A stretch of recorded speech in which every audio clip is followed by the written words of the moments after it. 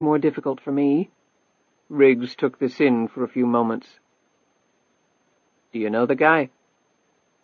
"I really don't want to get into it." Riggs rubbed his chin. "You know, the guy banged me up, so I already feel like I'm involved." LuAnn moved closer to him. "I know you don't know me, but it would mean a lot if you would just drop it. It really would." Her eyes seemed to widen with each word spoken. Riggs felt himself drawing closer to her, although he hadn't physically budged an inch. Her gaze seemed to be pasted onto his face. All the sunlight streaming through the window seemed to be blocked out as though an eclipse were occurring. "I'll tell you what, unless the guy gives me any more trouble, I'll forget it ever happened." LuAnn's tensed shoulders slumped in relief. "Thank you." She moved past him toward the stairs. The scent of her perfume drifted through his nostrils. His skin started to tingle. It had been a long time since that had happened. "Your home is beautiful," she said. "It certainly doesn't compare to yours." "Did you do it all yourself?" "Most of it. I'm pretty handy." "Why don't you come by tomorrow and we can talk about you doing some more work for me?" "Miss Savage." "Call me Catherine." "Catherine, you don't have to buy my silence." "Around noon? I can have some lunch ready." Riggs gave her a searing look and then shrugged. "I can make that."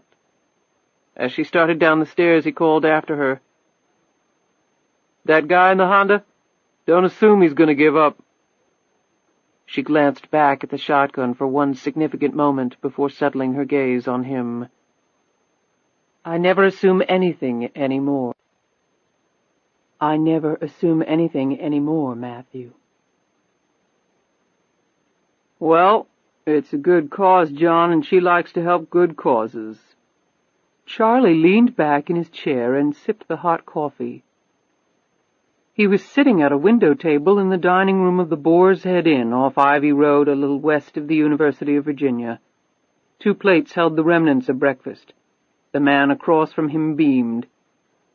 "Well, I can't tell you how much it means to the community. Having her here, both of you, is just wonderful." Wearing a costly double-breasted suit with a colorful handkerchief dangling from the outer pocket and matching his polka-dot tie, the wavy-haired John Pemberton was one of the area's most successful and well-connected real estate agents. He also sat on the boards of numerous charities and local communities. The man knew virtually everything that happened in the area, which was precisely the reason Charlie had asked him to breakfast. Further, the commission on the sale of LuAnn's home had landed 6 figures in Pemberton's pocket, and he was, thus, an eternal friend. Now he looked down at his lap, and a sheepish grin appeared on his handsome features when he looked back up at Charlie. "We are hoping to actually meet Ms. Savage at some point." "Absolutely, John, absolutely. She's looking forward to meeting you, too. It'll just take some time. She's a very private person, you understand." Of course. This place is full of people like that. Movie stars, writers, people with more money than they know what to do with." An involuntary smile played across Pemberton's lips. Charlie assumed the man was daydreaming about future dollars of commission when these wealthy folk moved in or out of the area. "You'll just have to live with my company for a little while longer." A grin creased Charlie's features. "And very enjoyable company it is, too," Pemberton replied automatically. Charlie put down his coffee cup and pushed his breakfast plate away. If he still smoked cigarettes, he would have stopped to light one up. "We have Matt Riggs doing some work for us." "Putting in the security fence, yes, I know. Undoubtedly his biggest job to date." Upon noting Charlie's surprised look, Pemberton smiled in an embarrassed fashion. "Despite its cosmopolitan appearance, Charlottesville really is a small town. There is very little that happens that isn't known by most people soon thereafter." At those words, Charlie's spirits plummeted. Had Riggs already told someone? Had they made a mistake coming here? Should they have planted themselves amid the 7 million residents of New York City instead? With an effort, he shook off these numbing thoughts and plunged ahead. "Right. Well, the guy had some terrific references." He does very good work, dependable and professional. He hasn't been here all that long, by the standards of most locals, about 5 years, but I've never heard a bad word said about him." "Where'd he come from?" "Washington, D.C., not the state of." Pemberton fingered his teacup. "So he was a builder up there, then?" Pemberton shook his head. "No, he got his general contractor's license after he got here. Still, he could have apprenticed up there. I think he had some natural talent for the trade. He's a first-rate carpenter, but he apprenticed with Ralph Steed, one of our best local builders, for 2 years. Ralph passed away about that time, and that's when Riggs went out on his own. He's done very well. He's a hard worker, and landing that fence job doesn't hurt any." "True. Still, the guy just shows up in town one day and plunges into something new. That takes some balls. I mean, I've met him, and it wasn't like he would have been fresh out of college when he came here." "No, he wasn't." Pemberton looked around the small dining area. When he spoke next, it was with a lowered voice. "You're not the first person who has been curious about Riggs's origins." Charlie leaned forward, adding to the conspiratorial image of the pair. "Is that right? What do we have here, a little local intrigue?" Charlie tried to make his tone appear light and unconcerned. "Of course, rumors come and go, and you know the questionable veracity of most of them. Still, I have heard from various sources that Riggs held some important position in Washington." Pemberton paused for effect. "In the intelligence community." Behind the stone mask, Charlie fought the urge to abruptly give back his breakfast. Although LuAnn had had the good luck to be one of the recipients of Jackson's control of the lottery, she might have just matched that luck with a dose of incredibly bad fortune. "In intelligence, you say? Like a spy?" Pemberton threw up his hands. "Who knows? Secrets are a way of life with people like that. Torture them and they won't say a thing. Probably bite on their cyanide pill or whatever and go peacefully into the night." Pemberton obviously enjoyed a touch of the dramatic mixed in with elements of danger and intrigue, particularly at a safe distance. Charlie rubbed at his left knee. "I had heard he was a cop." "Who told you that?" "I don't recall, just heard it in passing." "Well, if he was a policeman, that's something that can be checked. If he was a spy, there'd be no record of it, would there?" "So he never talked to anyone here about his past?" "Only in vague terms. That's probably why you heard he was a policeman. People hear bits and pieces, they start to fill in the holes themselves." "Well, son of a gun." Charlie sat back, trying hard to appear calm. "Still, he's an exceptional builder. He'll do good work for you." Pemberton laughed. "Just so long as he doesn't start snooping around. You know, if he was a spy, those habits probably die hard. I've led a pretty squeaky clean life, but everybody has skeletons in their closet, don't you think?" Charlie cleared his throat before answering. "Some more than others." Charlie leaned forward again, his hands clasped in front of him on the table. He was quite eager to change the subject, and had the vehicle to do so. "John," Charlie's voice dipped low. "John, I've got a small favor to ask of you." Pemberton's smile broadened. "Just ask it, Charlie, and consider it done." "A man came by the house the other day asking for a donation to a charitable foundation he said he headed." Pemberton looked startled. "What was his name?" "He wasn't local," Charlie said quickly. "He gave me a name, but I'm not sure it was his real one. It all seems suspicious. You understand what I'm saying?" "Absolutely." "Someone in Mrs. Savage's position has to be careful. There are a lot of scams out there." "Don't I know it? How upsetting." "Right. Well, anyway, the guy said he was staying in the area for a while, asked for a follow-up meeting with Miss Savage." "I hope you're not going to agree to that." "I haven't yet. The guy left a phone number, but it's not a local one. I called it. It's an answering service." "What was the name of the foundation?" "I don't remember exactly, but it had something to do with medical research of some kind." "That's so easy to concoct," Pemberton said knowingly. "Of course, I have no personal experience with frauds like that," he added huffily. "But I understand that there is a proliferation of them." "That was exactly my read." "Well, to make a long story short, since the guy said he was going to be around a while, I thought it probable that he was renting someplace hereabouts, instead of sacking out at a hotel. That gets to be expensive after a while, especially if you're living scam to scam. And you want to know if I can find out where he might be staying. Exactly. I wouldn't ask if it weren't real important. With things like this, I'm never too careful. I want to know who I'm dealing with in case he shows up again. Of course, of course. Pemberton let out a shallow breath and sipped at his tea. I'll certainly look into it for you. My sympathies lie with you and Ms. Savage. And we will be very grateful for any assistance you can give us. I've mentioned several of the other charities you head up to Miss Savage, and she spoke very positively about all of them and your work with them. Pemberton was glowing now. Why don't you give me a description of the man? I have the morning free, and I can start my own little investigation. If he's within 50 miles of here, with my connections, I'm certain I can find him. Charlie described the man, laid some cash on the table for the meal, and stood up. We really appreciate it, John. Chapter 29. Thomas Donovan scanned the city streets for a parking spot.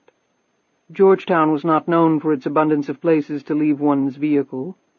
He was driving a new rental car, a late-model Chrysler. He turned right from M Street onto Wisconsin Avenue and finally managed to snag a spot on a side street not too far from where he was heading. A light rain began to fall as he walked down the street. The quiet area he soon found himself in harbored an elite neighborhood of towering brick and clapboard residences, which were home to high-ranking businessmen and political types. He eyed some of the homes as he walked along.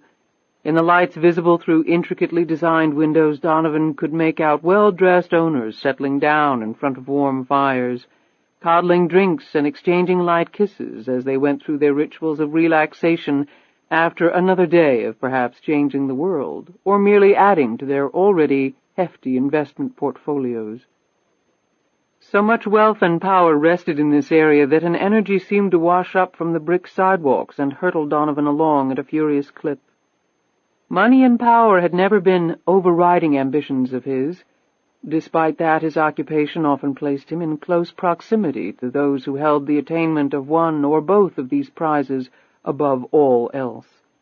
It was a wonderful position from which to play the altruistic cynic, and Donovan often played that role to the fullest, for the simple reason that he genuinely believed in what he did for a living. The irony of this was not lost on him, for without the rich and powerful and their evil ways, at whom would he throw his sharp-edged stones?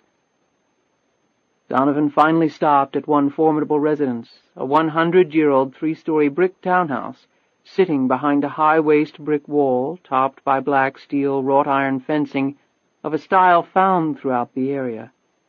He inserted a key into the gate's lock and went up the sidewalk. Another key allowed him entry through the massive wooden front door, and he shook off his coat. The housekeeper appeared immediately and took the wet coat from him. She wore a traditional maid's uniform and spoke with a practiced degree of deference. "I'll tell the missus you're here, Mr. Donovan." He nodded quickly and moved past her into the drawing-room, where he took a moment to warm himself before the blazing fire and then looked around with contentment. His upbringing had been decidedly blue-collar, but he did not attempt to hide his pleasure at occasionally dabbling in luxury. It was an incongruity in his nature that had bothered him greatly in his youth, but much less so now. Some things did become better as one aged, he mused, including layers of personal guilt that one ended up shedding like peeling an onion. By the time he had mixed himself a drink from the stock housed behind a cabinet in one corner of the drawing-room, the woman had appeared. She moved quickly to him and gave him a deep kiss. He took her hand and caressed it lightly. "I missed you," she said. He led her over to the large sofa against one wall. Their knees touched as they sat close together. Alicia Crane was petite, in her mid-30s, with long hair that was looking more ash than blonde with each passing day. Her dress was costly, and the jewelry clinging to her wrists and ears easily matched the richness of the garment. However, the image was one of quiet wealth and sophistication. Her features were delicate, the nose so small as to be barely noticeable between the deep luster of the dark brown eyes. While she was not a traditional beauty, her obvious wealth and refinement had inspired a certain look that was pleasant enough. On her best days, she would be described as very well put together. Her cheek trembled slightly as he stroked it. "I missed you too, Alicia. A lot." "I don't like it when you have to be away." Her voice was cultured and dignified, its cadence slow and exact. It was a voice seemingly too formal for a relatively young woman. "Well, it's part of the job." He smiled at her. "But you're making that job a lot more difficult to do." He was attracted to Alicia Crane.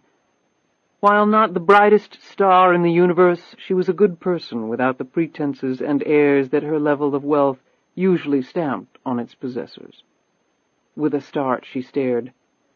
"Why in the world did you shave off your beard?" Donovan rubbed his hand across the smooth skin. "Change of pace," he said quickly. "You know men go through their own form of menopause. I think it took about 10 years off the mug. What do you think?"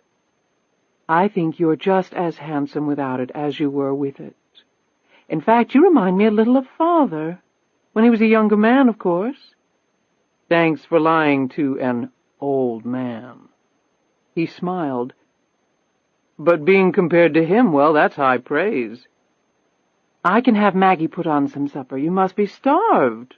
She gripped his hand with both of hers. "Thank you, Alicia. And maybe a hot bath after that?" "Of course. The rain is so chilling this time of year." She hesitated for a moment. "Will you have to leave again so soon? I was thinking we could go down to the islands. It's so beautiful this time of year." "That sounds wonderful, but I'm afraid it'll have to keep. I have to leave tomorrow." Her disappointment shone through on her face before. He tucked one hand under her chin and stared into her eyes. "Alicia, I had a breakthrough today. A breakthrough that I wasn't sure would happen. It was a risk on my part, but sometimes you have to take risks if you want the payoff." He remembered from that morning the haunted look in LuAnn Tyler's eyes. "All that sniffing around, never sure if anything's going to turn up. But that's all part of the game." "That's wonderful, Thomas. I'm so happy for you.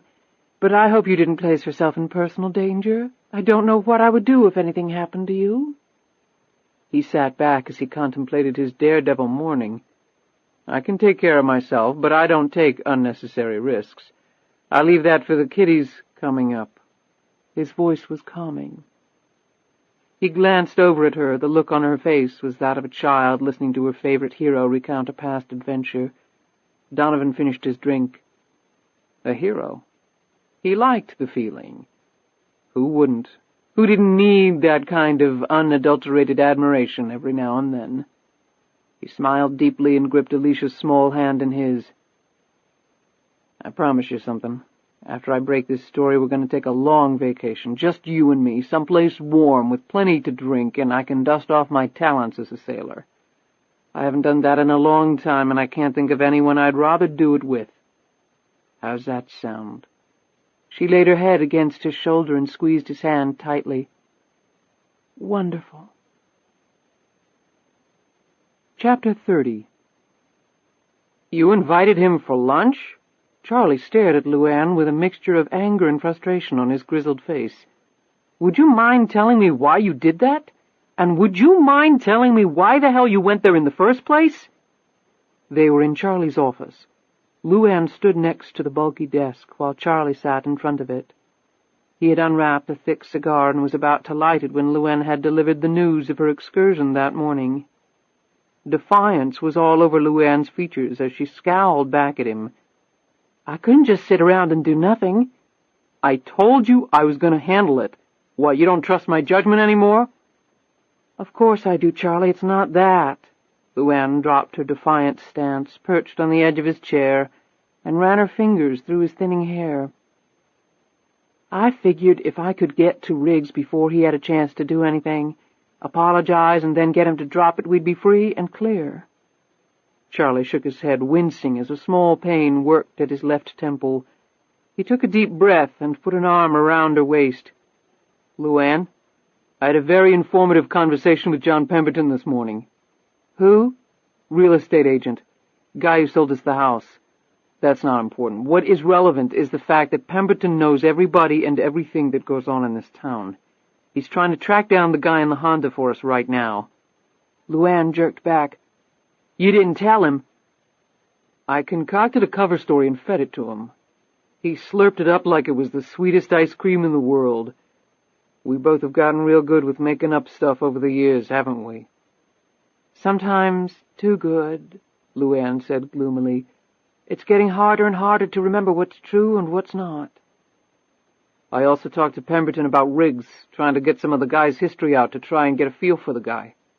"He's not a cop. I asked him and he said he wasn't. You said he was." "I know, a screw-up on my part, but Riggs led me to believe he was." "So what the heck was he, and why all the secrecy?" "A funny question coming from you." LuAnn jabbed an elbow playfully into Charlie's side. Her smile disappeared with Charlie's next words. "Pemberton thinks Riggs was a government spy." "A spy? Like the CIA?" "Who the hell knows? It's not like the guy's going to advertise what outfit he was with. Nobody really knows for sure. His background is kind of a blur as far as Pemberton can tell." LuAnn shuddered, remembering the info Riggs had gathered on her so quickly. Now it perhaps made sense, but she was still unconvinced. "And now he builds fences in rural Virginia? I didn't think they ever let spies retire." "You've been watching too many mob movies. Even spies change jobs or retire, especially with the Cold War ending. And there are a lot of specialties in intelligence gathering. Not all of them involve trench coats, pistols up the sleeve, and assassination plots against foreign dictators. He could have been just some schlep working in an office looking at aerial photos of Moscow." LuAnn recalled her meeting with Riggs at his home. The way he had handled the shotgun, his observation skills, and his knowledge of firearms, and finally his confident and cool demeanor. She shook her head firmly. "He doesn't strike me as the office type." Charlie sighed deeply. "Me either, so how'd it go?" LuAnn stood back up and leaned against the door jamb, her fingers hooked through the belt loops on the jeans she had changed into. "He had already dug up some info on me and the Honda. The cover stuff came up on me, so we're okay there." "Anything on the Honda?" LuAnn shook her head. "Rental up in D.C. Name looked phony, probably a dead end." "Riggs moves fast. How'd you find that out?" "I did a little snooping around his office. When he caught me, he was holding a shotgun." "Good gosh, LuAnn, if the guy was a spy, you're lucky he didn't blow your head off." "It didn't seem so risky while I was doing it. It turned out all right anyway." "You and your risk-taking, like going to the drawing that night in New York. I should really start putting my foot down around here. What else?" "I admitted to him that the car chase was something we were concerned about and that we were handling it." "And he accepted that? No questions?" Charlie's tone was skeptical. "I was telling the truth, Charlie," she said heatedly. "I get kind of tingly all over when the rare occasion happens along that I can do that." Okay, I didn't mean to put a stick in your spokes. God, we sound like an old married couple here." LuAnn smiled. "We are an old married couple. We just have a few more secrets to share than most." Charlie flashed her a quick grin and took a moment to light his cigar. "So you really think Riggs is okay? He won't keep nosing around?" "I think he's very curious, and he should be. But he told me he wasn't going to pursue it, and I believe him. I'm not exactly sure why, but I do. There doesn't appear to be much B.S. in the man." "And him coming over for lunch tomorrow, I take it you want to get to know him a little better?" LuAnn studied Charlie's face for a moment. Was there a touch of jealousy there? She shrugged her shoulders. "Well, it's a way to keep an eye on him and maybe learn a little more about him. Maybe he's got some secrets, too. It certainly sounds like it, anyway." Charlie puffed on his cigar. "So, if things are cool with Riggs, then we got only the guy in the Honda to worry about." "Isn't that enough?" "It's better than 2 headaches at one time. If Pemberton can trace him, maybe we have clear sailing." LuAnn looked nervously at him. "If he finds him, what are you going to do?" "I've been thinking about that. I think I've decided to play straight with the man, call his hand and see what the hell he wants. If it's money, maybe we see what we can work out. And if it's not just money he wants?" She had difficulty getting the next part out. What if he knows about the lottery? Charlie took the cigar from his mouth and stared at her. I can't see how he could. But in the 1,000,000,000 chance he does, there are a lot of other places in the world we can live, LuAnn. We could be gone tomorrow if we need be. On the run again, she said, her tone bone-tired. Consider the alternative. It's not pleasant. She reached out and plucked the cigar from between his fingers. Clenching it between her teeth, she drew the smoke in and then let it slowly out.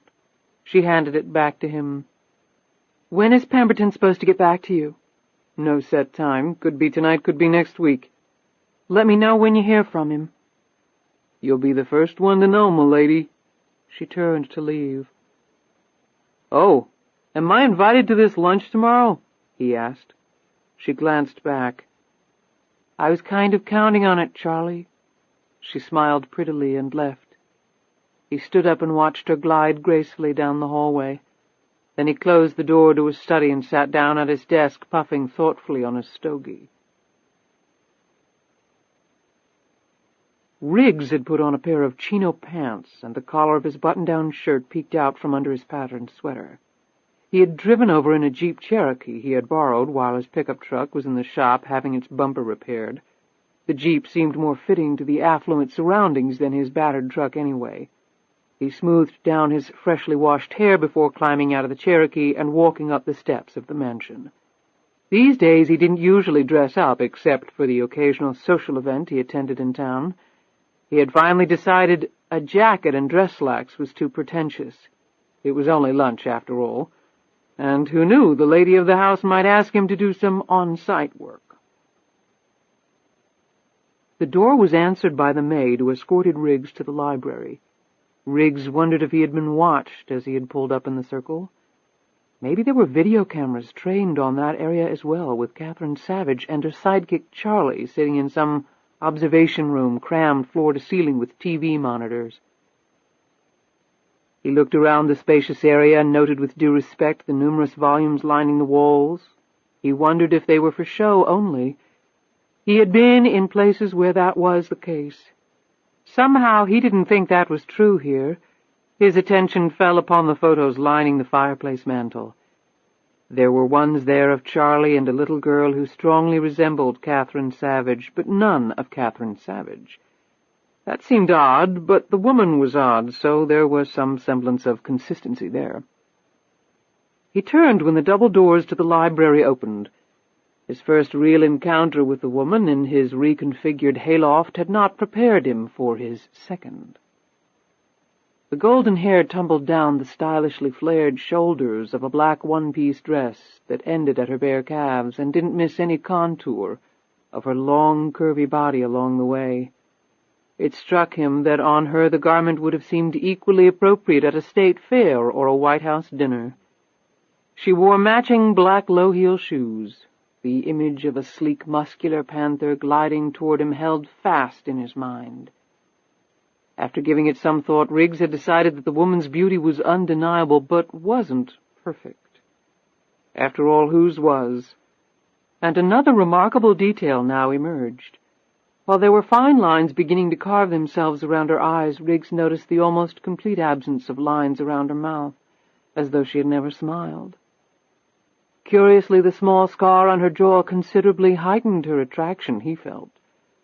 Perhaps by silently forging a layer of danger, of adventure, into her past? "I'm glad you could make it," she said, moving briskly forward and extending a hand, which Riggs shook. He was again amazed at the strength he felt in that grip. Her long fingers seemed to swallow his big, calloused hand. "I know contractors have numerous emergencies during the day. Your time is never your own." Riggs eyed the walls and ceilings of the library. "I heard about some of the renovations you had done here. I don't care how good the GC is, something this complex, things get out of whack every now and then." "Charlie handled all of that, but I think things went fairly smoothly. I'm certainly pleased with the end product." "I could see that." "Lunch will be ready in a few minutes. Sally is setting it up in the rear veranda. The dining room seats about 50, and I thought it might be a little overwhelming for 3. Would you like something to drink beforehand?" "I'm okay." He pointed at the photos. "Is that your daughter, or younger sister?" She blushed and then followed his gesture, but settled herself on the couch before answering. "My daughter, Lisa. She's 10 years old. I can't believe that. The years go by so quickly." Riggs looked her over in an unassuming manner. "You must have had her very young, then." "Younger than I probably should have, but I wouldn't give her back for anything in the world. Do you have children?" Riggs shook his head quickly and looked down at his hands. "Never been that lucky." LuAnn had noted the absence of a wedding ring, although some men never wore them. She assumed a man who worked with his hands all day might not wear it, simply for safety reasons. "Your wife—" "I'm divorced," he interjected. "Almost 4 years now." He put his hands in his pockets and again ran his eye around the room. He could sense her following the path of his observations. "You?" he asked, setting his eyes back upon her. "Widowed." "I'm sorry." She shrugged. "It was a long time ago," she said simply.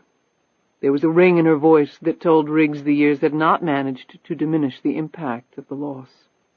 "Ms. Savage—" "Please, call me Catherine." She smiled impishly.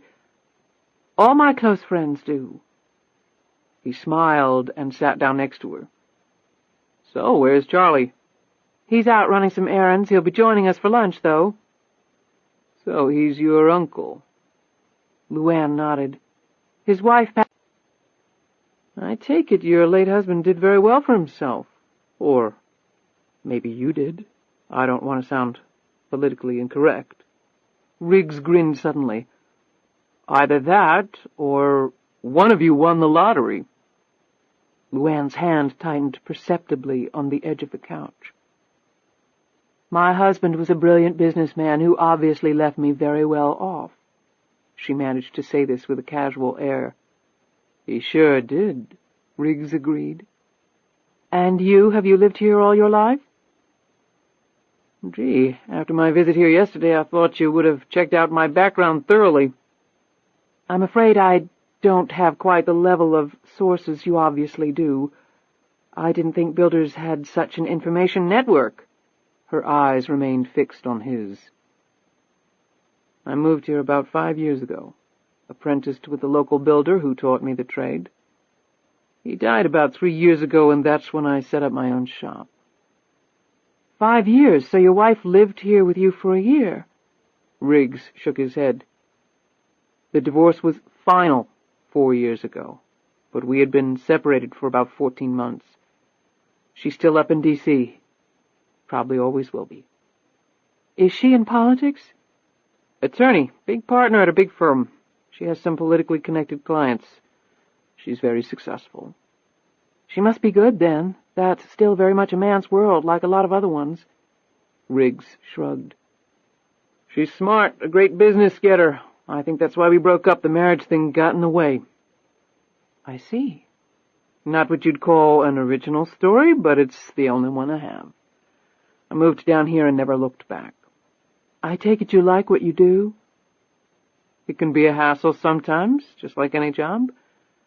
But I like putting things together. It's therapeutic and peaceful. I've been lucky, got some good word of mouth, and the business has been steady.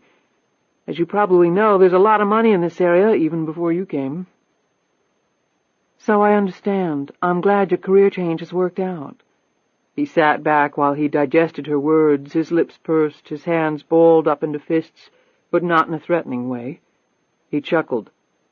"Let me guess, you heard that I was either a CIA operative or an international assassin who abruptly decided to chuck all that and take up hammering and sawing in more placid surroundings."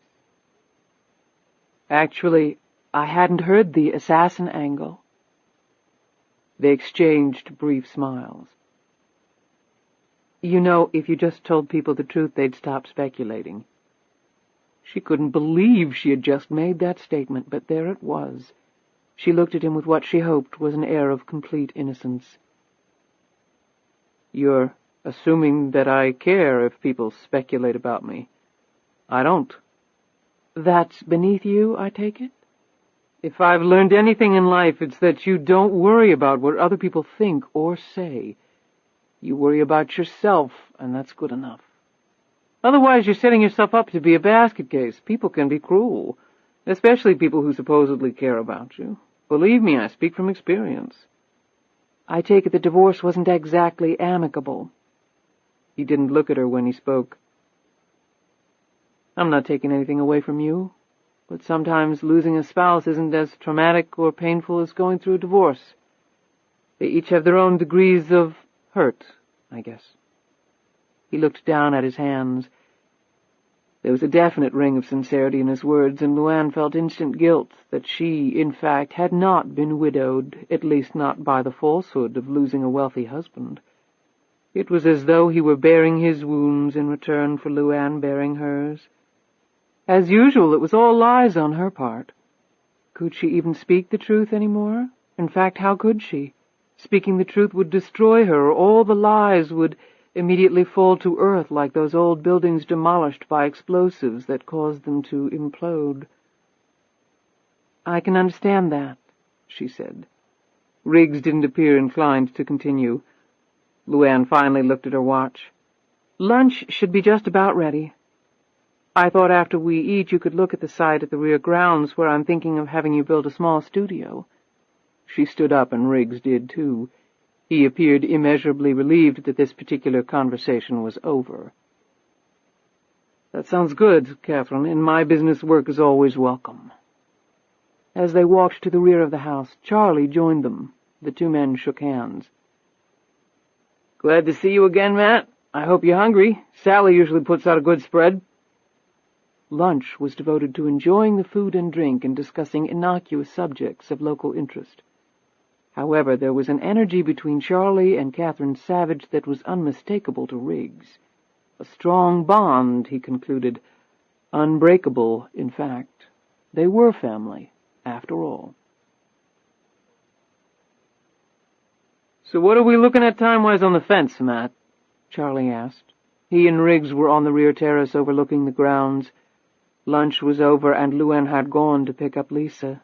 School had ended early because of a scheduled teacher workshop. She had asked Riggs to remain until she returned so they could talk about the studio construction. Riggs wondered if her going to get Lisa had been a deliberate maneuver to leave Charlie behind to pump him for information. Whatever the reason, he remained on guard. Before Riggs had a chance to answer him about the fence, Charlie extended a cigar. You smoke these things? Riggs took it. After a meal like that, and a gorgeous day like this, even if I didn't, I'd be tempted. He snipped off the end with a cutter Charlie handed him, and they took a moment to get their respective smokes going. I figure a week to dig all the post holes. 2 weeks clearing land and assembling and installing the fencing. That includes pouring the cement for the posts. Another week to install the gate and security systems. 1 month total. That's about what I estimated in the contract. Charlie looked him over. I know, but sometimes what you put on paper doesn't work exactly that way in reality. That pretty much sums up the construction business, Riggs agreed. He puffed on his cigar. But we'll get in before the frost, and the lay of the land isn't as bad as I originally thought. He paused and eyed Charlie. After yesterday, I wish I could have that sucker in today. I'm sure you do, too. It was an open invitation for discussion, and Charlie didn't disappoint Riggs. Have a seat, Matt. Charlie indicated a pair of white wrought-iron chairs next to the balustrade. Charlie sat down gingerly. God, these suckers are uncomfortable as hell, and for what they cost, you'd think they were made out of gold. I'm thinking the interior designer we used must have gotten some kind of kickback on them. He smoked his cigar while he looked over the landscape. Damn. It's beautiful here. Riggs followed his gaze. It's the one reason I came here. A big reason. What were the other reasons? Charlie grinned at him. I'm just kidding. That's your business. The emphasis on the word was not lost on Riggs. Charlie wriggled in the seat until he managed to find a semi-comfortable position.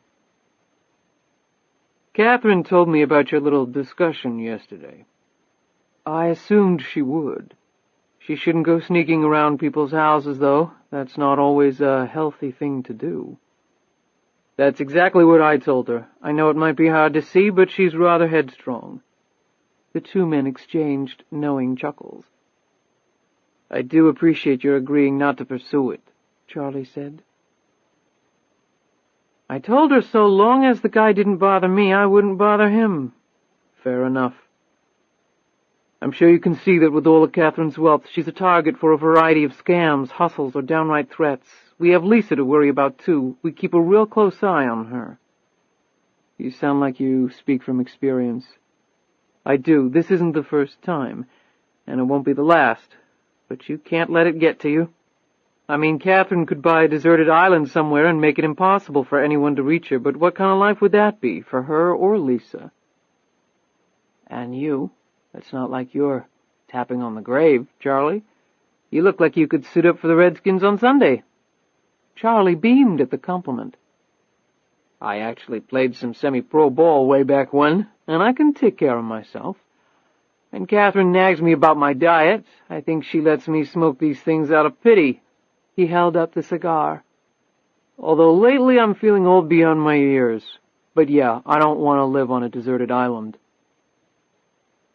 So, any luck finding the guy in the Honda? Riggs asked. I'm working on it. Got some inquiries going. Don't take offense at this, but if you find him, what do you plan on doing about it? Charlie looked over at him. What would you do? Depends on his intentions. Exactly. So until I find him and determine what his intentions are, I don't know what I'm going to do.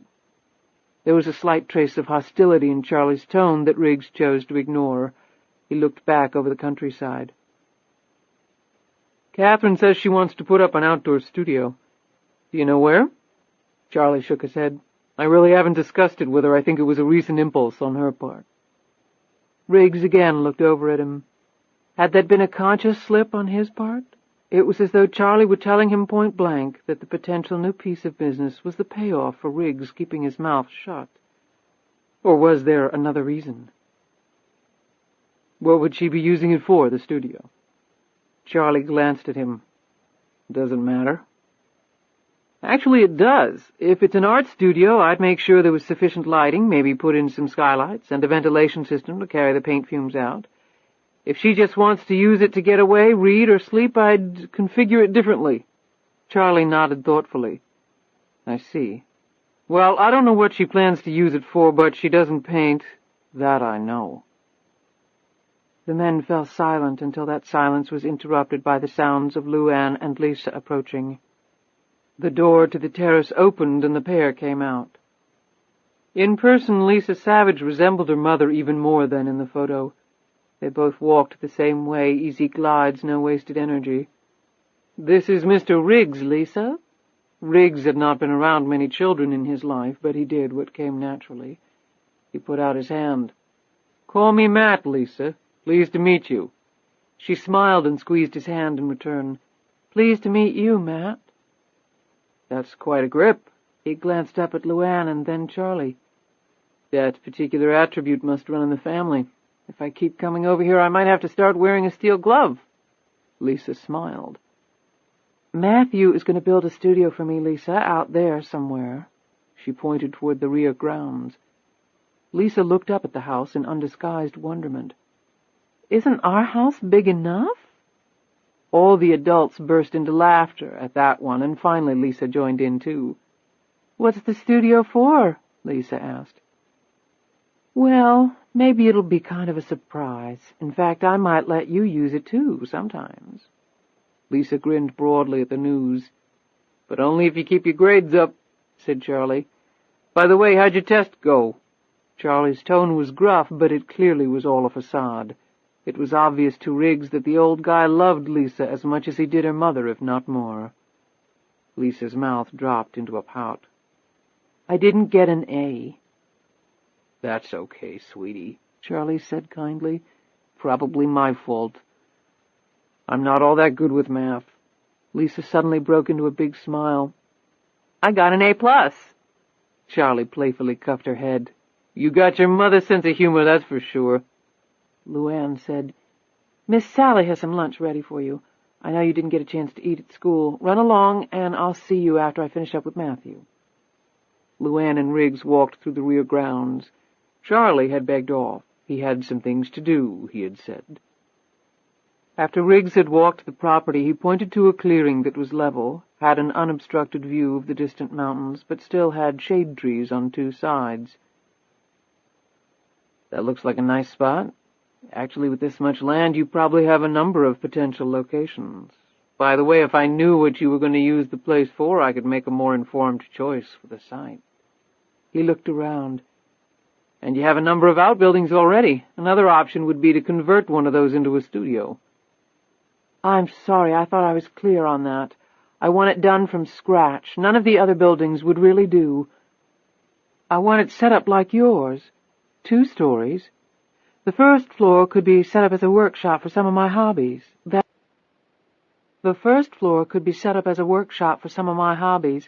That is, when I get around to having some hobbies. Lisa is into drawing, and she's getting pretty good. Maybe I could take up sculpting. That seems like a very relaxing pastime. On the second level, I want a wood stove, a telescope, comfortable furniture, built-in bookcases, maybe a small kitchen, bay windows." Riggs nodded and looked around. "I saw the pool area. Are you planning on a pool house and maybe tennis courts?" "Next spring. Why?" "I was just thinking that we might want to tie those and the studio into an overall plan. Use the same materials or some combo thereof with the pool house and the studio." LuAnn shook her head. "No, I want it separate. We'll put in a large gazebo for outdoor entertaining and all that. It'll be mostly Lisa using the pool and tennis courts. I want those facilities closer to the main house. The pool is already close. The studio I want farther away, sort of hidden." "That's fine. You certainly have the land." He checked out the slope of the property. "So do you swim or play tennis?" "I can swim like a fish, but I've never played tennis, and I really don't have any desire to start." "I thought all rich people played tennis. That and golf." "Maybe if you're born with money. I haven't always been wealthy." "Georgia." LuAnn looked sharply at him. "What?" "I've been trying to place your accent. Lisa's is all over the place. Yours is very faint, but it's still there. I guess you'd spent a lot of years in Europe, but you know what they say, you can take the girl out of Georgia, but you can't take Georgia out of the girl." LuAnn hesitated for a moment before replying, "I've never been to Georgia." "I'm surprised. I'm usually pretty good at gauging that." "Nobody's perfect." She flicked her hair out of her eyes. "So, what do you think?" She looked at the clearing. Riggs stared at her curiously for a moment before answering. "We'll have to draw up plans. They'll help you get it exactly the way you want, although it sounds like you have a pretty good idea already. Depending on the size and complexity, it could take anywhere from 2 to 6 months." "When could you start?" "Not any time this year, Catherine." "You're that busy?" "It's got nothing to do with that. No sane builder would start on a project like that now. We need architectural plans, and we also need to get building permits. The ground will be freezing soon, and I don't like to pour footers after that. And we wouldn't be able to get it framed and under roof before winter set in. Weather can get real nasty up here. This is definitely a next spring project." "Oh." LuAnn sounded deeply disappointed. She stared off at the site as though she was seeing her hideaway fully completed. Trying to make her feel better, Riggs said, "Spring will be here before you know it, Catherine, and the winter will allow us to work up a really good set of plans. I know a first-rate architect. I can set up a meeting."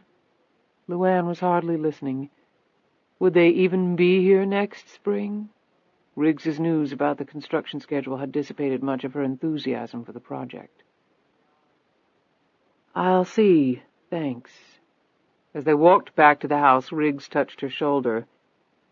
"I take it you're not into delayed gratification. If I could put it up for you right now, I would. Some sleazy builders might take on the job and charge you a healthy premium and then proceed to turn out a piece of crap that'll fall down in a year or two. But I take pride in my work, and I want to deliver a quality job for you." She smiled at him. "Charlie said you had excellent references. I guess I can see why." They were passing by the horse barn. LuAnn pointed at it and said, "I guess that counts as a hobby. You ride?" "I'm no expert, but I won't fall off either." We should go for a ride sometime. There are some beautiful trails around here." "I know," was Riggs' surprising reply.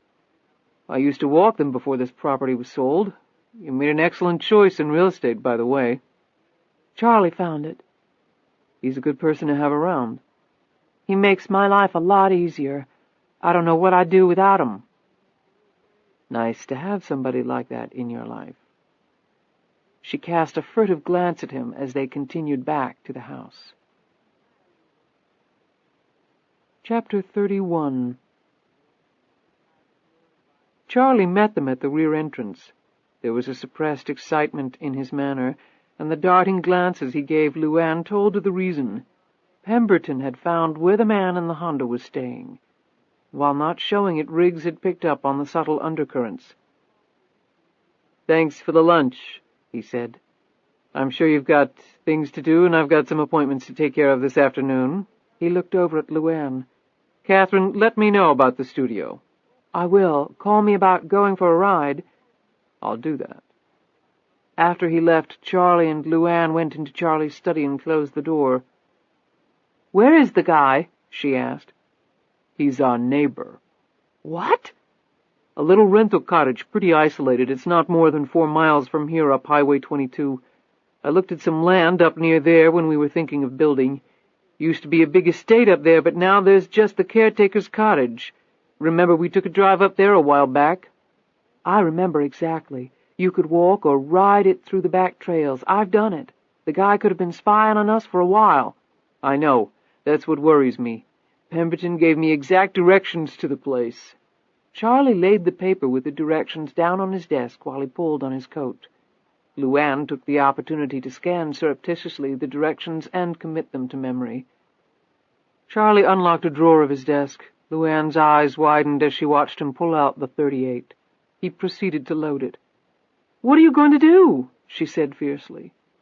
He didn't look at her as he checked the safety and put the gun in his pocket. "Like we planned, I'm going to go check it out." "I'm going with you." He looked at her angrily. "The hell you are." "Charlie, I am." "What if there's trouble?" "You're saying that to me?"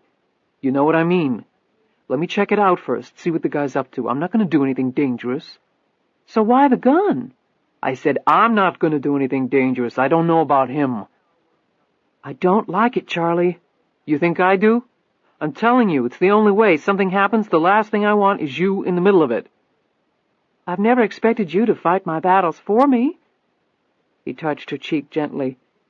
"You're not exactly twisting my arm here. I want you and Lisa to be safe and sound. In case you hadn't noticed, I've kind of made that my life's work. By choice." He smiled. She watched him open the door and start to head out. "Charlie, please, be careful." He looked back, noting the worry in her features. "LuAnn, you know I'm always careful." As soon as he left, LuAnn went to her room, changed into jeans and a warm shirt, and pulled on sturdy boots. "In case you hadn't noticed, Charlie, my life's work is to make sure you and Lisa are safe and sound." She grabbed a leather jacket from her closet and raced out of the house in the direction of the horse barn. She saddled Joy and then galloped off toward the maze of trails behind the mansion. As soon as Charlie hit the main road, Riggs started to follow from a safe distance in the Cherokee. Riggs had thought it a 50-50 possibility that something was going to happen as soon as he left. A friend of Riggs had mentioned seeing Pemberton and Charlie having breakfast the day before.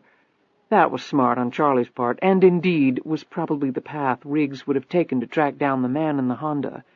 That and Charlie's excited manner had been enough to convince Riggs that something was up. If he had been wrong, he wouldn't have wasted much time.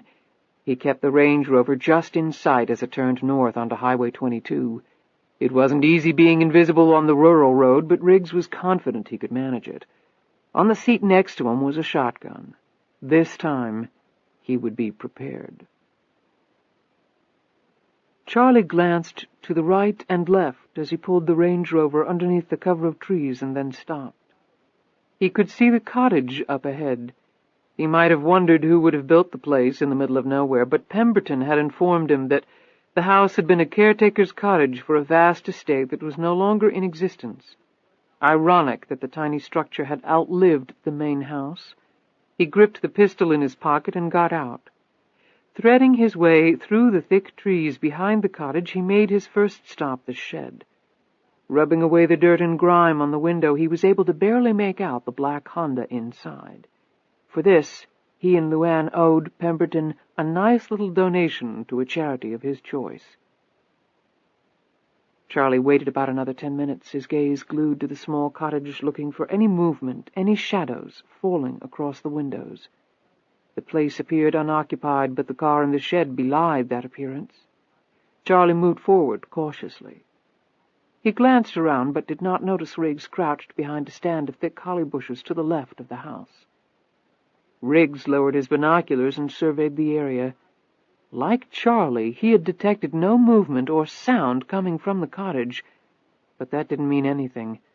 The guy could be in there just waiting for Charlie to put in an appearance. Shoot first and ask questions later. Riggs gripped his shotgun and waited. The front door was locked. Charlie could have smashed a glass pane next to the door and unlocked the door from the inside, or simply kicked the door until it tore loose from the door jamb.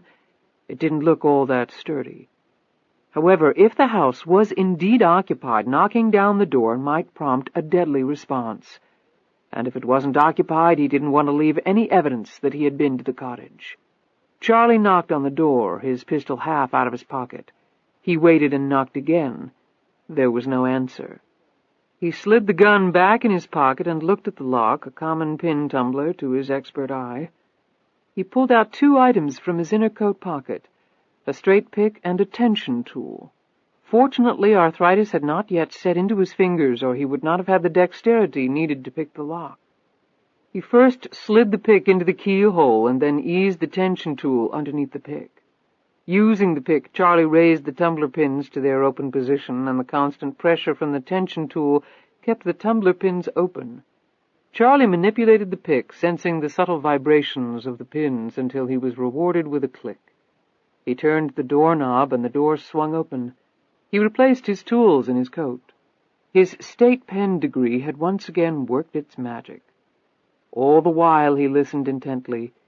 He was well aware that a trap could be awaiting him. His hand closed around the .38. If the guy gave Charlie the opportunity to use it, he would. The ramifications of such an act were too numerous to analyze. However, at least a few of them would be better than outright exposure. The cottage's interior was of a simple configuration. The hallway ran from front to back, splitting the space into roughly equivalent halves. The kitchen was in the back on the left. The small dining room fronted that. On his right was an equally modest living room. Tacked on to the rear of that was a combination mudroom-laundry room. Plain wooden stairs on the right made their way to the bedrooms on the second floor. Charlie observed little of this because his attention was riveted on the dining room. He stared in amazement at the computer, printer, fax, and stacks of file boxes. He moved closer as his eyes swept to the bulletin board with all the news clippings and photos affixed to it. He mouthed the headlines. LuAnn's face was prominent among the various photos. The whole story was there, the murders, LuAnn winning the lottery, her disappearance. Well, that had confirmed his suspicions. Now it remained to discover who the man was and, more important, what he wanted from them. He made his way around the room, carefully lifting papers here and there, studying the clippings, examining the file boxes. His eyes diligently searched for anything that would identify the man. However, there was nothing. Whoever was pursuing them knew what he was doing. Charlie moved to the desk and carefully slid open a drawer. The papers in there yielded nothing new. He tried the other drawers with similar results. For a moment he thought about turning on the computer, but his skills with that technology were about nil. He was about to begin a search of the rest of the house when a solitary box in the far corner caught his eye. He might as well hit that too, he figured. Lifting off the top, Charlie's eyes immediately started to twitch uncontrollably. The word shit passed almost silently from between his lips, and his legs made a serious threat of giving out on him. A single piece of paper stared back at him. The names were listed neatly on it. LuAnn's name was there. Most of the remaining names represented people Charlie was also familiar with. Herman Rudy, Wanda Tripp, Randy Stith, Bobby Joe Reynolds, among others. All past lottery winners. Most of them Charlie had personally escorted, like LuAnn. All of them, he knew, had won their fortunes with Jackson's help. Charlie steadied himself by placing a shaking hand on top of the windowsill. He had been prepared to find evidence of the man knowing all about the murders and LuAnn's involvement. He had not been at all prepared to learn that the lottery scam had been uncovered. The hairs on his forearms felt like they had suddenly been electrified. How? How could the guy have found out? Who the hell was he? He quickly put the box top back, turned, and headed out the door. He made sure it was locked before shutting it. He swiftly retraced his steps to the Range Rover, climbed in, and drove off. Donovan headed down Route 29. He had been on the road the better part of 2 hours on his return trip from Washington, and he was anxious to get back on the hunt. He sped up as he neared his final destination.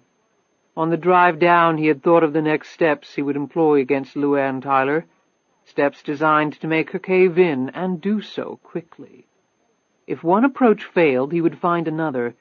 The saving grace in all of this, a look of deep satisfaction came to his features as he thought of it, was that he had LuAnn Tyler over a barrel. The oft-quoted phrase was quite true. A chain was only as strong as its weakest link. And LuAnn, you are that rusty link, he said to himself, and you are not going to get away. He checked his watch. He would be at the cottage shortly. On the seat next to him was a small-caliber pistol. He didn't like guns, but he wasn't stupid either. Chapter 32. As Riggs watched Charlie drive off, he caught only a glimpse of the man's face. However, it was enough to tell him that something was up, and that what was up was all bad. After the Range Rover disappeared from his line of sight, Riggs turned around and stared at the cottage. Should he make an attempt as well to search the place? It might answer a lot of questions. He had almost decided to flip a coin when another development caused him to crouch down behind the holly tree again and return to his role of observer. LuAnn had tethered Joy to a tree in the woods about 100 yards from the clearing in which the cottage stood. She emerged from outside the tree line with the same graceful movements Riggs had observed in her before. She squatted down on her haunches and waited, surveying the area with quick darting movements of her head. Despite the impenetrable bulk of the holly tree, Riggs almost felt naked before her intense gaze. LuAnn studied the road at the same time Riggs studied her. Was she aware that Charlie had already come and gone? Probably not. However, her features gave away nothing. LuAnn silently watched the cottage for a time before moving over to the shed. Glancing through the same window Charlie had, she looked over the Honda. Then she lifted some dirt and grime from the windowsill and covered over the small opening Charlie had made in the filth. Riggs watched this procedure with growing respect. Even he might not have thought to do that. Charlie certainly hadn't. LuAnn turned her attention to the house. Both hands were in the pockets of her coat. She knew Charlie had been here, but had already left. The smeared window had told her that. She also deduced he hadn't stayed very long because she had ridden Joy hard on the way over, and her route had been far more direct than the one Charlie had had to drive, although he had had a head start. His short stay meant he had found either nothing or something highly incriminating. Her instincts told her that it was almost undoubtedly the latter. Should she leave and return home and let him fill her in? While that would have been the most prudent thing to do, LuAnn quickly made her way to the front porch, and her hand closed around the doorknob. It didn't budge, despite the immense pressure she was exerting. She had no special tools to jimmy it as Charlie had, thus she moved on, looking for another way in and finding it at the rear of the cottage. The window finally opened under her persistent tuggings, and she quickly climbed inside. She silently descended from the windowsill to the floor and immediately crouched down. From her line of sight she could make out the kitchen. She had very acute hearing, and if someone had been in the small house, she was certain she would have heard his breathing, no matter how shallow. She edged forward until she reached what should have been the dining room, but had been set up as an office. LuAnn's eyes widened as she saw the news clippings on the bulletin board. As LuAnn's gaze swept around the room, she sensed there was something more at work here than a blackmail scheme. "Oh, hell!" Riggs ducked down after saying the words and watched in dismay as the Chrysler passed by him on the way to the cottage. The man was hunched over the steering wheel, but Riggs had no trouble recognizing him despite the beards having been shaved off. Thinking quickly, Riggs gripped his shotgun and hurried to his Cherokee. LuAnn flew to the back of the cottage as soon as she heard the car drive up. She raised her head a few inches above the windowsill. Her heart sank. Damn it! She watched Donovan pull around to the rear of the cottage and climb out of the Chrysler. Her eyes were riveted on the pistol he held in his right hand. He headed straight for the rear door. LuAnn backed away, her eyes darting every which way, looking desperately for an exit. The problem was there wasn't any, at least none that would be unobserved. The front door was locked, and if she attempted to open it, he would hear her. There was no time to wriggle through a window. The cottage was so small that he couldn't possibly fail to see her if she remained on the first floor. Donovan inserted the key in the door lock. If he had glanced through the paned door window, he would have spotted LuAnn immediately. The door began to open. LuAnn edged back into the dining room and was about to head upstairs and try for an escape from the second floor when she heard it. The car horn was loud and shrill, and the sound pattern kept repeating itself, like a car alarm that had been activated. She crept back to the window and watched as Donovan jerked to a halt, slammed the door closed, and then ran around to the front of the cottage. LuAnn lost no time. She launched herself through the same window she had used to enter, did a roll, and came up running. She made it to the shed and crouched down. The horn was still beeping. She ran to the far side of the shed, peered around the edge, and watched as Donovan advanced down the road, away from her toward the sound, his pistol making wide sweeps as he did so. The hand that suddenly gripped LuAnn's shoulder almost made her scream. "Where's your horse?" Riggs's voice was even and calm. She looked at him, the whiplash of fear receding as quickly as it had appeared. "About 100 yards that way." She jerked her head in the direction of the thick woods. "Is that your car alarm?" Riggs nodded and gripped his car keys tightly. One eye on Donovan and the other on their avenue of escape, Riggs rose to his feet and pulled LuAnn up with him. "Ready? Go." Bursting out from their cover, they raced across the open ground. Keeping his eyes on Donovan's back, Riggs unfortunately caught his foot on a root, and he went down, his finger gripping the keyring, accidentally pressing the alarm's shut-off button. Donovan whipped around and stared at them. LuAnn had Riggs up again in a moment, and they raced off into the woods. Donovan lurched toward them, his pistol making broad sweeps. "Hey!" he screamed. "Damn it, hold it right there!" Donovan waved the gun around, but he wasn't going to shoot. He wasn't a killer. LuAnn ran like the wind, and Riggs found it impossible to keep up with her. He had slightly twisted his ankle, he told himself, but truth be known, even at full speed, he probably could not have caught her. They reached Joy, who stood patiently awaiting her owner's arrival. LuAnn quickly released the tether and jumped into the saddle without even bothering to use the stirrup. She flicked out a hand and hauled Riggs up behind her. The next moment they were racing up the trail astride the fleet mare. Riggs looked back for an instant, but Donovan was nowhere in sight. They had moved so fast he wasn't surprised. Riggs gripped LuAnn's waist with both hands and hung on for dear life as she whipped Joy at a breakneck pace through the swerving trails. They had returned Joy to the horse barn and were walking back to the main house before Riggs broke the silence. "I take it that's how you handle those kind of situations? Break into the place, see what you can find? I don't know why I should be surprised. That's what you did with me." He looked at LuAnn with angry eyes. She matched the look. I didn't break into your place, and I don't remember asking you to follow me." "I followed Charlie, not you," he corrected her. "But it's a damn good thing I was there, wasn't it? 2 times in 2 days. At this rate you'll wear out your 9 lives in a week." She kept walking, her arms crossed in front of her, her eyes staring resolutely ahead. Riggs stopped. She stopped, too, and looked down for an instant. When she looked up, there was a far softer countenance confronting him. "Thank you, again. But the more distance you put between the 3 of us and yourself, the better off you'll be. I guarantee it. Forget the fence. I don't think we'll be staying on here. Don't worry, I'll pay you for it anyway."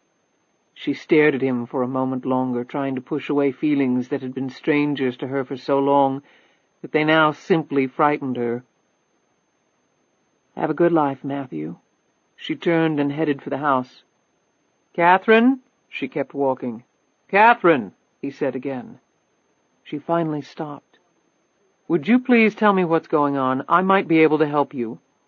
"I don't think so." "You never know." "Believe me, I know." She started toward the house again. Riggs stood there staring after her. "Hey, in case you forgot, I don't have a car to get home in." When she turned around, the keyring was already sailing through the air. Riggs caught it in the palm of his hand. "Take my car. It's parked out front. Keep it as long as you like. I've got another one." On that, she spun back around and disappeared into the house. Riggs slowly pocketed the keys, shaking his head in absolute frustration. Chapter 33. "Where the hell have you been?" Charlie came out of his study and leaned up against the door jamb. His face was still pale, a detail LuAnn picked up on immediately. "Same place you were?" she said. "What? LuAnn, I told you." "You weren't alone. Riggs followed you. In fact, he managed to save me again. If he happens to do it once more, I might have to consider marrying the man." Charlie went a shade paler.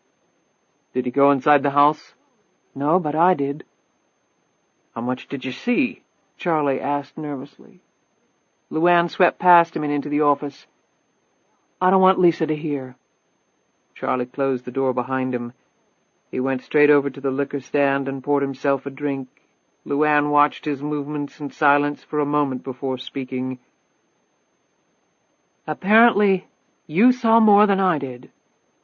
He turned to her and downed the drink in one motion. "The news clippings on the lottery, the murders?" LuAnn nodded. "I saw them. After my first encounter with the man, I wasn't very surprised to see that." "I wasn't either." "Apparently there was more, though." She looked at him pointedly at the same time she sat down on the sofa, folding her hands in her lap and collecting her nerves as best she could. There was a haunted look in Charlie's features, as though he had awoken from a nightmare and attempted to laugh it off, only to find out he wasn't dreaming. "I saw some names, a list of them, in fact. Yours was on there." He paused and put the glass down. His hands were shaking. LuAnn braced herself. "Herman Rudy, Wanda Tripp, Randy Stith, they were on there too. I escorted them all in New York." LuAnn slowly rested her head in her hands. Charlie sat down beside her, put one beefy hand on her back, and slowly rubbed it. She sat back and slumped against him. A painful weariness laced her words. "We have to go, Charlie. We have to pack up and go, tonight." He considered the request before running a hand across his forehead. "I've been thinking about that. We can run like we've done before. But there's a difference now." LuAnn's response was immediate. "He knows about the lottery fix, and he knows LuAnn Tyler and Catherine Savage are one and the same. Our cover isn't going to work anymore." Charlie nodded glumly. "We've never been confronted with both of those before. It makes disappearing a little trickier." She suddenly stood up and started her ritualistic pacing, moving in fluid circles around the room. "What does he want, Charlie?" "I've been thinking about that, too." He went over to the liquor stand with his empty glass, hesitated, and decided against a second round. "You saw the guy's setup. What did it look like to you?" he asked. LuAnn stopped pacing and leaned up against the fireplace mantel. In her mind, she went through every detail of the place. "His car was a rental under an assumed name, so he doesn't want us to be able to trace his real identity. I didn't recognize the man, but there must be another reason he's going incognito." "Right." Charlie studied her. Over the years he had learned that LuAnn missed almost nothing, and her instincts were first-rate. "He tried to spook me, which he did. I take that as a warning, a message that he's a player, and he wants us to be aware of that for the next time he calls." "Go on," he encouraged. "The place, the little I saw of it, was set up like an office, very neat, very orderly. Computer, fax, printer, files. It was like he had made all of this some special research project." "Well, he would have had to do a ton of research to figure out the lottery scam. Jackson's no dummy." "How do you think he did it, Charlie?" He rubbed his chin and sat down in front of his desk. "Well, we don't know for absolute." "With the names of all those lottery winners? Come on. How long did Jackson run the scam, anyway?" Charlie shook his head. "I don't know. I mean, I was there for 9 of them, including you. Started in August. You were Miss April, my last gig." LuAnn shook her head stubbornly. "He knows, Charlie. We have to assume that to be true. However, he did it. He did it." "Okay. So it seems pretty clear the guy wants money." She shook her head. "We don't know that. I mean, why would he set up shop here and bring all that stuff with him? He didn't need to do that. He could just send me a letter from parts unknown with the same info and demand for money to be wire transferred to his bank account." Charlie sat back, his face carrying extreme confusion. He had not looked at the matter in that light. "That's true." "And I don't think the guy's hurting for money. He was wearing really nice clothes. 2 leased cars. The rent on that cottage isn't cheap, I'm thinking, and all that equipment he had. He's not digging his dinner out of garbage cans." "Right. But unless he's already a millionaire, going after you would significantly enrich his bank account," said Charlie. "But he hasn't done that. He hasn't asked for anything. I wish I knew why." She was lost deep in thought for a moment, and then looked up. "How long did Pemberton say the cottage had been rented?" "About a month." "That makes it even more unlikely he was going to blackmail us. Why wait? Why come right out and warn me that he knows everything? How does he know I won't just disappear in the middle of the night? If I do that, he's not going to be filling up his bank account with my funds." Charlie sighed deeply. "So what do we do now?" "Wait," was finally the answer from LuAnn's lips. "But make arrangements for us to leave the country on a moment's notice, by private jet. And since he knows about Catherine Savage, we're going to need another set of identification papers. Can you get them?" "I'll have to look up some old contacts, but I can do it. It'll take a few days." LuAnn stood up. "What about Riggs?" Charlie asked. "The man's not going to let it go now." "There's nothing we can do about that. He doesn't trust us, and I don't blame him." "Well, I doubt if he'll do anything that'll end up hurting you." She looked sharply at him. "How do you know that?" "Look, LuAnn, it doesn't take a rocket scientist to see Riggs as a thing for you." A hint of resentment tinged his response. His tone softened, however, with his next words. "Seems like a nice guy. Under different circumstances, who knows? You shouldn't spend your life alone, LuAnn." A flush swept over her face. "I'm not alone. I've got Lisa and I've got you. I don't need anybody else. I can't handle anybody else." She looked away. How could she invite anyone into her life? It was impossible. Half-truths competing with complete falsehoods. She was no longer a real person. She was a 30-year-old shell, period. Everything else had been bartered away. Jackson had taken the rest of it, he and his offer. If she hadn't made that call way back when. If she hadn't panicked, she wouldn't have spent 10 years turning herself into the woman she always wanted to be. She wouldn't be living in a multi-million-dollar mansion. But as ironic as it sounded, she would probably have far more of a life than she had now. Whether it was to be spent in another wrecked mobile trailer or slinging fried foods at the truck stop, LuAnn Tyler, the pauper, would probably have been happier than Catherine Savage, the princess, ever dreamt of being. But if she hadn't accepted the offer, Jackson would have had her killed. There was no way out. She turned back to Charlie and spread her arms wide. That's the trade-off, Charlie, for this. For all this. You, me, and Lisa. The Three Musketeers. Charlie attempted a smile.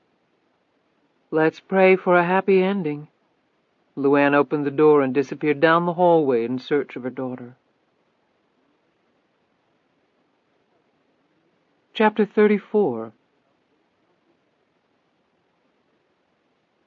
Thank you for meeting with me on such short notice, Mr. Pemberton. John, please call me John, Mr. Conklin.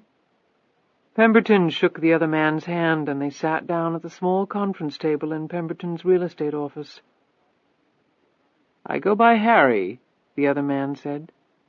Now, you mentioned over the phone that you were interested in the house, but you really didn't say what area or price range.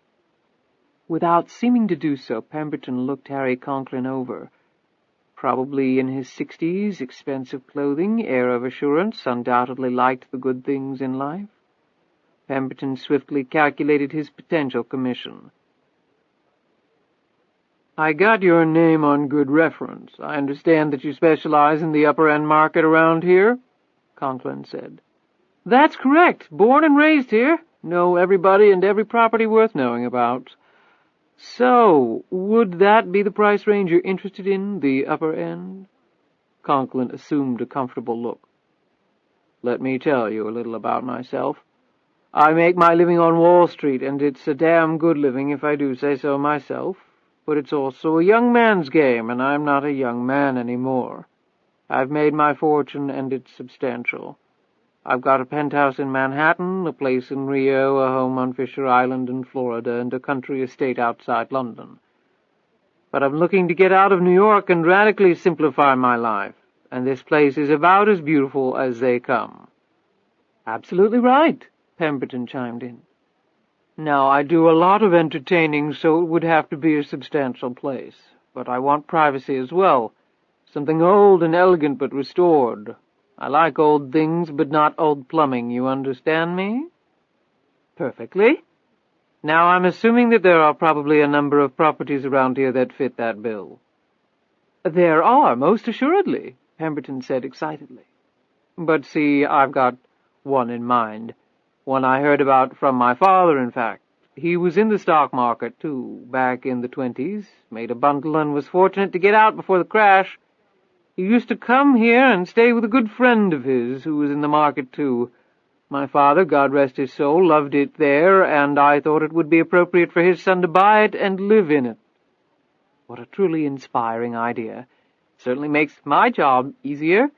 Do you know the name of the place? Pemberton's smile was broadening. Wiccan's Hunt. Pemberton's smile quickly faded. Oh. He licked his lips, made a clicking sound with his tongue against his teeth. Wiccan's Hunt, he repeated, looking depressed. What's the matter? Did it burn down or something? No, it's a beautiful place, wonderfully restored. Pemberton sighed deeply. Unfortunately, it's no longer on the market.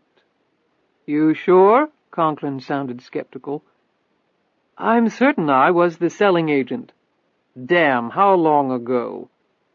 About 2 years, although the people have only been in it for several months. There was a lot of renovation work to do. Conklin looked at him slyly, eyebrows cocked. Think they might want to sell? Pemberton's mind raced through the possibilities. Flipping a property like that within the relatively short span of 2 years? What a wonderful impact on his wallet. Anything's possible. I've actually gotten to know them. Well, one of them anyway, fairly well. Just had breakfast with him, in fact. So it's a couple, then. Old like me, I guess. Wiccan's Hunt isn't exactly a starter home, from what my father told me. Well, they're not a couple, and he's older, but the property doesn't belong to him. It belongs to her. Conklin leaned forward. To her? Pemberton looked around for a moment, got up and fully shut the door to his conference room, and then sat back down. "You understand that I'm telling you this in confidence?" "Absolutely. I didn't survive all those years on Wall Street without understanding confidences." "While the land records show a corporation as the title holder, the real owner of Wickenshunt is a young woman, Catherine Savage, obviously incredibly wealthy. Quite frankly, I'm not certain what the source of that wealth is, nor is it my business to ask. She lived abroad for years, as a little girl about 10. Charlie Thomas, the older man, he and I have had some nice little discussions. They've been very generous with several local charities. She doesn't come out in public very much, but that's understandable." "Sure is. If I moved here, you might not see me for weeks on end." "Exactly. They seem to be real good people, though. They seem very happy here, very happy." Conklin sat back, and it was his turn to sigh. "Well, I guess they won't be looking to move any time soon. Damn shame, too." He eyed Pemberton intently. "Real damn shame, since I make it my practice to pay a finder's fee on top of any real estate commission you might collect from the seller." Pemberton perked up noticeably. "Is that right? Now, there aren't any ethical considerations that would prevent you from accepting such an inducement, are there?" "None that I can think of," Pemberton said quickly. "So, how much would that inducement come to?" 20% of the purchase price." Harry Conklin drummed his fingers on the tabletop and watched Pemberton's face turn different colors. If Pemberton hadn't been sitting down, he would have toppled to the floor. "That's very generous," he finally managed to say. "If I want something done, I find the best way to accomplish my goal is to provide decent incentives to those in a position to help me achieve that goal. But from the looks of things here, I don't think it's likely. Maybe I'll try North Carolina. I hear good things about it." Conklin started to get up. "Wait a minute, please wait a minute." Conklin hesitated and then slowly resumed his seat. "Actually, your timing may be perfect." "Why is that?" Pemberton leaned even closer to him. "There have been recent developments, very recent developments, that might give us an opening to approach them about selling." "If they just moved in, seem happy here, what kind of developments are we talking about? The place isn't haunted, is it?" "No, nothing like that.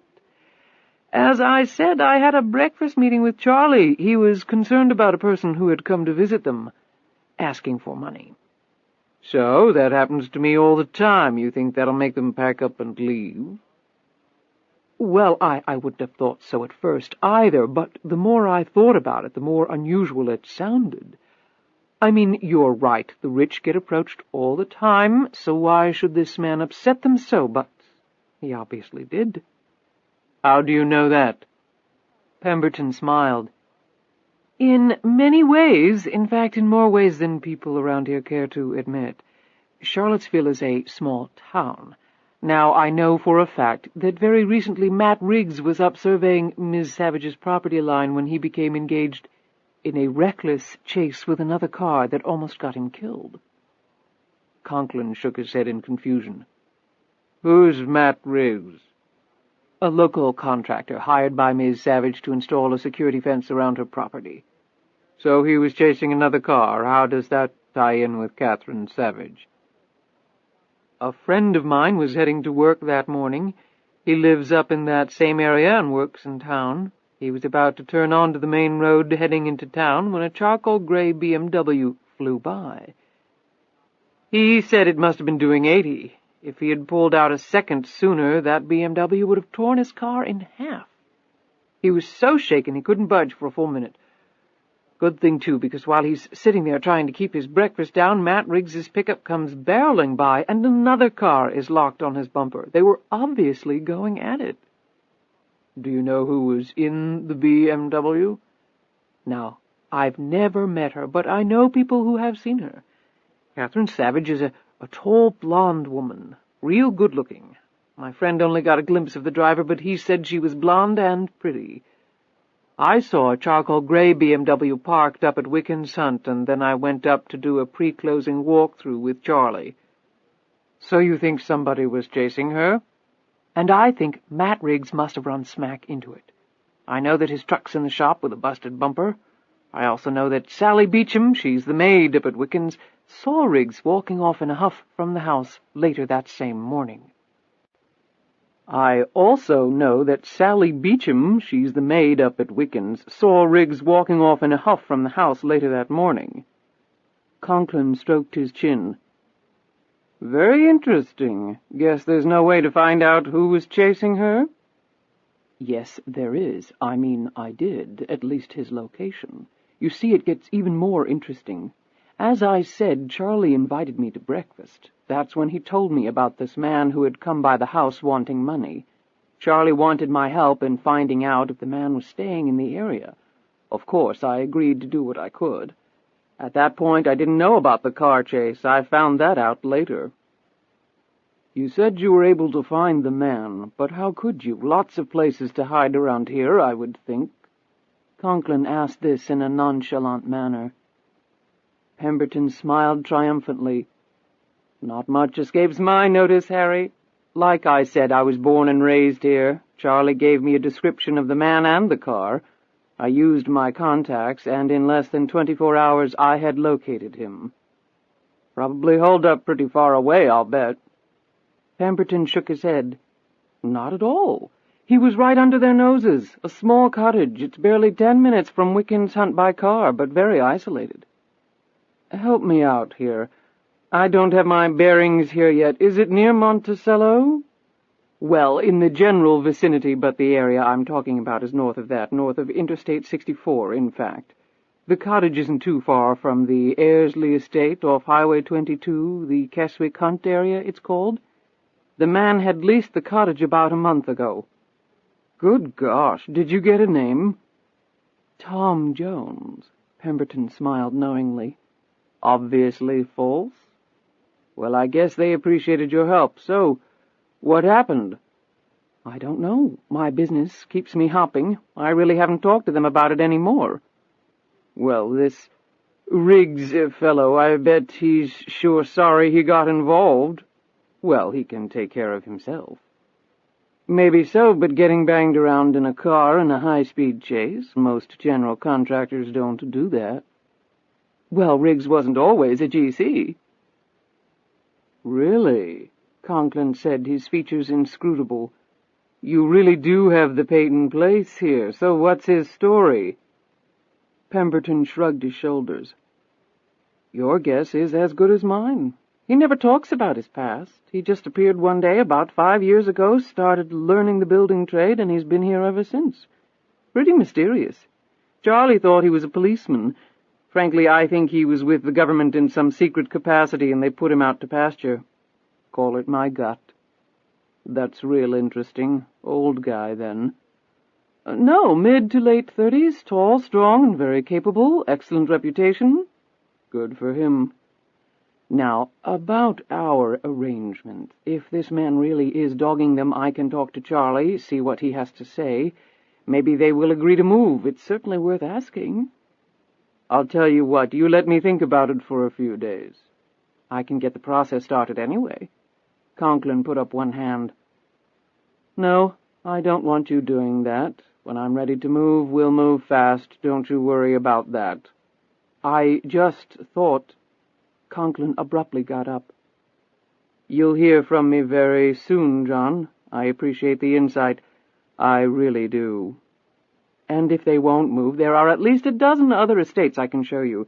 They would serve your purposes equally well, I'm sure. This fellow in the cottage intrigues me. You wouldn't happen to have an exact address and directions, would you? Pemberton was startled at the question. You certainly don't want to talk to him, do you? He might be dangerous. I can take care of myself. And I've learned in my business that you never know where you might find an ally. Conklin looked at him keenly until understanding spread across Pemberton's face. He wrote the information down on a piece of paper and handed it to the other man. Conklin took an envelope out of his pocket and handed it to Pemberton, motioning for him to open it. "Oh, my God!" Pemberton sat there gaping at the wad of cash that spilled out. "What's this for? I haven't done anything yet." Conklin eyed Pemberton steadily. "You've given me information, John. Information is always worth a great deal to me. I'll be in touch." The men shook hands, and Conklin took his leave. Back at the country inn where he was staying, Harry Conklin walked into the bathroom, closed the door, and turned on the water. 15 minutes later the door opened, and Jackson emerged, the remnants of Harry Conklin bundled in a plastic bag which Jackson deposited in a side pouch of his luggage. His conversation with Pemberton had been very enlightening. His encounter with the man had not been by chance.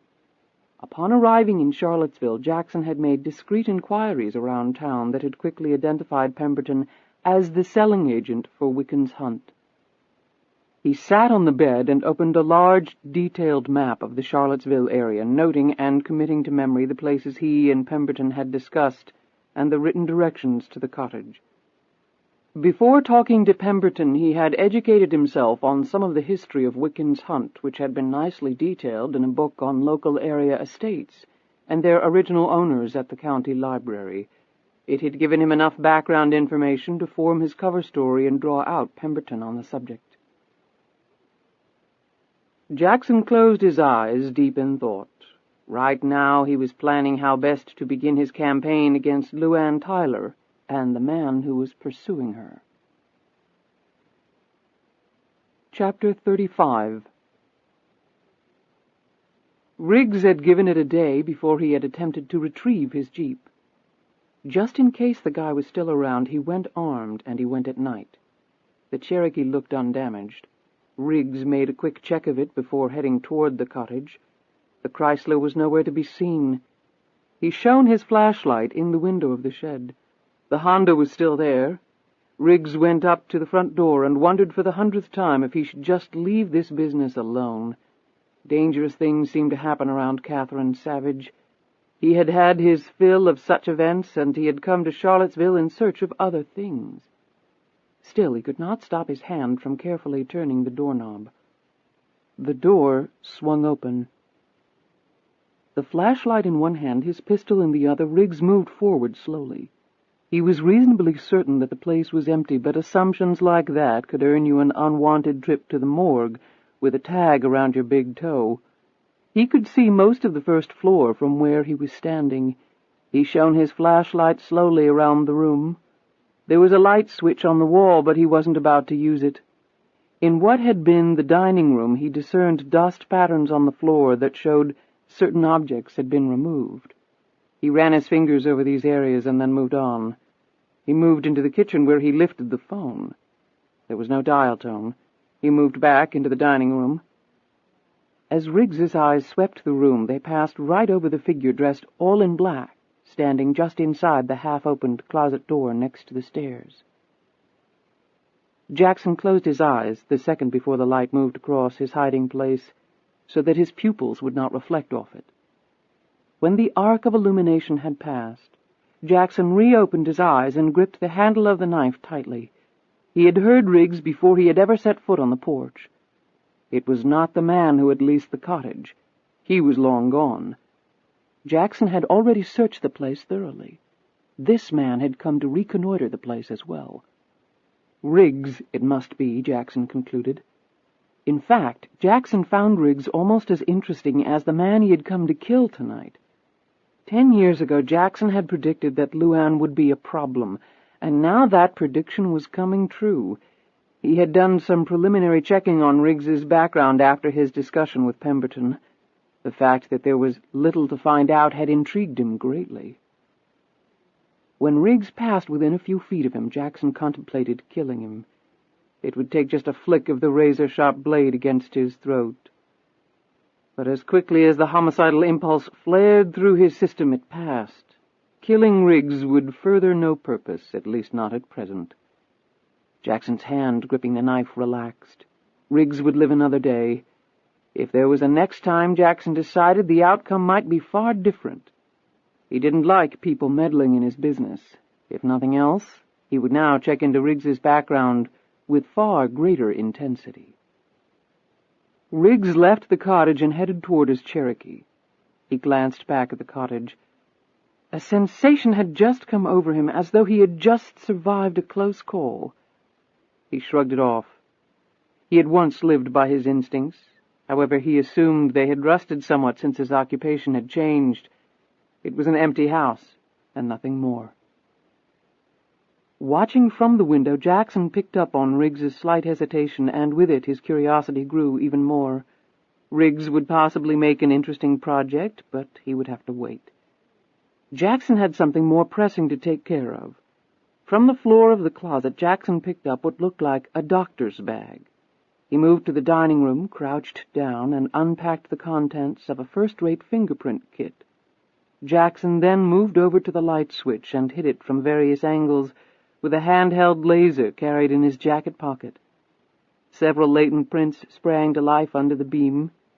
Jackson dusted the area with a fiberglass brush dipped in black powder and gently brushed around the area of the light switch, outlining the latent prints. The kitchen counter, telephone, and doorknobs were subjected to the same process. The telephone especially evidenced very clear fingerprints. Jackson smiled. Riggs's real identity would not be a mystery much longer. Using pressure-wound tape, he then lifted the prints from each of the areas and transferred them to separate index cards. Humming quietly to himself, Jackson marked the cards with special identification hieroglyphics and placed them in separate plastic-lined containers. He then carefully removed all evidence of the fingerprint powder from each of the surfaces. He loved the methodology of it all, precise steps that reached a precise conclusion.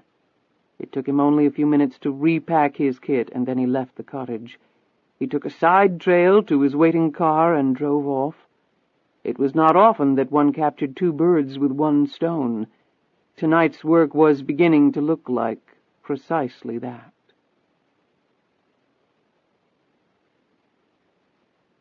Chapter 36. I like Mr. Riggs, Mom. Well, you don't really know him, do you? LuAnn sat on the edge of her daughter's bed and fingered the bed covers absent-mindedly. I have good instincts about these things. Mother and daughter exchanged smiles. Really? Well, maybe you can share some of your insights with me. Seriously, is he going to come back soon? LuAnn took a deep breath. Lisa, we may have to go away soon. Lisa's hopeful smile faded away at this abrupt change of subject. Go away? Where? I'm not sure just yet, and it's not for certain. Uncle Charlie and I haven't finished talking about it yet. Were you going to include me in those discussions? The unfamiliar tone in her daughter's voice startled LuAnn. What are you talking about? How many times have we moved in the last 6 years? 8? And that's just as far back as I can remember. God knows how many times we did when I was really little. It's not fair. Lisa's face colored and her voice shook. LuAnn swept an arm around her shoulders. Sweetie, I didn't say it was for certain. I just said maybe. That's not the point.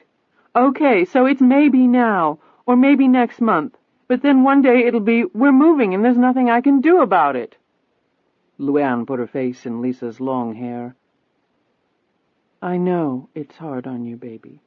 I'm not a baby, Mom, not anymore, and I'd really like to know what we're running from. LuAnn stiffened and raised her head back up, her eyes searching out Lisa's. We're not running from anything. What would we possibly be running from? I was hoping you would tell me.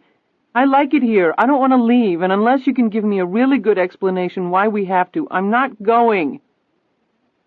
Lisa, you're 10 years old, and even though you're a very intelligent and mature 10-year-old, you're still only a child. So where I go, you go. Lisa turned her face away. Do I have a big trust fund? Yes. Why? Because when I turn 18, I'm going to have my own home, and I'm going to stay there until I die, and I don't want you to ever visit me. LuAnn's cheeks reddened. Lisa! I mean it, and then maybe I'll have friends and can do the things I want to do. Lisa Marie Savage, you've been all over the world. You've done things most people will never get a chance to do their entire lives. Well, you know what? What? LuAnn shot back. Right now, I'd trade with them in a heartbeat. Lisa lay down on the bed and put the covers up almost over her head. And right now, I'd like to be alone. LuAnn started to say something and then thought better of it. Biting her lip hard, she raced down the hallway to her room where she collapsed on the bed. It was unraveling. She could feel it, like a big ball of twine someone had tossed down a long set of stairs. She rose, went into the bathroom, and started the shower. She pulled off her clothes and stepped under the steaming water. Leaning up against the wall, she closed her eyes and tried to tell herself that it would be okay, that in the morning Lisa would be all right, that her love for her mother remained undiminished. This was not the first serious argument mother and daughter had had over the years. Lisa did not just share her mother's physical attributes. LuAnn's independence and stubborn streak had been replicated in her daughter. After a few minutes, LuAnn finally calmed down and let the soothing water envelop her. When she opened her eyes, another image invaded her thoughts. Matthew Riggs must believe her to be insane by now. Insane and dishonest as hell. Quite a combination if you were trying to make an impression. But she wasn't. If anything, she felt sorry for him for having risked his life twice and gotten kicked in the gut both times for his trouble.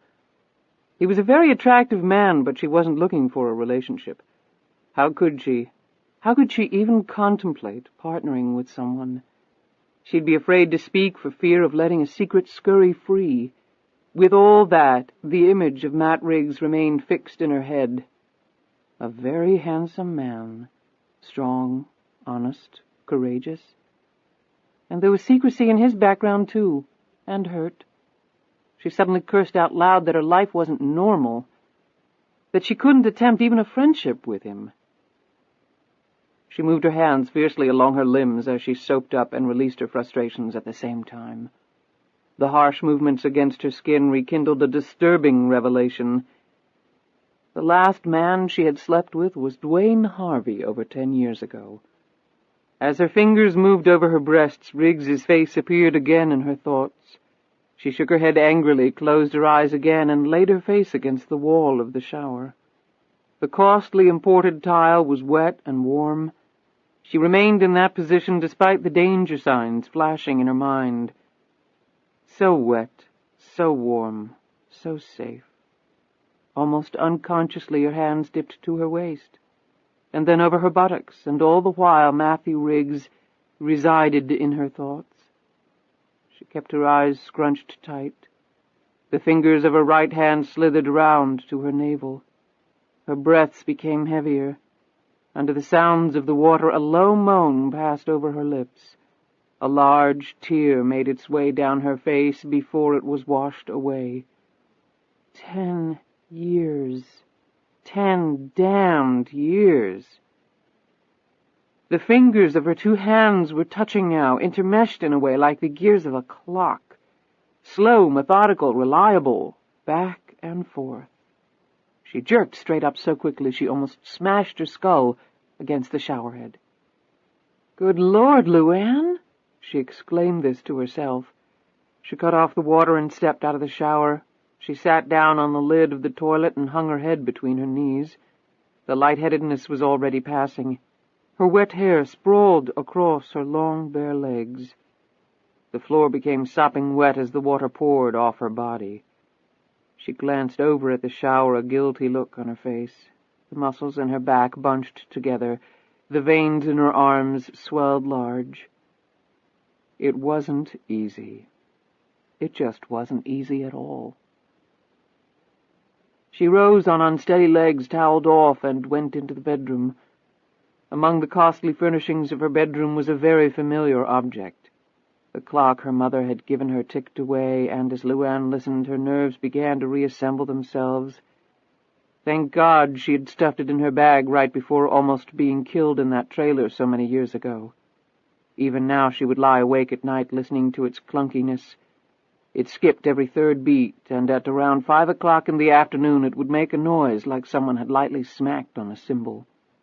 The gears and wires, the guts of the contraption were tired, but it was like listening to an old friend strum on a weathered guitar, the notes not what they should be ideally, but holding comfort for her, some peace. She pulled on a pair of panties and then went back into the bathroom to dry her hair. Looking in the mirror, she saw a woman on the brink of something. Disaster, probably. Should she start seeing a shrink? Didn't you have to be truthful in therapy in order to make any progress? She mouthed this question to her reflection in the mirror. No, psychotherapy wasn't going to be an option. As usual, she would just go it alone. She traced the scar on her face, letting her finger feel each contour of the rigid, damaged skin, in essence reliving the painful events of her past. Never forget, she told herself. It's all a sham, all a lie. She finished drying her hair and was about to go back into the bedroom and collapse onto the bed when Lisa's words came back to her. She just couldn't let that resentment and anger fester all night. She had to talk to her daughter again, or at least try to. She went back into the bedroom to put on her robe before heading for Lisa's room. "Hello, LuAnn." So stunned was LuAnn that she had to reach out and grip the door jamb or she would have sagged to the floor. As LuAnn stared at him, she found that the muscles in her face had ceased to function. She couldn't even form a response, as though she had just suffered a stroke. "It's been a long time." Jackson stepped away from the window and sat down on the edge of the bed. His casual movements finally broke LuAnn free from her inertia. "How the hell did you get in here?" "Not relevant." The words and tone were instantly familiar to her. All those years ago came rushing back with such speed that the effect was nearly incapacitating. "What do you want?" She forced the words to come out. "Ah, very relevant. However, we have much to discuss, and I would suggest you do so in the comfort of some clothing." He stared pointedly at her body. LuAnn found it extremely difficult to take her eyes off him. Being half-naked in front of the man was far less disturbing than having to turn her back on him. Finally, she threw open her closet door, pulled out a knee-length robe, and quickly put it on. She cinched the robe tightly around her waist and turned back around. Jackson wasn't even looking at her. His eyes roamed the spectacular parameters of her boudoir.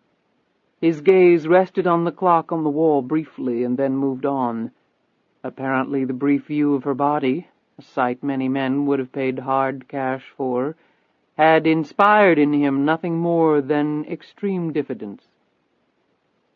"You've done well for yourself. If I remember correctly, your previous decorating tastes were limited to dirty linoleum and Goodwill cast-offs." "I don't appreciate this intrusion." He swiveled his head around and his eyes flashed into hers. "And I don't appreciate having to take time away from a very busy schedule to rescue you yet again, LuAnn. By the way, do you prefer LuAnn or Catherine?" "I'll let you choose," she said sharply. "And I don't need to be rescued by anyone, certainly not by you." He rose from the bed and scrutinized her altered appearance closely. "Very good. Not quite as good as I could have done, but I won't nitpick," he finally said. "Still, the look is very chic, very sophisticated. Congratulations." LuAnn responded by remarking, "The last time I saw you, you were wearing a dress. Other than that, you haven't changed much." Jackson still had on the dark clothing he had worn at the cottage. His features were the same as for their first meeting, although he had not covered his lean frame with padding. He thrust his head forward. The smile seemed to engulf his entire face. "Didn't you know?" he said. "Aside from my other remarkable abilities, I also never age." His smile receded as quickly as it had appeared. "Now, let's talk." He once again perched on the edge of the bed and motioned for LuAnn to sit at a small antique writing desk situated against one wall. She did so. "What about?" "I understand you had a visitor, a man who chased you in a car?" "How the hell do you know that?" LuAnn said angrily. "You just won't accept the fact that you can't conceal information from me, like the fact that you have re-entered the United States against my most explicit instructions." "The 10 years are up." "Funny, I don't remember setting an expiration date on those instructions." "You can't expect me to run for the rest of my life." "On the contrary, that is exactly what I expect. That is exactly what I demand." "You cannot run my life." Jackson looked around the room again and then stood up. "First things first, tell me about the man." "I can handle this situation by myself." "Is that right? From what I can tell, you've committed one blunder after another." "I want you to leave right now. I want you to get the hell out of my house." Jackson calmly shook his head. "The years have done nothing to ameliorate your temper. An unlimited supply of money can't purchase good breeding or tact, can it?" "Go to hell!" In response, Jackson reached one hand inside his jacket. In an instant, LuAnn had snatched up a letter-opener from her writing desk. She cocked her arm back in preparation to hurl it. "I can kill you with this from 20 feet. Money can buy a lot of things." Jackson shook his head sadly. 10 years ago I found you, a young girl with a good head on her shoulders in very difficult circumstances. But you were still white trash, LuAnn, and I'm afraid to say some things just don't change." His hand slowly came out of his jacket. In it he held a slip of paper. "You can put your little toy away. You won't need it." He looked at her with a calmness that managed, under the circumstances, to paralyze her. "At least not tonight." He unfolded the paper. "Now, I understand that 2 men have recently entered your life. Matthew Riggs is one, the other is as yet unidentified." LuAnn slowly dropped her arm, but she still clutched the letter-opener in her hand. Jackson looked up from the paper. "I have a vested interest in ensuring that your secret never be found out. I have a number of ongoing business activities, and above all I value anonymity. You're one in a line of dominoes, and when they start to fall, they tend to keep falling until they reach the end. I am at that end. Do you understand?" LuAnn sat back down in the chair and crossed her legs. "Yes," she answered curtly. "You have unnecessarily complicated my life by coming back to the United States. The man who was following you discovered your identity in part through your tax records. That is why I never wanted you to come back here." "I probably shouldn't have," LuAnn conceded. "But you try moving just about every 6 months, a new country, a new language, and try doing it with a little girl." "I appreciate your difficulties. However, I assumed that being one of the richest women on earth would more than make up the difference." "Like you said, money can't buy everything." "You never met the man before in your extensive travels, you're absolutely certain?" "I would have remembered. I've remembered everything the last 10 years. She said this softly. Jackson studied her closely. "I believe you. Do you have any reason to think that he knows about the lottery?" LuAnn hesitated a second. "No." "You're lying. Tell me the truth immediately, or I'll kill everyone in this house, starting with you." This abrupt threat, delivered calmly and precisely, made her suck in her breath. She swallowed with difficulty. "He had a list with 12 names on it, mine, Herman Rudy, Bobby Joe Reynolds, and some others." Jackson assimilated this information rapidly and then looked down at the paper. "And the man Riggs? What about him? There's some confusion as to his background." "Everyone has secrets." Jackson smiled. "Touché. Under other circumstances, that would not bother me. However, in this instance, it does." "I'm not following you." "Riggs has a mysterious past, and he just happens to be around when you need assistance. I take it he did help you." LuAnn looked at him quizzically. "Yes, but he's been here for 5 years, long before I got here." "That's not the point. I'm not suggesting the man is a plant. I am suggesting that he could well be something entirely different than what he claims. Now he coincidentally collides with your world. That's what worries me. I don't think it was anything other than a coincidence. He was hired to do a job for me. It was perfectly natural that he would be nearby when the other man started chasing me. Jackson shook his head. I don't like it. I saw him tonight. LuAnn stiffened perceptibly. At the cottage.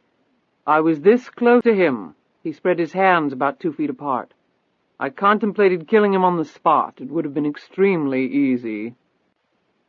LuAnn's face turned white and she licked dry lips. There's no reason to do that. You have no way of knowing that. I'm going to check him out, and if I find anything in his background to suggest trouble for me, then I will eliminate him. It's that simple. Let me get that information for you. What? Jackson looked startled. Riggs likes me. He's already helped me, probably saved my life. It would be natural for me to show my gratitude, to get to know him better. No, I don't like it.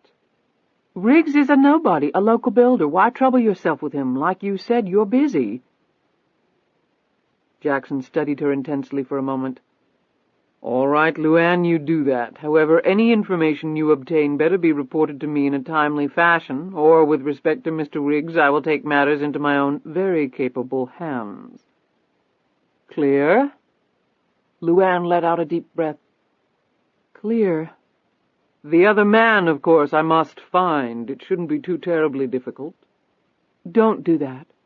Excuse me? You don't have to do that. Find him. I'm very much certain that I do. The memory of Mr. Rainbow came flooding back to her. She did not want another death on her conscience. She wasn't worth it. If he shows up again, we're just going to leave the country. Jackson refolded the paper and replaced it in his pocket. He made a precise steeple with his hands. You obviously do not fully understand the situation. Were you the only one he was on to, then perhaps your simplistic solution might resolve the matter, at least temporarily. However, the man has a list with the names of 11 other people with whom I worked. I would submit that a resolution involving all of them fleeing the country almost simultaneously would be essentially unworkable. LuAnn drew in a sharp breath. I could pay the man. How much money can he want? That would take care of it. Jackson smiled tightly. Blackmailers are a bad lot. They never seem to go away, he added sharply, unless they receive extreme persuasion to do so. Mr. Jackson, please don't do it, she said again. Don't do what, LuAnn? Ensure your survival? He glanced around. And with it all of this? He rested his gaze back upon her. How is Lisa, by the way? As beautiful as her mother? LuAnn felt her throat constrict. She's fine. Excellent. Let's keep it that way, shall we? Can't you just let it go? Let me handle it. LuAnn. Many years ago we were confronted with a situation regarding another would-be blackmailer. I took care of that incident, and I will take care of this one. In matters like this, I almost never opt for delegation. Count your blessings that I'm allowing Riggs to live. For now. But that man can't prove anything. How can he? And even if he could, they'll never be able to trace anything to you. Maybe I'll go to jail, but you won't. Hell, I don't even know who you really are. Jackson stood up, his lips pursed. He took a moment to rub his left hand delicately along the edge of the bedspread. Beautiful needlework here, Jackson commented. Indian, isn't it? Distracted for an instant by his query, LuAnn was suddenly staring down the barrel of a 9mm, a suppressor attached to its muzzle. One potential solution could involve my killing all 12 of you. That would certainly qualify as a startling dead end for our inquisitive friend. Remember that the 10-year period is up. The lottery's principal amount has already been returned to a Swiss account that I have set up in your name. I would strongly advise against transferring that money into the United States. He pulled another slip of paper from his pocket and put it down on her bed. Here are the authorization codes and other account information that will enable you to access it. The funds are untraceable. There you have it, as agreed." Jackson's finger curled around the trigger of his weapon. "However, now I really don't have any incentive to keep you around, do I?" He advanced toward her. LuAnn's fingers tightened around the letter opener. "Put it down, LuAnn. Granted, you're remarkably athletic, but you're not faster than a bullet. Put it down, now." She dropped the letter opener and backed up against the wall. Jackson stopped a few inches from her. While he lined up the pistol with her left cheekbone, he ran a gloved hand along her right cheek. There was no sexual content to the motion. Even through the glove, LuAnn could sense the purely clinical chill of his touch. "You should have thrown it the first time, LuAnn. You really should have." His eyes were mocking. "I'm not going to kill someone in cold blood," said LuAnn. "I know. You see, that is your greatest shortcoming, because that's precisely when you should strike." He removed his hand and looked at her. 10 years ago, I felt you were the weak link in the chain. During the intervening years, I thought perhaps I was wrong. Everything was going so smoothly. But now I find my initial intuition was correct. Even if I were in no personal danger of discovery, were I to let this man blackmail you, or perhaps even expose the manipulations of the lottery, then that would be a failure on my part. I do not fail, ever, and I do not let other people have any control whatsoever over plans of mine, for that in itself would be a form of failure. Besides, I couldn't bear to let such a grand performance be ruined. Just think about the wonderful life I've given you, LuAnn. Remember what I told you all these years ago? Go anywhere, do anything? I gave that to you. The impossible. All yours. Look at you now, flawless beauty." His hand went to the front of her robe. With slow movements he undid the strap, and the robe fell open, fully exposing her quivering breasts and flat belly. He slid the robe over her shoulders, and it fell to the floor. "The most prudent action on my part, of course, would be to kill you right here and right now. In fact, what the hell?" He pointed the gun directly at her head and pulled on the trigger. LuAnn jerked back, her eyes slamming shut. When she reopened them, Jackson was studying her reaction. She was shaking terribly. Her heart was thumping around inside her. She couldn't catch her breath. Jackson shook his head. "Your nerves don't seem to be as strong, LuAnn, as when we were last together, and nerves, or a lack thereof, really are the whole ball of wax." He looked at the pistol for a moment, slipped off the safety, and continued speaking calmly. "As I was saying, the most prudent thing when one is confronted with a weak link is to snip it out." He paused and then continued. "I'm not going to do that with you, at least not yet. Not even after you've disobeyed me, jeopardized everything. Would you like to know why?" LuAnn remained planted against the wall, afraid to move, her eyes fixed on his. He took her silence for assent. "Because I feel you have a greater destiny to fulfill. A dramatic statement, but I'm a dramatic person. I think I'll allow myself that. It's really as simple as that, and in very large measure you are a creation of mine. Would you be living in this house, speaking and thinking as an educated person traveling the world on a whim without me? Of course not. In killing you, I would, in effect, be killing part of myself. That, as I'm sure you can appreciate, I am loath to do. Nevertheless, please keep in mind that a wild animal, when trapped, will ultimately sacrifice a limb in order to escape and survive. Don't think for one moment that I am not capable of that sacrifice. If you do, you're a fool. I sincerely hope that we are able to extricate you from this little problem." He shook his head sympathetically, much as he had 10 years earlier during their very first meeting. "I really do, LuAnn. However, if we can't, we can't. Problems come up in business all the time, and I'm counting on you to do your part, to do all you can to ensure that we successfully navigate this one." Jackson's tone once again became businesslike as he ticked off items with his fingers. You will not leave the country. You obviously went to a great deal of trouble to get back in, so stay and enjoy it for a while. You will immediately report to me any further contact with our mysterious stranger. The number I gave you 10 years ago will still reach me. I will be in touch on a regular basis. Whatever additional instructions I give you, you will follow precisely. Understood? She quickly nodded. I'm quite serious, LuAnn. If you disobey me again, I will kill you, and it will be slow and unbelievably painful. He studied her reaction to these words for a moment. Now go into the bathroom and compose yourself. She started to turn away. Oh, LuAnn, she looked back. Keep in mind that if we do fail to contain this problem and I have to eliminate that weak link, there will be no reason that I can see to stop there. He glanced ominously in the direction of the doorway leading to the hallway, where barely 20 feet away Lisa lay sleeping. He turned back to her. I like to give my business associates as much incentive as possible to achieve success, and I find that they're much more likely not to disappoint. LuAnn ran into the bathroom, locking the door after her.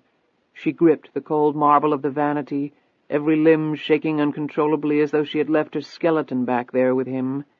Wrapping a thick, full-length towel around her, she sank down to the floor.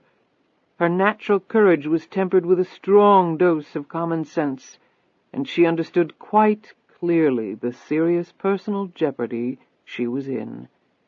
But that was far from her greatest fear.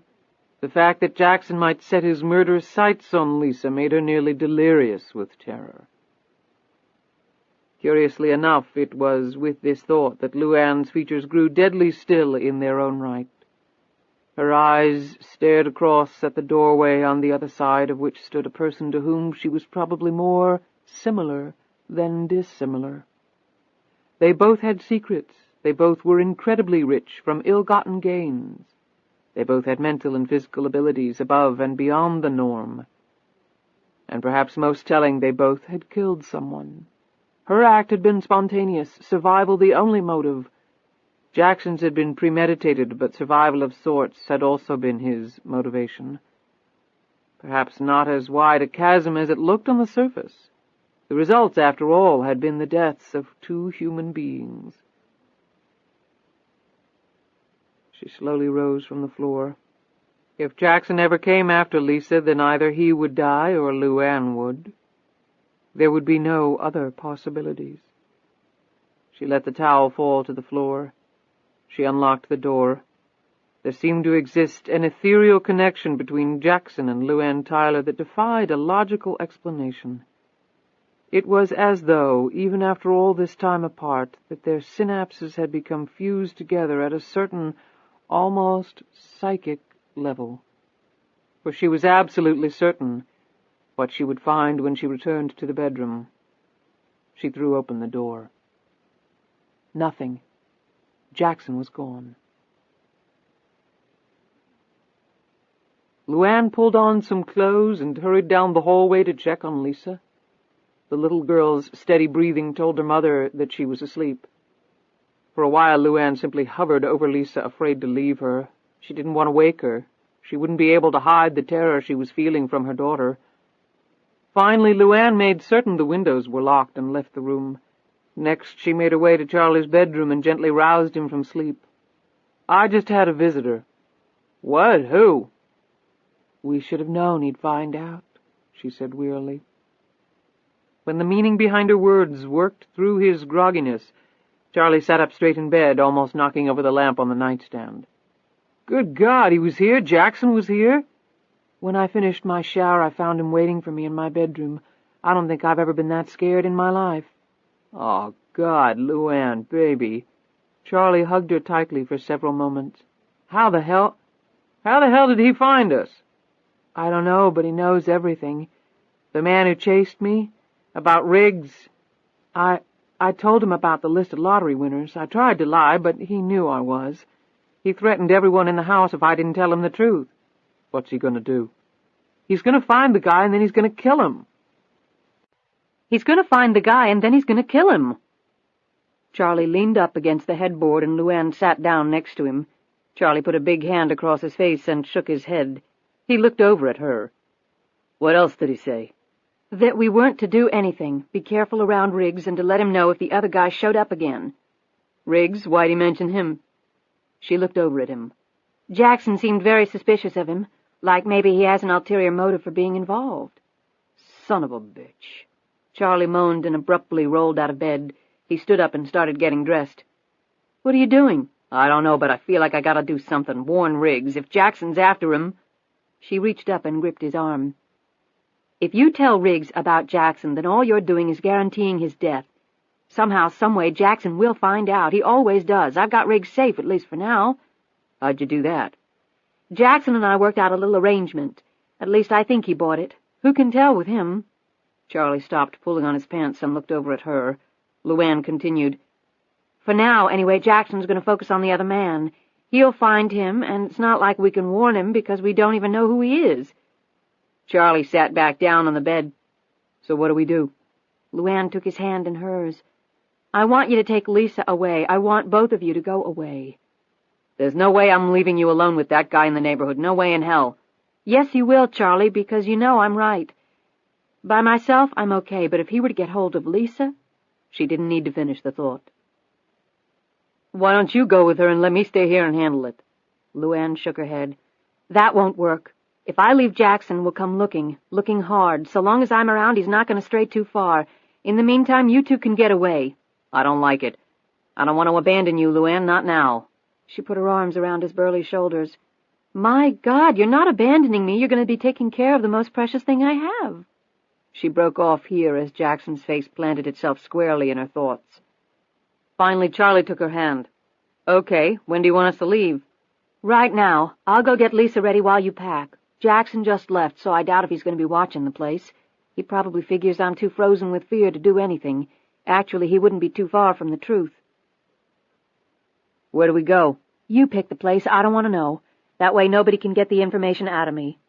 Call when you get there, and then we'll make arrangements to safely communicate after that. Charlie shrugged. I never thought it would come to this. She kissed him lightly on the forehead. We'll be okay. We just need to be really careful.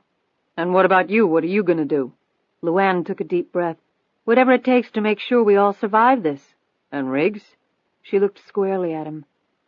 Especially Riggs. I hate this, Mom. I hate it. Lisa stomped around the room in her pajamas as LuAnn hurriedly packed her daughter's bags. I'm sorry, Lisa, but you're just going to have to trust me on this. Trust, huh? That's a funny one coming from you. Lisa glared at her from across the room. I don't need that kind of talk right now, young lady. And I don't need this. Lisa sat down on the bed and stubbornly crossed her arms. Uncle Charlie is ready. You need to get a move on. But we're having a party at school tomorrow. Can't it at least wait until after that? LuAnn slammed the suitcase shut. No, Lisa, I'm afraid it really can't. When is this going to stop? When are you going to stop dragging me all over the place? LuAnn ran a shaky hand through her hair and sat down next to her daughter, putting an arm around Lisa's quaking form. She sensed the pain coursing through the small body. Could the truth hurt her daughter any worse than this? LuAnn clenched her fist and pushed it against her right eye as she tried to stop her nerves from pouring right out of her body. She turned to her daughter. Lisa? The little girl refused to look at her mother. Lisa, please look at me. Finally, Lisa looked at her mother, her small face a blend of anger and disappointment, a combination that was crushing to LuAnn. LuAnn spoke slowly. The words she was uttering would have been unthinkable an hour ago, but then Jackson had shown up and his appearance had changed a lot of things. I promise that one day, very soon, I will tell you everything you want to know. In fact, more than you will ever want to know about me, about you, about everything, all right? But why? LuAnn put her hand gently across her daughter's mouth, silencing her. But I'm telling you right now that when I do, it will shock you, it will hurt you, and you might never understand or appreciate why I did what I did. You may hate me for it, you may be sorry I'm your mother. She paused, biting hard into her lip. But however you feel, I want you to know that I did what I thought was best at the time. I did what I thought was best for you. I was very young, and I really didn't have anyone to help me make my decision. She cupped Lisa's chin with her hand and tilted her daughter's face up to hers. Lisa's eyes were now filled with tears. I know I'm hurting you now. I don't want you to go away, but I will die before I'd let anything happen to you. So would Uncle Charlie. Mom, you're scaring me. LuAnn gripped Lisa with both hands. I love you, Lisa, more than I've ever loved anything in my whole life. I don't want anything to happen to you. Lisa touched her mother's face. Mom, will you be okay? LuAnn managed a reassuring smile. A cat always lands on its feet, sweetie. Mom, you'll be just fine. Chapter 37. The next morning LuAnn rose early after a mostly sleepless night. Saying goodbye to her daughter had been the most wrenching thing she had ever done.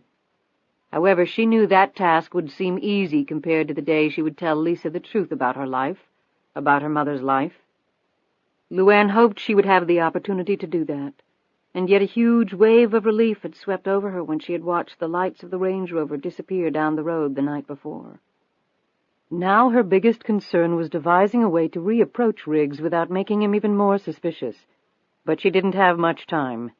If she didn't report back to Jackson with some information soon, then he would turn his attention fully on Riggs. She was not going to let that happen. She was thinking this through as she drew back her bedroom curtains and peered out onto the rear lawn.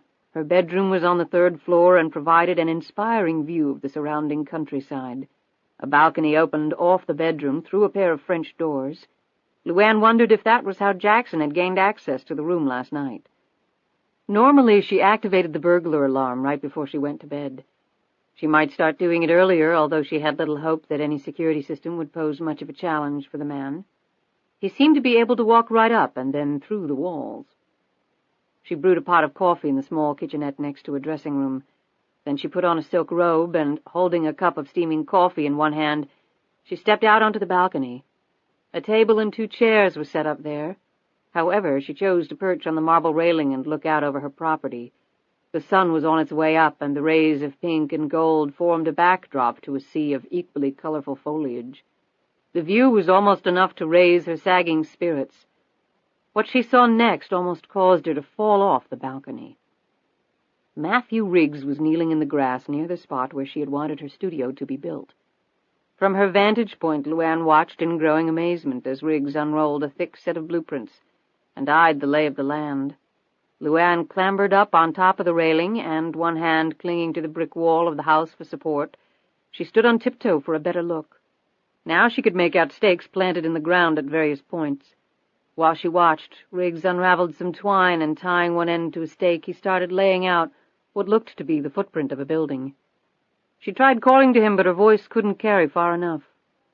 LuAnn jumped down from the railing, raced through her bedroom, not even pausing to put on shoes. She took the stairs 2 at a time and unlocked the back door. Sprinting across the dewy grass in her bare feet, the silk robe clung to her form, showing a good deal of her long legs in the process. Breathing hard, she reached the spot where Riggs had been and looked around. Her breaths were visible in the early morning chill, and she pulled the sheer robe tight around her. Where the hell had he gone? She hadn't imagined it. The stakes were there, the string affixed to them. She stared at them as if they would eventually reveal the secret of the man's whereabouts. Morning? LuAnn whirled around and stared at him as he emerged from the stand of trees, a large rock in his hand. He set it down ceremoniously in the middle of the staked-out area. "Your stone chimney," he proclaimed, grinning. "What are you doing?" LuAnn asked in an amazed tone. "You always run around outside like that, you're going to catch pneumonia." He stared at her and then discreetly looked away as the emerging sun's rays cleared the tops of the trees and made the thin robe virtually transparent.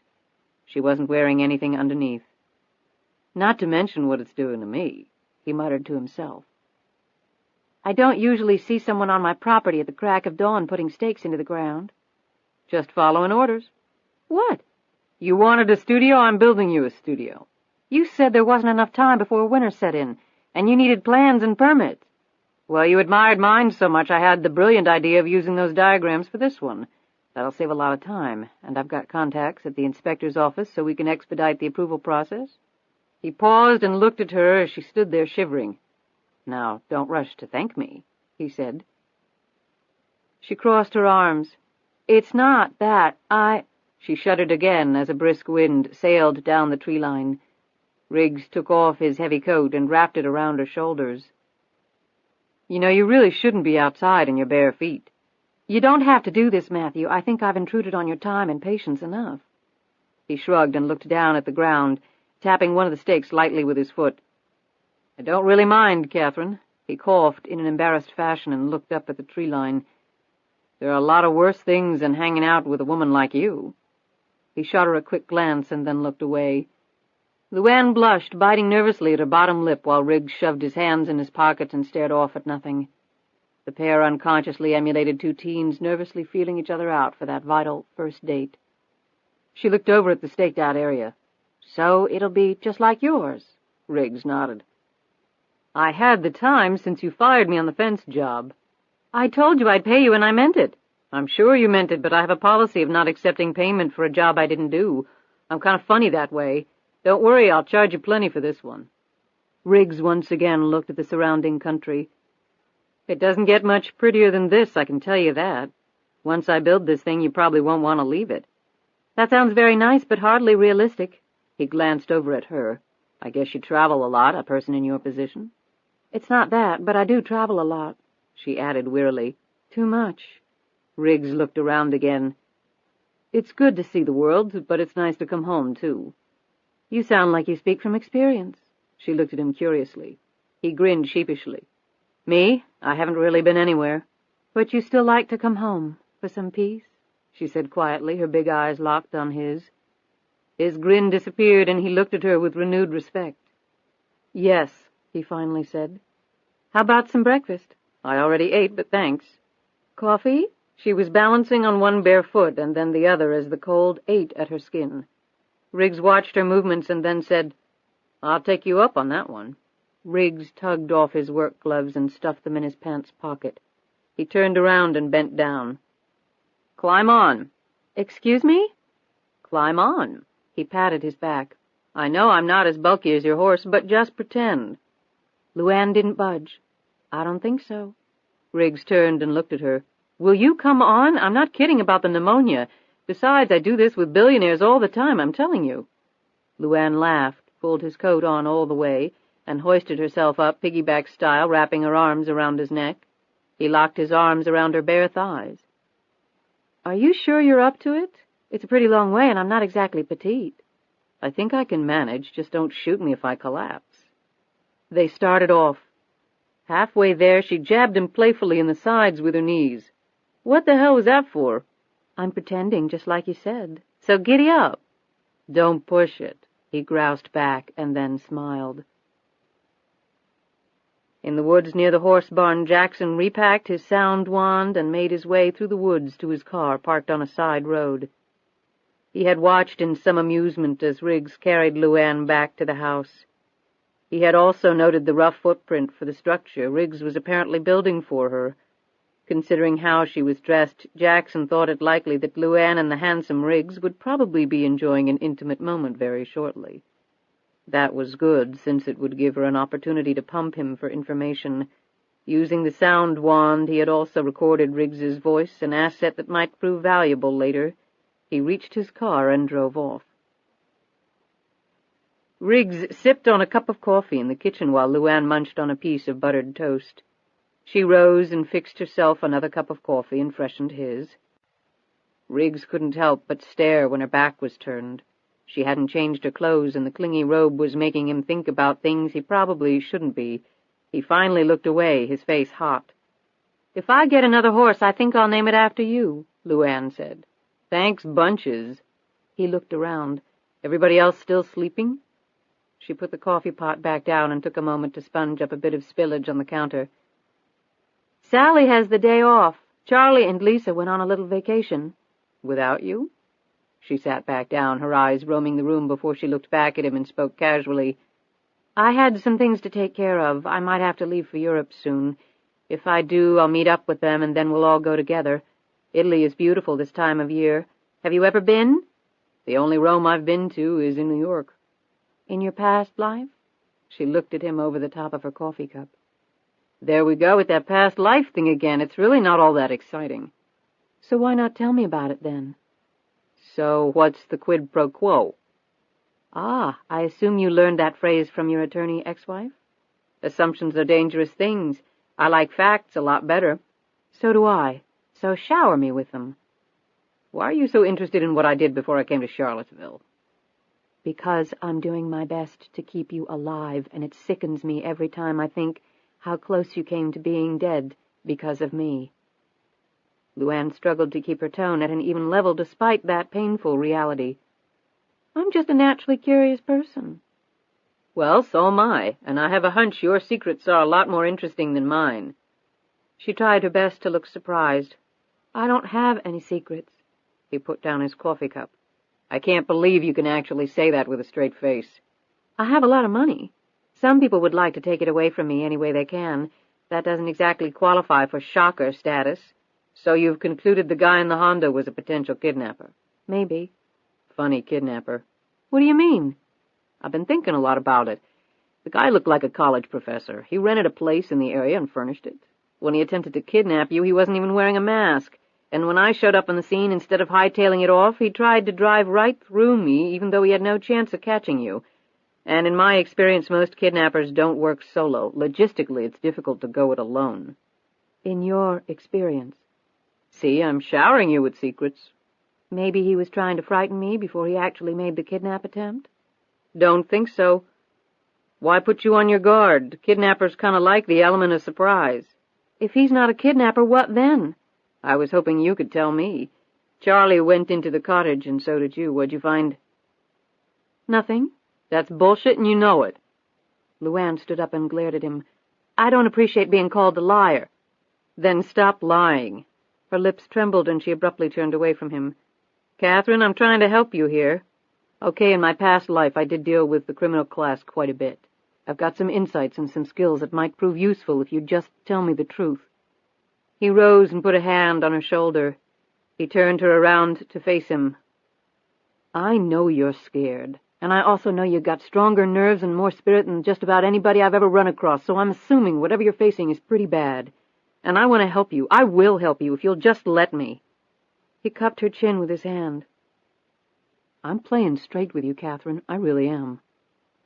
She winced slightly as he said her name again, her fake name. She finally reached up and lightly caressed his fingers with her own. I know you are, Matthew, I know. She looked up at him, and her lips parted slightly.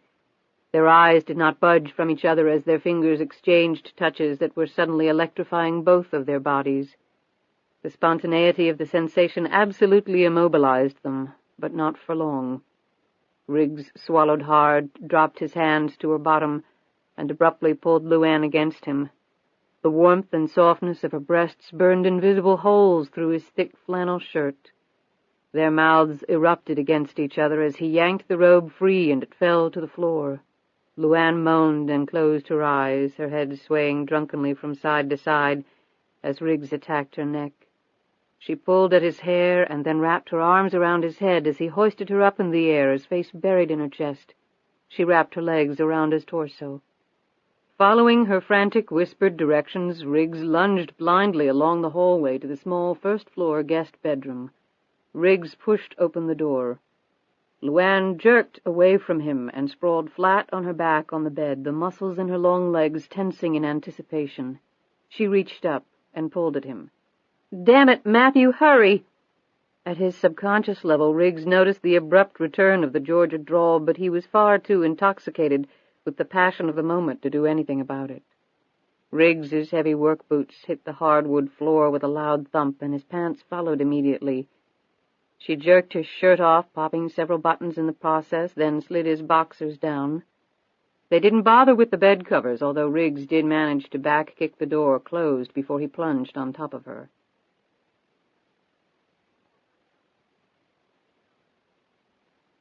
Chapter 38. Jackson sat at the table and studied the laptop's small screen. His suite was large and airy and furnished with 18th-century reproductions. The aged hardwood floors were partially covered with area rugs stitched with early American colonial themes. A large wooden carving of a duck in flight hung on one wall. A set of framed prints, each depicting a Virginia native who had gone on to become president of his country long ago, was on another wall. The inn was located in close proximity to his area of focus, was quiet and allowed Jackson the greatest freedom of unobserved movement. The night before he had checked out as Harry Conklin and checked back in under another name. He liked to do that. He became uncomfortable staying in one character too long. Besides, he had met with Pemberton in the Conklin role, and he didn't want to run into the man again. Now a baseball cap covered his head. Heavy latex eye pouches bracketed the fake nose. The hair was blondish gray and tied a ponytail that sprouted out the back of the cap. His neck was long and wrinkled, and his build was stocky. He looked like an aging hippie. His luggage was stacked neatly in one corner. He had a practice of not unpacking when he traveled. His line of work sometimes necessitated rapid exits. 2 hours earlier he had scanned one set of the fingerprints lifted from the cottage into his hard drive and transmitted them via modem to one of his information contacts. He had already called this person and told him what was coming. This particular contact had access to a database that housed oceans of the most interesting facts, the sole reason that Jackson had enlisted his services many years ago. It wasn't certain that the man who was pursuing LuAnn would have his fingerprints on file anywhere, but Jackson had nothing to lose by checking. If the man did, Jackson's task of tracking him down would become far easier. Jackson smiled as his computer screen started filling up with data. A digitized photo of the man had even accompanied the personal details. Thomas J. Donovan. The photo was 3 years old, but Jackson reckoned that at this time of life Donovan wouldn't have changed all that much. He studied the nondescript features of the man carefully and then checked the contents of his portable makeup kit and various hairpieces he had brought with him. Yes, if it came down to it, he could impersonate the man. Donovan's name was actually familiar to Jackson. Donovan was an award-winning journalist at the Washington Tribune. In fact, about a year ago he had done an in-depth piece on Jackson's father's career as a United States Senator. Jackson had read the story and quickly condemned it as a fluff piece that came nowhere near to addressing the personal side of his father and his monstrous behavior. The history books would smile upon the man. His son knew better. Jackson's hunch had proven correct. He had figured the man trailing LuAnn wasn't your typical blackmailer. It had taken a lot to track her down, and an investigative journalist, or perhaps ex-law enforcement person, would have the skills, knowledge, and, more important, the informational resources to have successfully done so. Jackson sat back and mused for a moment. Actually, a true blackmailer would have posed less of a difficulty for him. Donovan was undoubtedly onto a story, an enormous story, and he would not stop until he achieved his goal, or until someone stopped him. It was an interesting challenge. Simply killing the man wouldn't do any good, however. That might make people suspicious. Also, Donovan might have told others of his investigations, although most journalists of Donovan's capabilities, Jackson was aware, kept their cards close to the vest until they broke the story for a variety of reasons, not the least of which was the fear of being scooped. He had to determine how much Donovan knew and whether he had told anyone else. He picked up the phone, got the number for the Trib, and dialed it. He asked for Thomas Donovan. He was told that Donovan had taken a leave of absence. He slowly hung up the phone. He wouldn't have talked to the man if he had come on the phone. He did want to hear his voice, though, in case that knowledge should become useful later. Jackson was also an accomplished mimic, and impersonating someone's voice was a wonderful way to manipulate others. According to Pemberton, Donovan had been in the Charlottesville area for at least a month. Jackson focused briefly on one obvious question. Of all the lottery winners, why had the man targeted LuAnn? Jackson almost immediately answered his own query. Because she was the only one running from a murder charge, the only one who had disappeared for 10 years and then resurfaced. But how could Donovan possibly have picked up her trail? The cover had been deep, and it had been buried even deeper with the passage of 10 years, even though LuAnn had committed a tremendous blunder by coming back to the States. He had a sudden thought. Donovan apparently knew the names of all or some of the lottery winners for the year Jackson had fixed the game. What if he attempted to contact some of the others? If he didn't get what he wanted from LuAnn, and Jackson felt reasonably sure he wouldn't, the next logical step would be to seek out the others. Jackson took out his electronic Rolodex and started making phone calls. After half an hour, he had finished contacting the other 11. Compared to LuAnn, they were sheep to be led around. What he told them to do, they did. He was their savior, the man who had led them to the promised land of wealth and leisure. Now, if Donovan bit, the trap would spring. Jackson began to pace the room. He paused and opened his briefcase. He pulled out the photos. They had been taken on his first day in Charlottesville, even before meeting with Pemberton. The quality of the photos was good, considering he had been using a long-range lens and the early morning light had not been the best. The faces stared back at him. Sally Beecham looked tired and bothered. In her 40s, tall and slender, she was LuAnn's live-in housekeeper. Her suite was on the first floor of the north side of the mansion. He studied the next 2 photos. The 2 young Hispanic women constituted the cleaning staff. They came at 9 and left at 6. Finally came the photos of the groundspeople. Jackson studied each of their faces. When taking the photos, he had watched the people intently, how they moved, how they gestured. His handheld sound wand had picked up their voices perfectly. He had listened to their voices over and over as he had just listened to Riggs's. Yes, it was coming together nicely. Like pieces in a strategic battle plan, he was positioning his soldiers to optimal advantage. Possibly none of the information he had painstakingly gathered about Catherine Savage's daily world would ever come into play. But on the chance that it might, he would be more than ready. He put the photos away and closed the briefcase. From a hidden compartment in his suitcase, he drew out a short-handled throwing knife. Handcrafted in China, the blade was so sharp it couldn't even be touched by a bare hand without drawing blood. It was thrown by means of the perfectly balanced teak handle. Jackson strolled around the room as his mind was sidetracked for a moment. LuAnn was uncommonly fast, lithe, agile, words that could equally be applied to himself. Yes, she had certainly upgraded herself. What else had she learned? What other skills had she acquired? He wondered whether she had experienced the same premonition he had, that their paths would cross again one day like 2 trains colliding. And had she done her utmost to prepare for that eventuality? 20 feet. Using the letter opener, she could have killed him from that distance. Fast as he was, the blade would have been embedded in his heart before he had a chance to react. On this last thought, Jackson wheeled around and let the knife fly. It sailed across the room, splitting the duck's head completely in half upon impact and burrowing several inches into the wall. Jackson eyed the distance between himself and his target. At least 30 feet, he estimated. He smiled. LuAnn would have been far wiser to have killed him. She had no doubt been constrained by her conscience. That was her greatest weakness and Jackson's greatest advantage, for he had no such parallel compunction. Ultimately, if it came down to it, he knew that would be the difference. Chapter 39. LuAnn watched Riggs, who lay dozing next to her. She let out a small breath and stretched her neck. She had felt like a virgin while they made love. An incredibly energetic display of sex. She was surprised the bed hadn't caved in. They'd probably be sore tomorrow.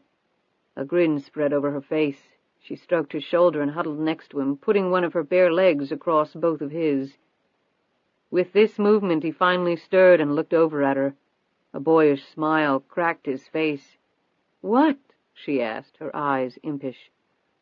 "I'm just trying to remember how many times I said, 'oh, baby.'" She rubbed her hand across his chest, letting the nails bite in just enough to make him playfully grab her hand. LuAnn said, "I think it was more often than I screamed, 'yes, yes,' but that was only because I couldn't catch my breath." He sat up and put a hand through her hair. "You make me feel young and old all at the same time." They kissed again, and Riggs lay back while LuAnn nestled on his chest. She noticed a scar on his side. "Let me guess, old war wound?" He looked up surprised and then followed her gaze to the scar. "Oh, yeah, real exciting. Appendicitis." "Really? I didn't think people came with 2 appendixes. "What?" She pointed to another scar on his other side. "Hey, can we just enjoy the moment here and stop with the observations and questions?" His tone was playful, but she noted the serious intent just below the surface. "Well, you know, if you come over every day to work on the studio, we might make this a regular thing, sort of like breakfast." LuAnn smiled and then almost immediately caught herself. What was the chance of that happening? The impact of this thought was crushing. She quickly moved away from him and started to get up. Riggs could hardly miss this dramatic transformation. "Was it something I didn't say?" She turned to find him looking at her. As if suddenly self-conscious about her nakedness, she pulled the bedspread off the bed and draped it around her. "I've got a lot to do today." Riggs sat up and grabbed at the bedspread. "Well, excuse the hell out of me. I didn't mean to get in the way of your schedule. I guess I had the 6 a.m. to 7 a.m. slot. Who's up next, the Kiwanis Club?" She jerked the bedspread free. "Hey, I don't deserve that." Riggs rubbed his neck and started to pull on his clothes. "Okay, it's just that I'm having trouble switching gears as fast as you. Going nonstop from the most intense passion I can ever remember to discussing the day's workload sort of rubbed me the wrong way. I'm sorry as hell if I offended you." LuAnn looked down and then moved over and sat next to him. "That's how it was for me too, Matthew," she said quietly. "I'm embarrassed to tell you how long it's been." She paused and then said almost to herself, "Years." He looked at her incredulously. "You gotta be kidding." She didn't answer, and he was reluctant to break the silence. The ringing phone did. Hesitating for a moment, LuAnn picked it up. She hoped to God it was Charlie and not Jackson. "Hello?" It turned out to be neither. "We're going to talk, Miss Tyler, and we're going to do it today," Thomas Donovan said. "Who is this?" LuAnn demanded. Riggs quickly looked over at her. "We had a brief meeting the other day when you were out driving. The next time I saw you was when you were sneaking out of my place with your boyfriend." "How did you get this number? It's unlisted." Donovan silently laughed. "Miss Tyler, no information is safe if you know where to look. I'm assuming by now that you realize I know where to look." "What do you want?" "Like I said, I want to talk to you." "I don't have anything to say to you." Riggs went over to the phone and held the receiver with her. At first LuAnn tried to push him off, but Riggs held firm. "Sure you do, and I've a lot to say to you. I can understand your reaction the other day. Maybe I should have approached you differently, but that's past. I know beyond a doubt that you're sitting on a story of immense importance, and I want to know what it is." "I have nothing to say to you." Donovan considered this for a moment. He ordinarily didn't like to take this tack, but right now he couldn't think of an alternative strategy. He made up his mind. "I'll give you this as an inducement. If you talk to me, I'll give you 48 hours to leave the country before I go public. If you don't talk to me, then I go public with everything I have as soon as I get off the phone." He struggled internally for a moment and then added quietly, "Murder doesn't have a statute of limitations, LuAnn." Riggs stared over at LuAnn wide-eyed. She looked away from him. "Where?" she asked. Riggs was shaking his head fiercely, but LuAnn ignored him. "Let's make it a very public place," Donovan said. "Mitchie's Tavern. I'm sure you know where that is, 1 o'clock. And don't bring anyone with you. I'm way too old for guns and speeding cars. I catch a whiff of your boyfriend or anyone else, the deal is off, and I call the sheriff in Georgia. Do you understand?" LuAnn ripped the phone free from Riggs and slammed it down. Riggs faced her. "Would you like to fill me in on what's going on? Who are you supposed to have murdered, somebody in Georgia?" LuAnn stood up and pushed past him, her face crimson from the abrupt revealing of this secret. Riggs grabbed her arm and pulled her back roughly. "Damn it, you're going to tell me what's going on." She snapped around and, quick as a ferret, connected her right fist flush with his chin, causing his head to snap back and hit hard against the wall. When he came to, Riggs was lying on the bed. LuAnn sat next to him, holding a cold compress to his bruised chin, and then pressed it against the growing knot on his head. "Damn," he said as the cold went through his system. "I'm sorry, Matthew. I didn't mean to do that. I just—" He rubbed his head in disbelief. "I can't believe you knocked me out. I'm not a chauvinist, but I can't believe a woman just flattened my butt with one punch." She managed a feeble smile. "I had a lot of practice growing up, and I'm pretty strong," she added kindly. "But I think your head hitting the wall had a lot to do with it." Riggs rubbed his jaw and sat up. "Next time we're having an argument and you're thinking about popping me, just let me know and I'll surrender on the spot. Deal?" She touched his face gently and kissed him on the forehead. "I'm not going to hit you any more." Riggs looked over at the phone. "Are you going to meet him?" "I don't have a choice that I can see." "I'm going with you." LuAnn shook her head. "You heard him?" Riggs sighed. "I don't believe you murdered anyone." LuAnn took a deep breath and decided to tell him. "I didn't murder him. It was self-defense. The man I was living with 10 years ago was involved in drugs. I guess he was skimming off the top, and I walked right into the middle of it." "So you killed your boyfriend?" "No, the man who killed my boyfriend." "And the police?" "I didn't stay around long enough to find out what they were going to do." Riggs looked around the room. The drugs, is that where all this came from? LuAnn almost laughed. No, he was a small-timer. Drug money didn't have anything to do with this. Riggs wanted desperately to ask what did, but refrained from doing so. He sensed that she had divulged enough of her past life for now. Instead, he watched in silent frustration as LuAnn slowly got up and started to leave the room, the bedspread dragging behind her, the well-defined muscles in her back tensing with each stride. LuAnn, that's your real name? She turned to look at him and nodded faintly. LuAnn Tyler. You were right about Georgia. 10 years ago I was a lot different. A lot. I believe it, although I bet you've always had that right cross. He attempted to smile, but neither of them was buying it. She watched Riggs as he dug into his pants pocket. He tossed something to her. She caught the keys in the palm of her hand. Thank you for letting me use your BMW. You might need the horsepower in case he starts chasing you again. She frowned, looked down, and then walked out of the room.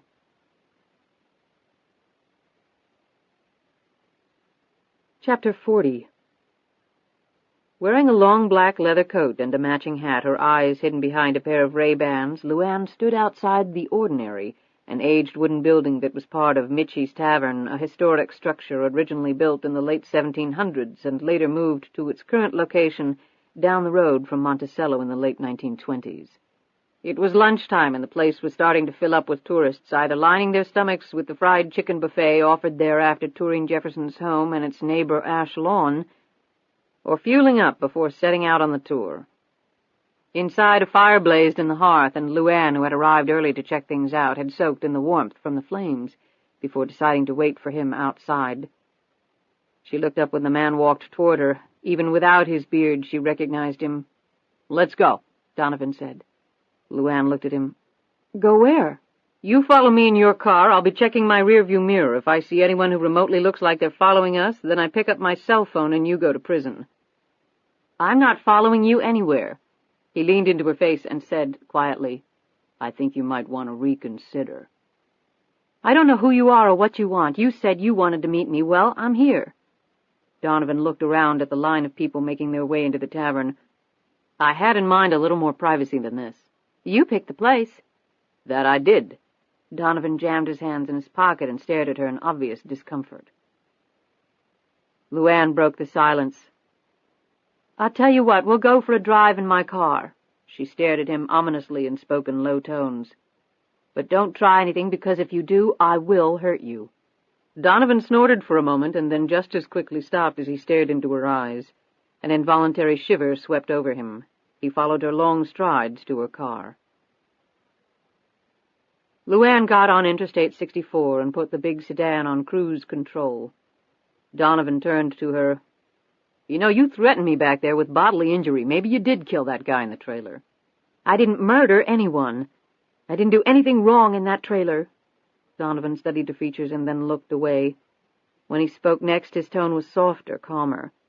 "I didn't spend the last several months tracking you down, LuAnn, in order to destroy your life." She glanced over at him. "Then what did you track me down for?" "Tell me what did happen in that trailer." LuAnn shook her head in frustration and remained silent. "I've dug through a lot of dirt over the years, and I can read between the lines with the best of them. I don't believe you murdered anyone," Donovan said. "Come on, I'm not a cop. You can check me for a wire if you want. I've read all the newspaper accounts. I'd like to hear your version." LuAnn let out a deep sigh and looked over at him. "Dwayne was dealing drugs. I didn't know anything about it. I just wanted to get out of that life. I went to the trailer to tell him so. Dwayne was cut up very badly. A man grabbed me, tried to cut my throat. We fought. I hit him with the telephone and he died." Donovan looked puzzled. "You just hit him with the telephone?" "Really hard. I guess I cracked his skull." Donovan rubbed his chin thoughtfully. "The man didn't die from that. He was stabbed to death." The BMW almost ran off the road before LuAnn regained control. LuAnn stared over at him, her eyes wide. "What?" she gasped. "I've seen the autopsy reports. He did have a wound to the head, but it wasn't fatal. He died from multiple stab wounds to his chest, no doubt about it." It didn't take LuAnn long to realize the truth. Rainbow. Rainbow had killed him, and then lied to her. She shook her head. Why should that be such a big surprise, she thought. All these years I believed that I had killed him. That's a horrible thing to carry around inside. I'm glad I could clear your conscience on it." "The police can't still be interested in all this. It's been 10 years, LuAnn said. "That's where you've run into some incredibly bad luck. Dwayne Harvey's uncle is the sheriff in Rikersville now." "Billy Harvey is sheriff?" LuAnn said in astonishment. "He's one of the biggest crooks down there. He had an auto chop shop. He ran gambling in the back rooms of the bars. He was into everything you could earn a buck from illegally. Dwayne kept trying to get in on it, but Billy knew Dwayne was too stupid and unreliable. That's probably why he ended up selling drugs over in Gwinnett." "I don't doubt it, but the fact is he's sheriff. Probably figured the best way to avoid trouble with the police was to become the police." "So you talked to him?" Donovan nodded. "According to him, the whole family has never gotten over poor Dwayne and his hasty exit from the living."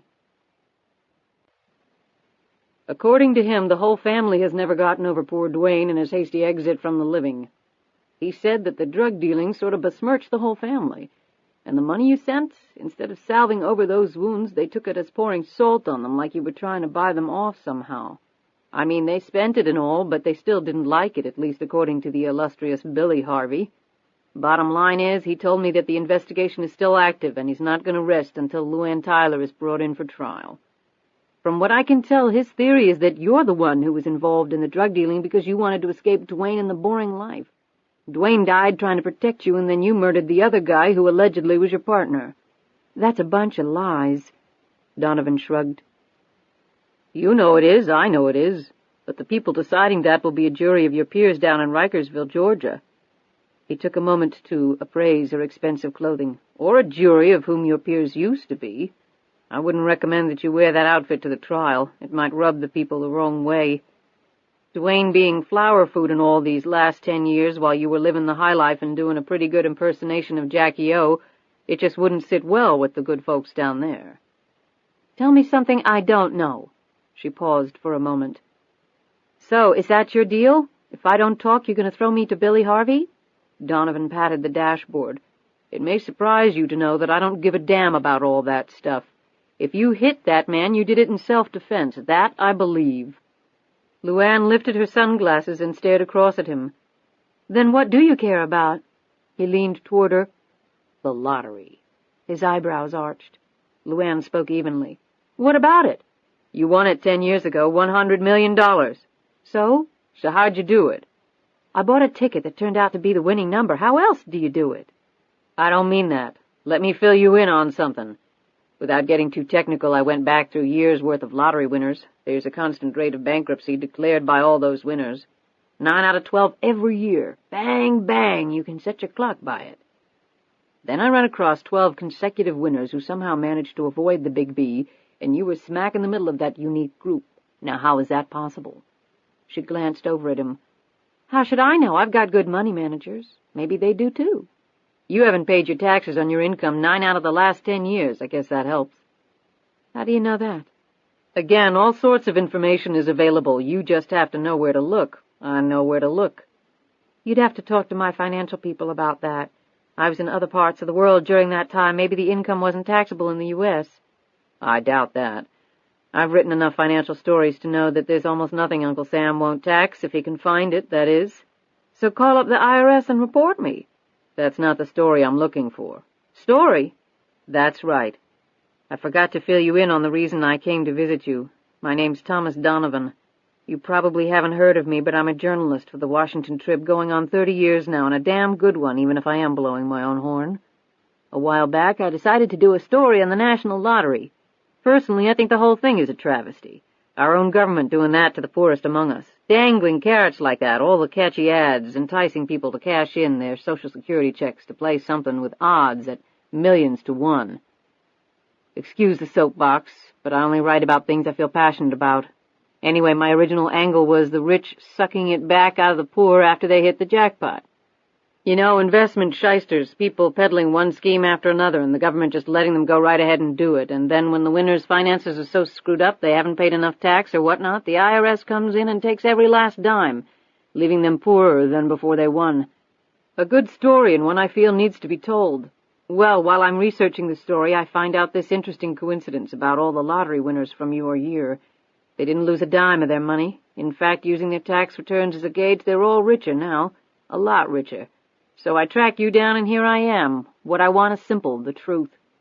And if I don't tell you, I end up in a Georgia prison, is that it? That's what you implied over the phone. Donovan stared across at her angrily.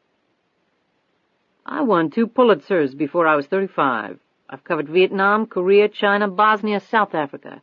Gotten my ass shot up twice. I've spent my life chasing every hot spot in the world.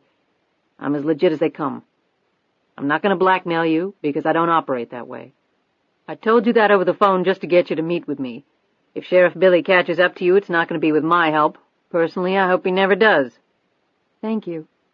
But if you don't tell me the truth, I'll find it out someplace else, and then I'm going to write that story.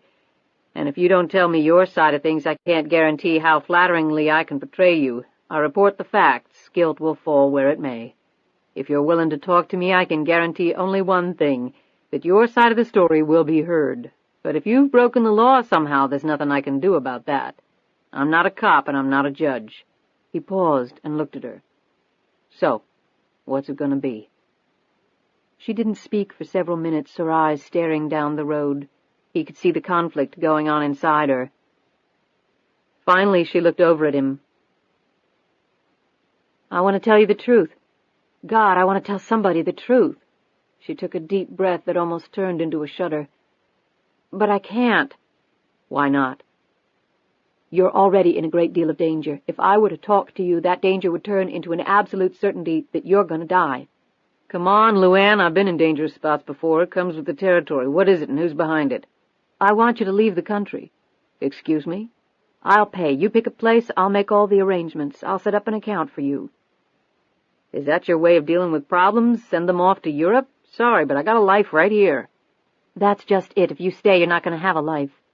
You're really going to have to do better than that. If you'd work with me, we could really accomplish something here. Just talk to me, trust me. I didn't come down here to shake you down, but I also didn't come down here to be thrown a bunch of bullshit.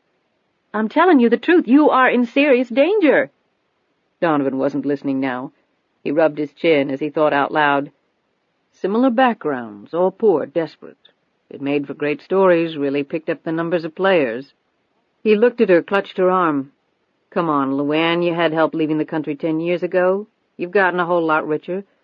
I can smell the story here if you'd just give me the right angle. This could rank right up there with the Lindbergh baby and who shot JFK. I've got to know the truth.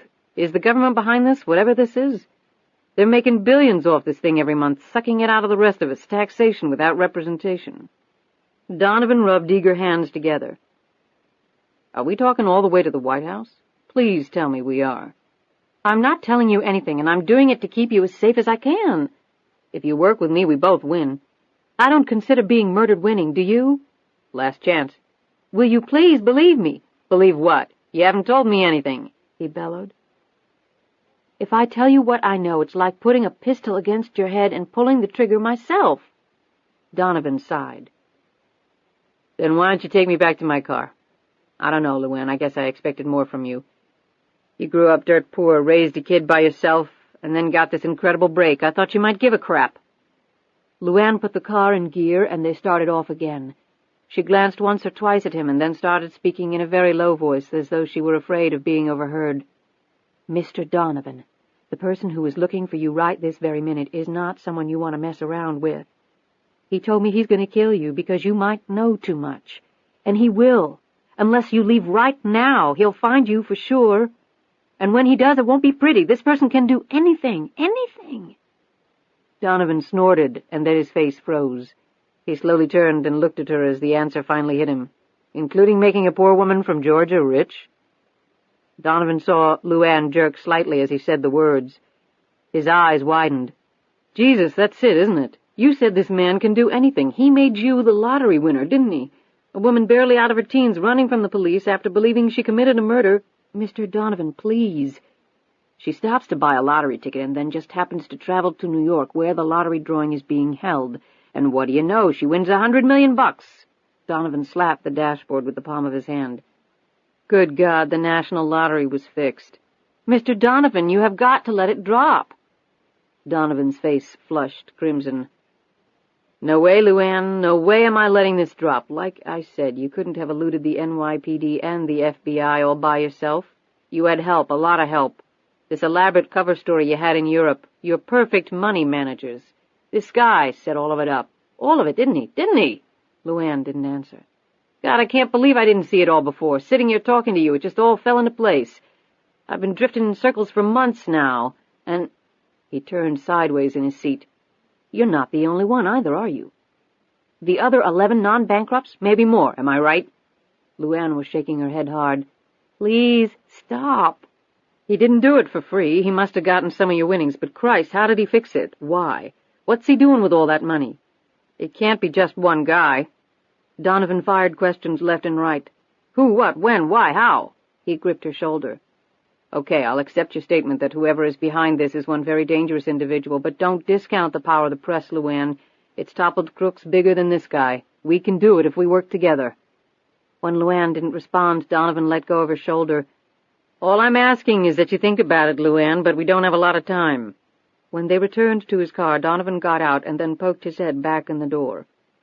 "This number will reach me." He handed across a card. LuAnn didn't take it. "I don't want to know how to reach you. You'll be safer that way." LuAnn suddenly reached across and grabbed his hand. Donovan winced from the pressure of her fingers. "Will you please take this?" She reached in her purse and took out an envelope. "There's $10,000 in here. Pack your bags, go to the airport, get on a plane, and get the hell out of here. Call me when you get to wherever you're going, and I'll send enough money to keep you in hotels and restaurants for as long as you want." "I don't want money, LuAnn. I want the truth." LuAnn pushed back the urge to scream. "Damn it, I'm trying my best to save your life." He dropped the card onto her front seat.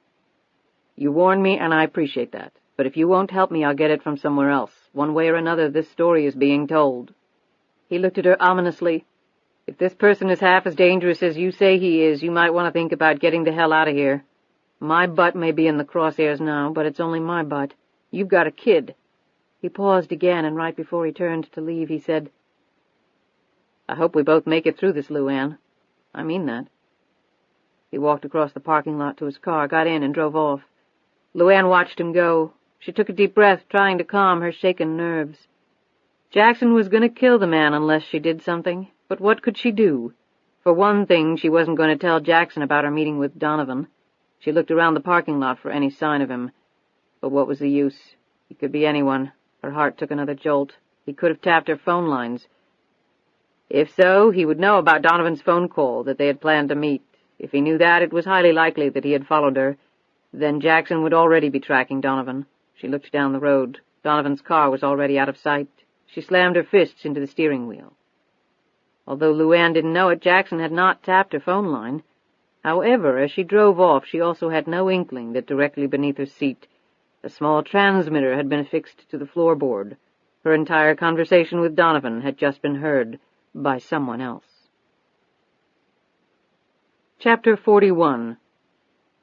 Riggs turned off the receiving unit, and the sounds of LuAnn's BMW coming through his earphones vanished. He slowly took off the headphones, sat back in his desk chair, and let out a long breath. He had anticipated obtaining some information about LuAnn Tyler and her discussions with the man he now knew to be Thomas Donovan, a newspaper reporter. The name was familiar to Riggs. He had seen the guy's byline in past years. However, Riggs hadn't anticipated stumbling across something that had all the earmarks of a major conspiracy. "Damn!" Riggs stood up and looked out the window of his home office. The trees were stunning, the sky a pale blue that was both dazzling and soothing. To the right, a squirrel scampered up a tree, a chestnut secured between its jaws.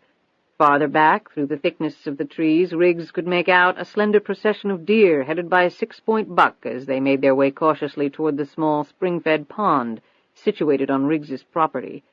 So peaceful, so serene, all that he had hoped for. He looked back at the receiving device he had used to listen in on LuAnn and Donovan's conversation. "LuAnn Tyler," Riggs said out loud. Not Catherine Savage, not even close, she had said. New identity, new life, far, far away. That was something Riggs could certainly relate to. He eyed the phone, hesitated, then picked it up. The number he was calling had been given to him 5 years ago for emergencies, just as, unknown to Riggs, Jackson had provided one to LuAnn 10 years ago. Just for emergencies. Well, Riggs decided as he punched in the numbers he supposed this qualified as such. An automated voice came on the line. Riggs left a series of numbers and then his name. He spoke slowly in order to let the computer verify the authenticity of his voice patterns. He put down the phone. 1 minute later it rang. He picked it up. "That was fast," Riggs said, sitting back down. "That number gets our attention. What's the situation? You in trouble?" "Not directly, but I've come across something I need to check up on." "Person, place, or thing?" "Person." "I'm ready. Who is it?" Riggs took a silent breath and hoped to God he was doing the right thing. He would at least hedge his bets until he understood matters a little better. "I need to find out about someone named LuAnn Tyler." LuAnn's car phone buzzed as she was driving back home. "Hello?" The voice on the other end of the line made her breathe easier. "Don't tell me where you are, Charlie. We can't be sure this line is safe." She checked where she was on the road. "Give me 20 minutes and then call me at the prearranged spot." She hung up. When they'd come to the area, they had identified a payphone at a McDonald's that would receive incoming calls. That was their safe phone. 20 minutes later, she was standing at the payphone, snatching it up on the first ring. "How's Lisa?" Charlie's tone was low. "Fine, we're both okay. She's still bumming, but who can blame the kid?" "I know. Did she talk to you at all?" "A little, although I think we're both the enemy as far as she's concerned right now. That little girl's playing it close to the vest. Chip off the old block, right?" "Where is she?" "Crashed on the bed. We drove all night and she didn't sleep much, just stared out the car window." "Where are you?" "Right now we're at a motel on the outskirts of Gettysburg, Pennsylvania, just across the Maryland state line. We had to stop. I was falling asleep at the wheel." "You didn't use a credit card, did you? Jackson can trace that." "You think I'm a novice at being on the run? All cash." "Any sign that you've been followed?" "I've varied my routes, gone the interstate, back roads, lots of stops, and very public places. I've checked every car that even looks remotely familiar. No one's onto us. How's it on your end? Do you hook up with Riggs?" LuAnn blushed at the question. "You could say that." She paused and cleared her throat. "I met up with Donovan." "Who?" "The guy from the cottage. His name is Donovan. He's a reporter." "Aw, crap." "He knows about the 12 lottery winners." "How?" "It gets complicated, but basically because none of us declared bankruptcy. In fact, we all became a lot richer through shrewd investment advice. I guess that's pretty unusual with lottery winners."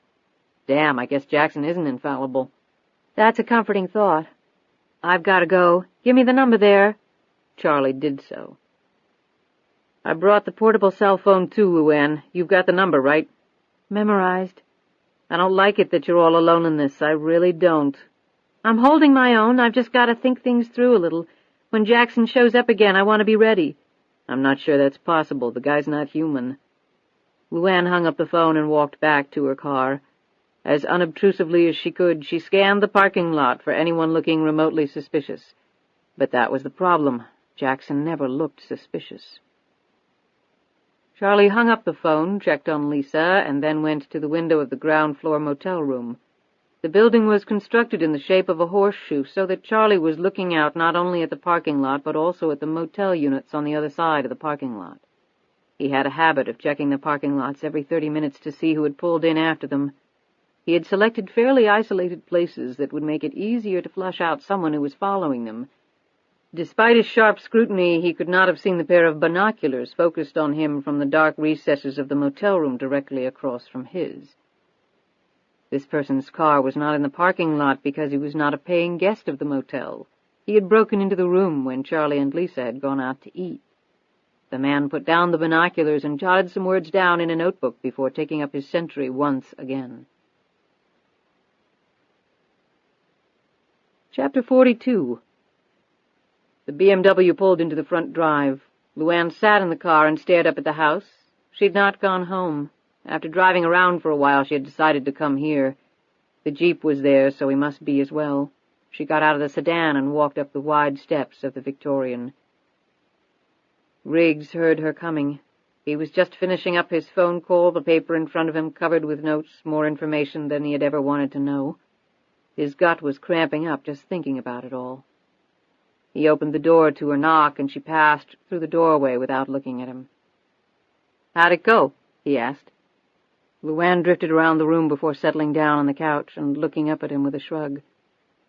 "Not all that well, really." Her voice was listless. Riggs rubbed his eyes and sat down in the chair opposite her. "Tell me about it." "Why? Why in the hell would I want to get you involved in all this?" He paused and briefly considered what he was about to say. He could walk away from this. She was obviously giving him the opportunity to do so. He could just say, "You're right," and escort her to the door and out of his life. As he looked at her, so tired, so alone, he spoke quietly and intensely. "I want to help you." "That's nice, but I really wouldn't know where to begin." "How about 10 years ago, Georgia, and you're running from the cops for a murder you didn't commit?" She stared over at him, biting her lip. She wanted desperately to trust the man. It was an almost physiologically compelling need. And yet, as she stared down the hallway to where his study was, where she had previously seen the information he had obtained on her so easily, so quickly, the doubts came flooding back to her. Jackson was suspicious of the man. Who was he? Where had he come from? What had he done in his past life? When she looked back over at him, he was watching her closely. He read the uncertainty, the suspicions there. "LuAnn, I know you really don't know me. Yet. But you can trust me." "I want to, Matthew. I really do. It's just—" She stood up and started her ritualistic pacing. "It's just that I've made a habit the last 10 years of never trusting anyone other than Charlie." "Well, Charlie's not here, and from the looks of things, you're not going to be able to handle this alone." She stiffened at the words. "You'd be surprised at what I can handle." "I don't doubt that, not at all," he said in a sincere, if disarming, manner. "And getting you involved means ultimately placing you in danger. That's not something I want on my conscience." "You'd be surprised at how accustomed I am to dangerous things and people." She stared at him, a glimmer of a smile on her lips. Her deep hazel eyes were intoxicating to him, calling up the fresh memory of their love-making. "I still don't want you to get hurt." "Then why are you here? In spite of how terrific this morning was, I doubt if you're here for a nooner. You've got other things on your mind, I can tell." She sat back down and clasped her hands together. After thinking the matter over a minute, she started speaking earnestly. "The man's name was Thomas Donovan. He's a reporter of some kind. He started investigating me." "Why? Why you? The murder?" LuAnn hesitated before answering. "That was part of it." "What was the other part?" LuAnn didn't answer now. She looked at the floor. Imparting personal information to anyone other than Charlie went against every instinct she possessed. Riggs decided to take a shot. "Did it have to do with the lottery?" She slowly looked up, the astonishment starkly on her face. "I knew your real name. Something clicked. You won $100 million 10 years ago. A lot of stories about you back then. Then you disappeared." She studied him warily, alarm bells ringing. His face, though, was one of complete sincerity, and finally that look subdued her suspicions, at least temporarily. "Yes, I won that money." "So what did Donovan want? Your story on the killing?" "Partly." "What was the other part?" he asked persistently. Now the alarm bells started ringing again, and this time Riggs's honest features did not silence them. LuAnn rose. "I've got to be going." "Come on, LuAnn, talk to me." "I think I've said more than I should have." Riggs knew far more than she had already told him, but he had wanted to hear it from her. His source for the information on LuAnn had naturally desired to know why he wanted it. He had lied, or gotten close to it. He wasn't going to give LuAnn Tyler away, at least not yet. He had no reason to trust her, and many reasons not to, but he did trust her. He did believe in her. As her hand closed over the doorknob, he called to her. "LuAnn, if you change your mind, I'll be here." She didn't look at him, fearful of what might happen if she did. She wanted to tell him everything. She wanted his help. She wanted to make love to him again. After all these years of fabrication, of lies, of deceit, and constant fear of exposure, she just wanted to be held, to be loved for herself, not for the enormous wealth she possessed. Riggs watched the BMW pull out of his driveway. When it had disappeared from view, he turned and went back to his study. Because of his inquiries into LuAnn Tyler, Riggs knew the feds would undoubtedly get around to dispatching some agents to Charlottesville to talk to him, or at least get the local FBI office involved. But because of his special status, they would have to jump through some bureaucratic hoops before that could be accomplished. He had some time, but not much. And once the bureau boys showed up, it was over for LuAnn Tyler. All of her diligent work over the last 10 years to remain hidden, Riggs could blow up in the next few days. A very strong emotion told Riggs he could not allow that to happen, despite what he knew about the woman. In the course of his past career, deception had become a way of life. So also had reading people, telling the good ones from the bad to the extent you could. LuAnn was a good person, Riggs had long ago concluded. Even if she didn't want his help, she was going to get it. But she was obviously involved with some very dangerous people. And now, Riggs thought to himself, so was he. Chapter 43. When LuAnn arrived home, it was late. The household staff had gone, and Sally Beecham would not return until tomorrow. She went in the house, through the garage, punched in the alarm code, and threw her coat and purse down on the kitchen island. She went upstairs to shower and change. She had a lot of things to think through right now. In the shrubs bordering the edge of the expanse of lawn by the garage side of the house, Jackson knelt in the mulch and smiled to himself. He lowered the small piece of equipment he was holding in his hand. On its digital face were the 6 numbers constituting LuAnn's passcode for the home's alarm system. The scanner had picked up the electrical impulses thrown off when LuAnn inputted her passcode, and then it had unscrambled them. With the passcode, Jackson could come and go freely. When he got back to his rental car, his cell phone buzzed. He spoke for a few minutes and then hung up. Charlie and Lisa were at a motel outside of Gettysburg. They would probably be on the move again soon. LuAnn had tried to get them away from him, or rather Lisa away from him. Charlie could take care of himself, Jackson well knew. If it came to it, Lisa was the Achilles heel of her mother. LuAnn had watched out the window as the figure made its way down the tree line toward the main road. The steps had been animal-like in their stealth and precision, much as hers would have been. She didn't know what had drawn her to the window at that precise instant. She felt no fear or even apprehension as she watched Jackson move down the hillside. She had expected him to be there. For what specific reason or for how long Jackson had been watching the house, she wasn't sure, but it was completely logical that he should be. She was now his main focus, she knew, and to be the main focus of the man was akin to treading on the very edge of the grave. She drew the curtains shut and sat on her bed. The enormous house felt cold and threatening, as though she were all alone in a mausoleum of immense proportion, just waiting for something unspeakably horrible to happen to her. Was Lisa truly safe beyond the reach of the man? The answer to that question was so obvious that it hit her like a hard slap in the face.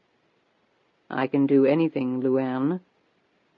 The mocking words came back to her after all these years and sent a shiver through her. Riggs was right, she couldn't get through this alone. He had offered help, and this time she needed it. Whether she was making the right decision or not, she didn't care. Right now she just needed to do something. She jumped up, grabbed her car keys, unlocked a box in her closet, and placed the loaded nickel-plated .44 Magnum in her purse. She ran down the stairs and into the garage. A minute later the BMW was flying down the road. Riggs was in the room over his barn when he heard the car drive up and park next to the garage. He watched out the window as LuAnn came into view. She started toward the house, but then, as if sensing his presence, she turned to stare at him. Their eyes stayed locked for a long moment as each silently probed the other. A minute later she was sitting across from him, warming her hands from the heat of the stove. This time Riggs felt no compunction to mince words.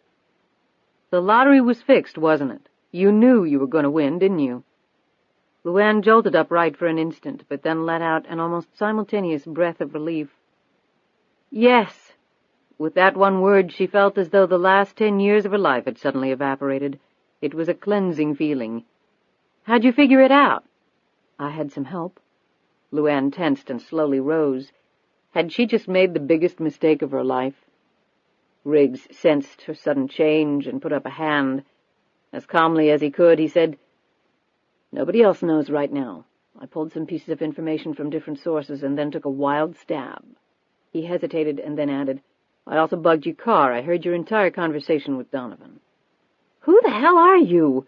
LuAnn hissed, her hand feeling for her purse catch and the gun inside, even as she stared at him. Riggs just sat there and stared back at her. "I'm someone very much like you," was his surprising reply. Those words stopped her cold. Riggs stood and put his hands in his pockets, leaned up against the bookcase, and eyed the gently swaying trees through the window. "My past is a secret. My present is all made up." He looked over at her. "A lie, but for a good reason." He raised his eyebrows. "Like you." LuAnn trembled for an instant. Her legs felt weak, and she abruptly sat down on the floor. Riggs swiftly knelt beside her, taking her hand in his. "We don't have a lot of time, so I'm not going to sugarcoat things. I made some inquiries about you. I did it discreetly, but it's going to have ripple effects nonetheless." He looked at her intently. "Are you ready to hear this?" LuAnn swallowed hard and nodded. The fear passed from her eyes and was replaced with an inexplicable calmness. "The FBI has been interested in you ever since you fled the country. The case has been dormant for a while, but that's not going to last. They know something is up with you and maybe with how you won the money, but they don't know what, and they haven't been able to prove anything."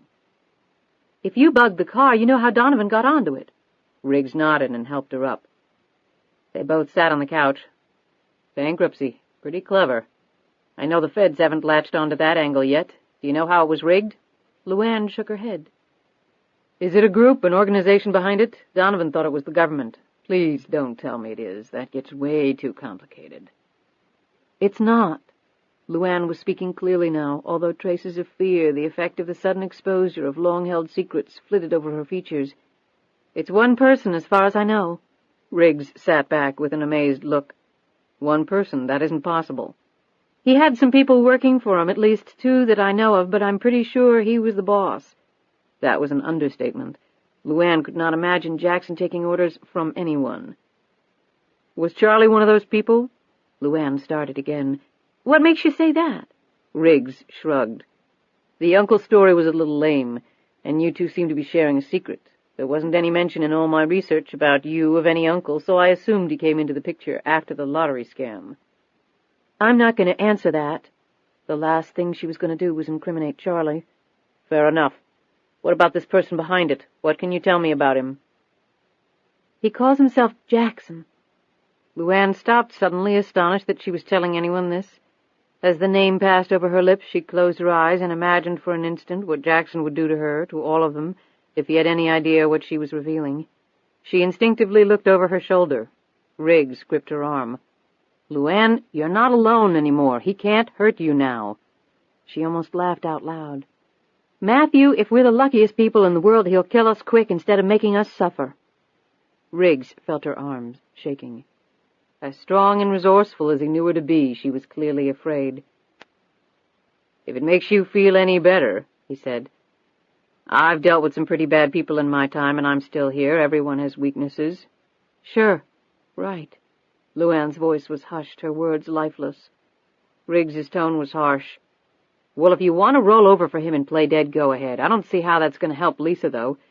If this guy's as scary as you say, you think he's ever going to let her walk?" "I haven't told her about any of this."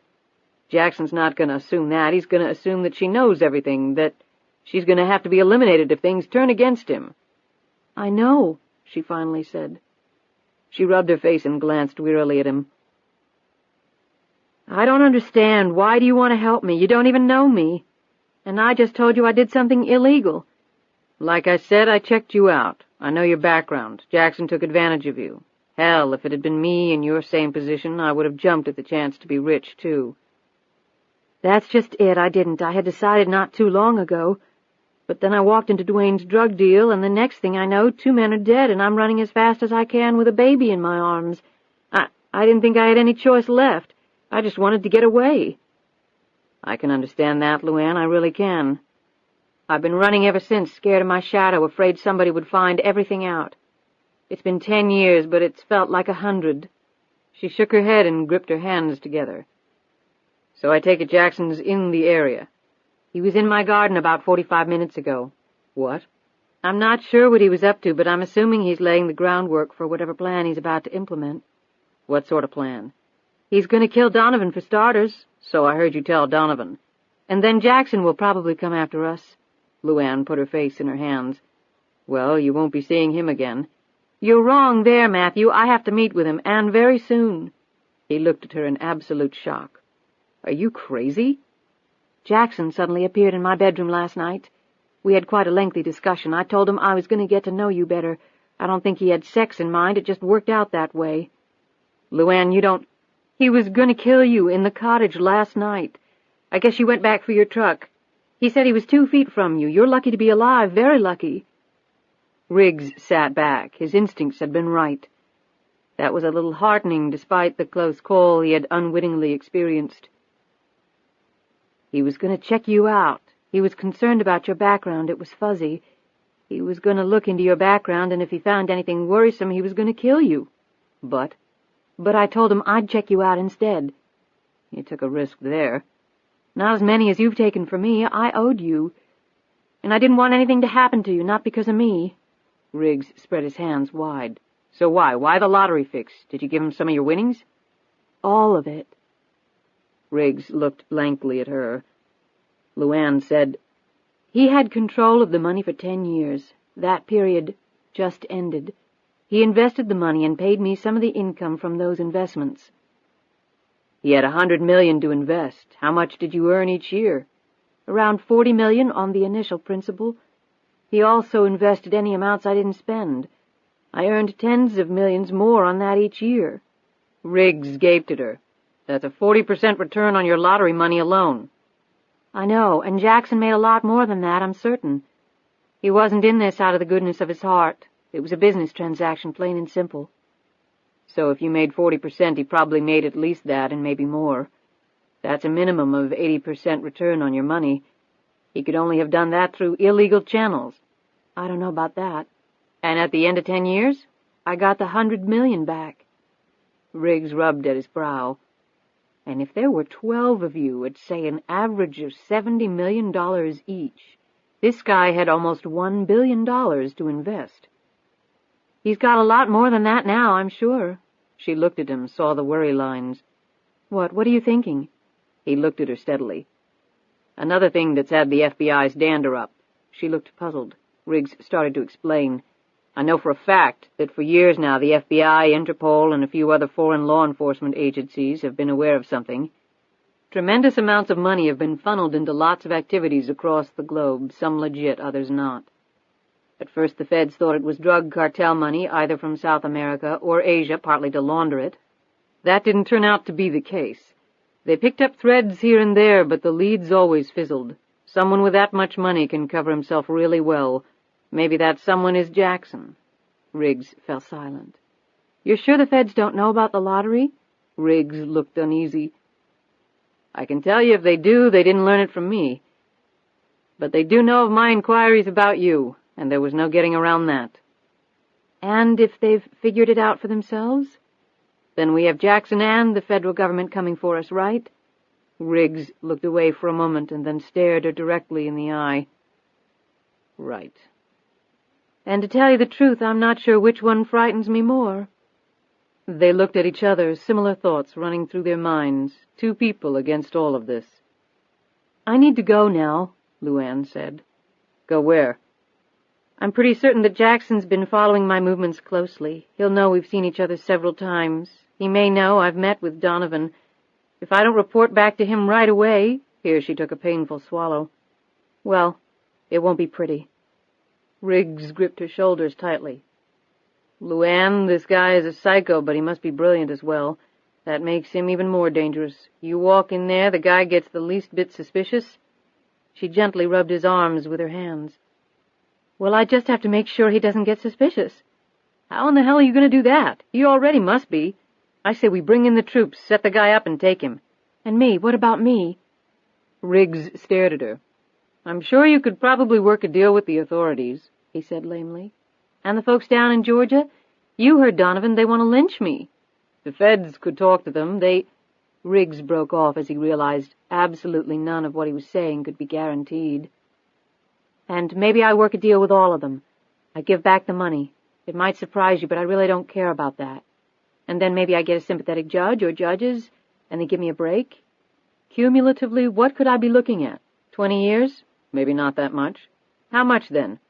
I can't tell you that. I don't know. I'd make a real sympathetic defendant, wouldn't I? I can see the headlines now. Drug dealer turned murderess turned dream stealer turned fugitive LuAnn Tyler living like a queen while people blow their Social Security checks on the lottery. Maybe they'd give me a prize instead of throwing away the key. What do you think? Riggs didn't answer, and he couldn't manage to look at her either. And let's say we set Jackson up. What if we miss and he gets away? Or what if we nail him? Do you think with all his money, all his power, he might beat the rap? Or maybe he just might pay someone to carry out his revenge for him. Given that, what do you think my life is worth? And my daughter's life? Riggs did answer this time. Nothing. Okay, I hear where you're coming from, but listen, why can't you report back to the guy over the phone? You don't need to see him in person. LuAnn considered this for a minute. I'll try, was all she could promise. LuAnn stood up to her full height and gazed down at him. She looked 20 again, strong, rangy, confident. Despite having zillions of dollars and traveling all over the world, I'm not the FBI. I'm still just a dumb girl from Georgia, but you might be a little surprised at what I can do when I set my mind to it. Lisa's face was conjured up in her thoughts. And I got a lot to lose. Too much. Her eyes seemed to look right through his, seeing something far, far down the road. When she spoke, her voice carried the full measure of her deep Southern roots. So, I'm not gonna lose. Chapter 44. George Masters stared down at the file intently. He was sitting in his office at the Hoover Building in Washington. Masters had been with the FBI for over 25 years. 10 of those years had been spent in the FBI's New York office, and now Masters was staring down at a name that he had become intimately familiar with 10 years ago, LuAnn Tyler.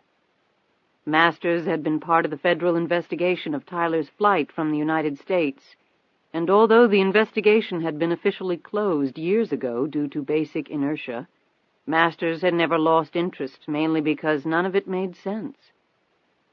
Things that didn't make sense bothered the veteran FBI agent greatly. Even after transferring to Washington, he had kept the case in the back of his mind. Now there were recent events that had reignited that spark of interest into a full flame. Matthew Riggs had made inquiries about LuAnn Tyler. Riggs, Masters knew, was in Charlottesville, Virginia. Masters knew Riggs, or who Riggs used to be, very well. If someone like Riggs was interested in Tyler, so was Masters.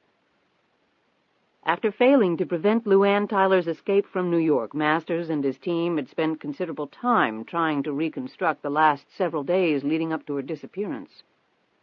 He had figured that she would have either driven up from Georgia to New York or taken the train.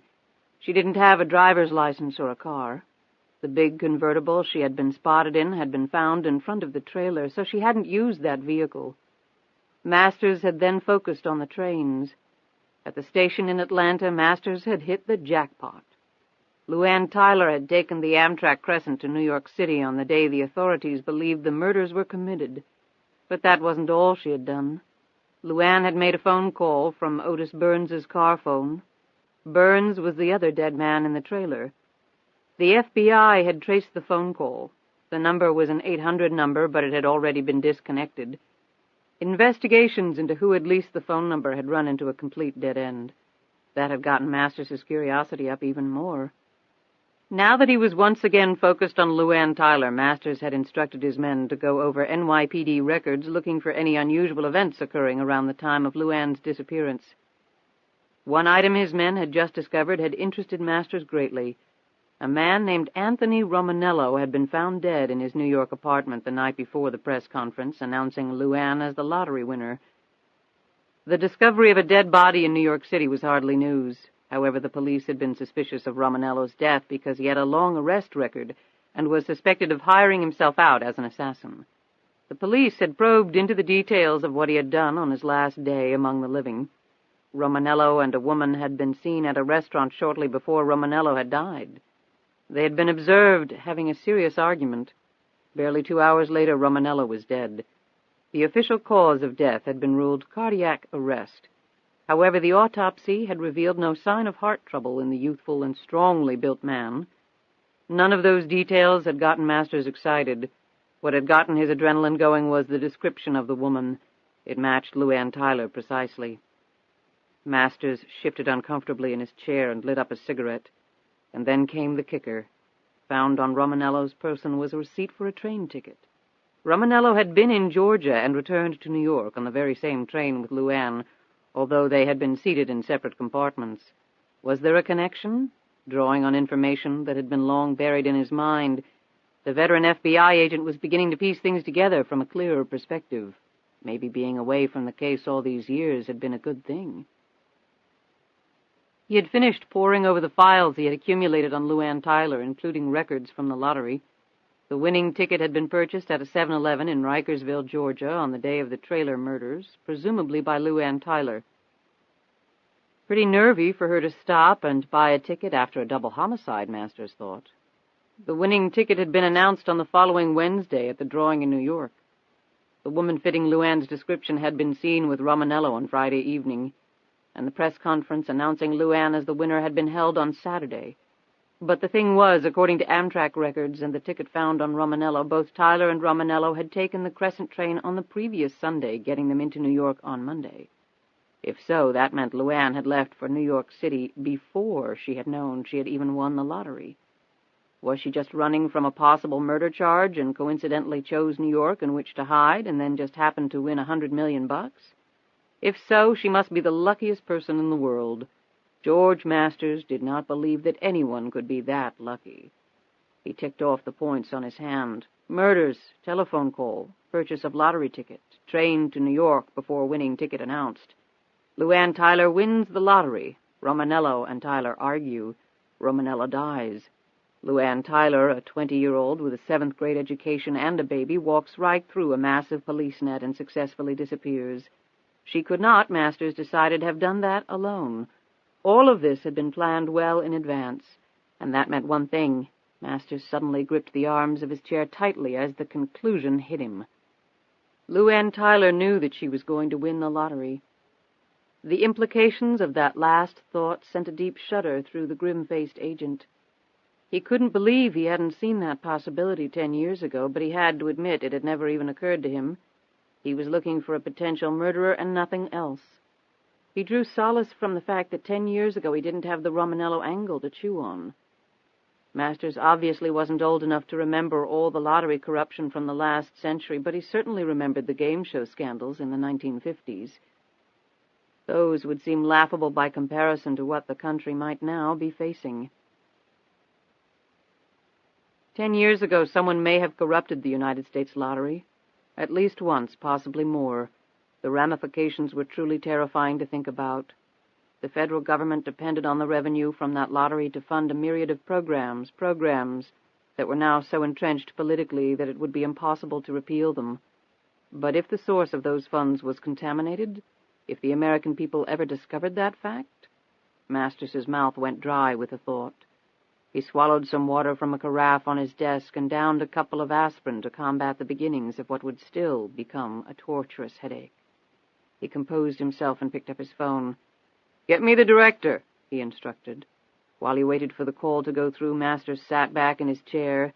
He knew this would eventually have to go up to the White House, but he'd let the director talk to the Attorney General and the AG could talk to the President. If his conclusions were right, so much shit would hit the fan that everyone would eventually be covered in it.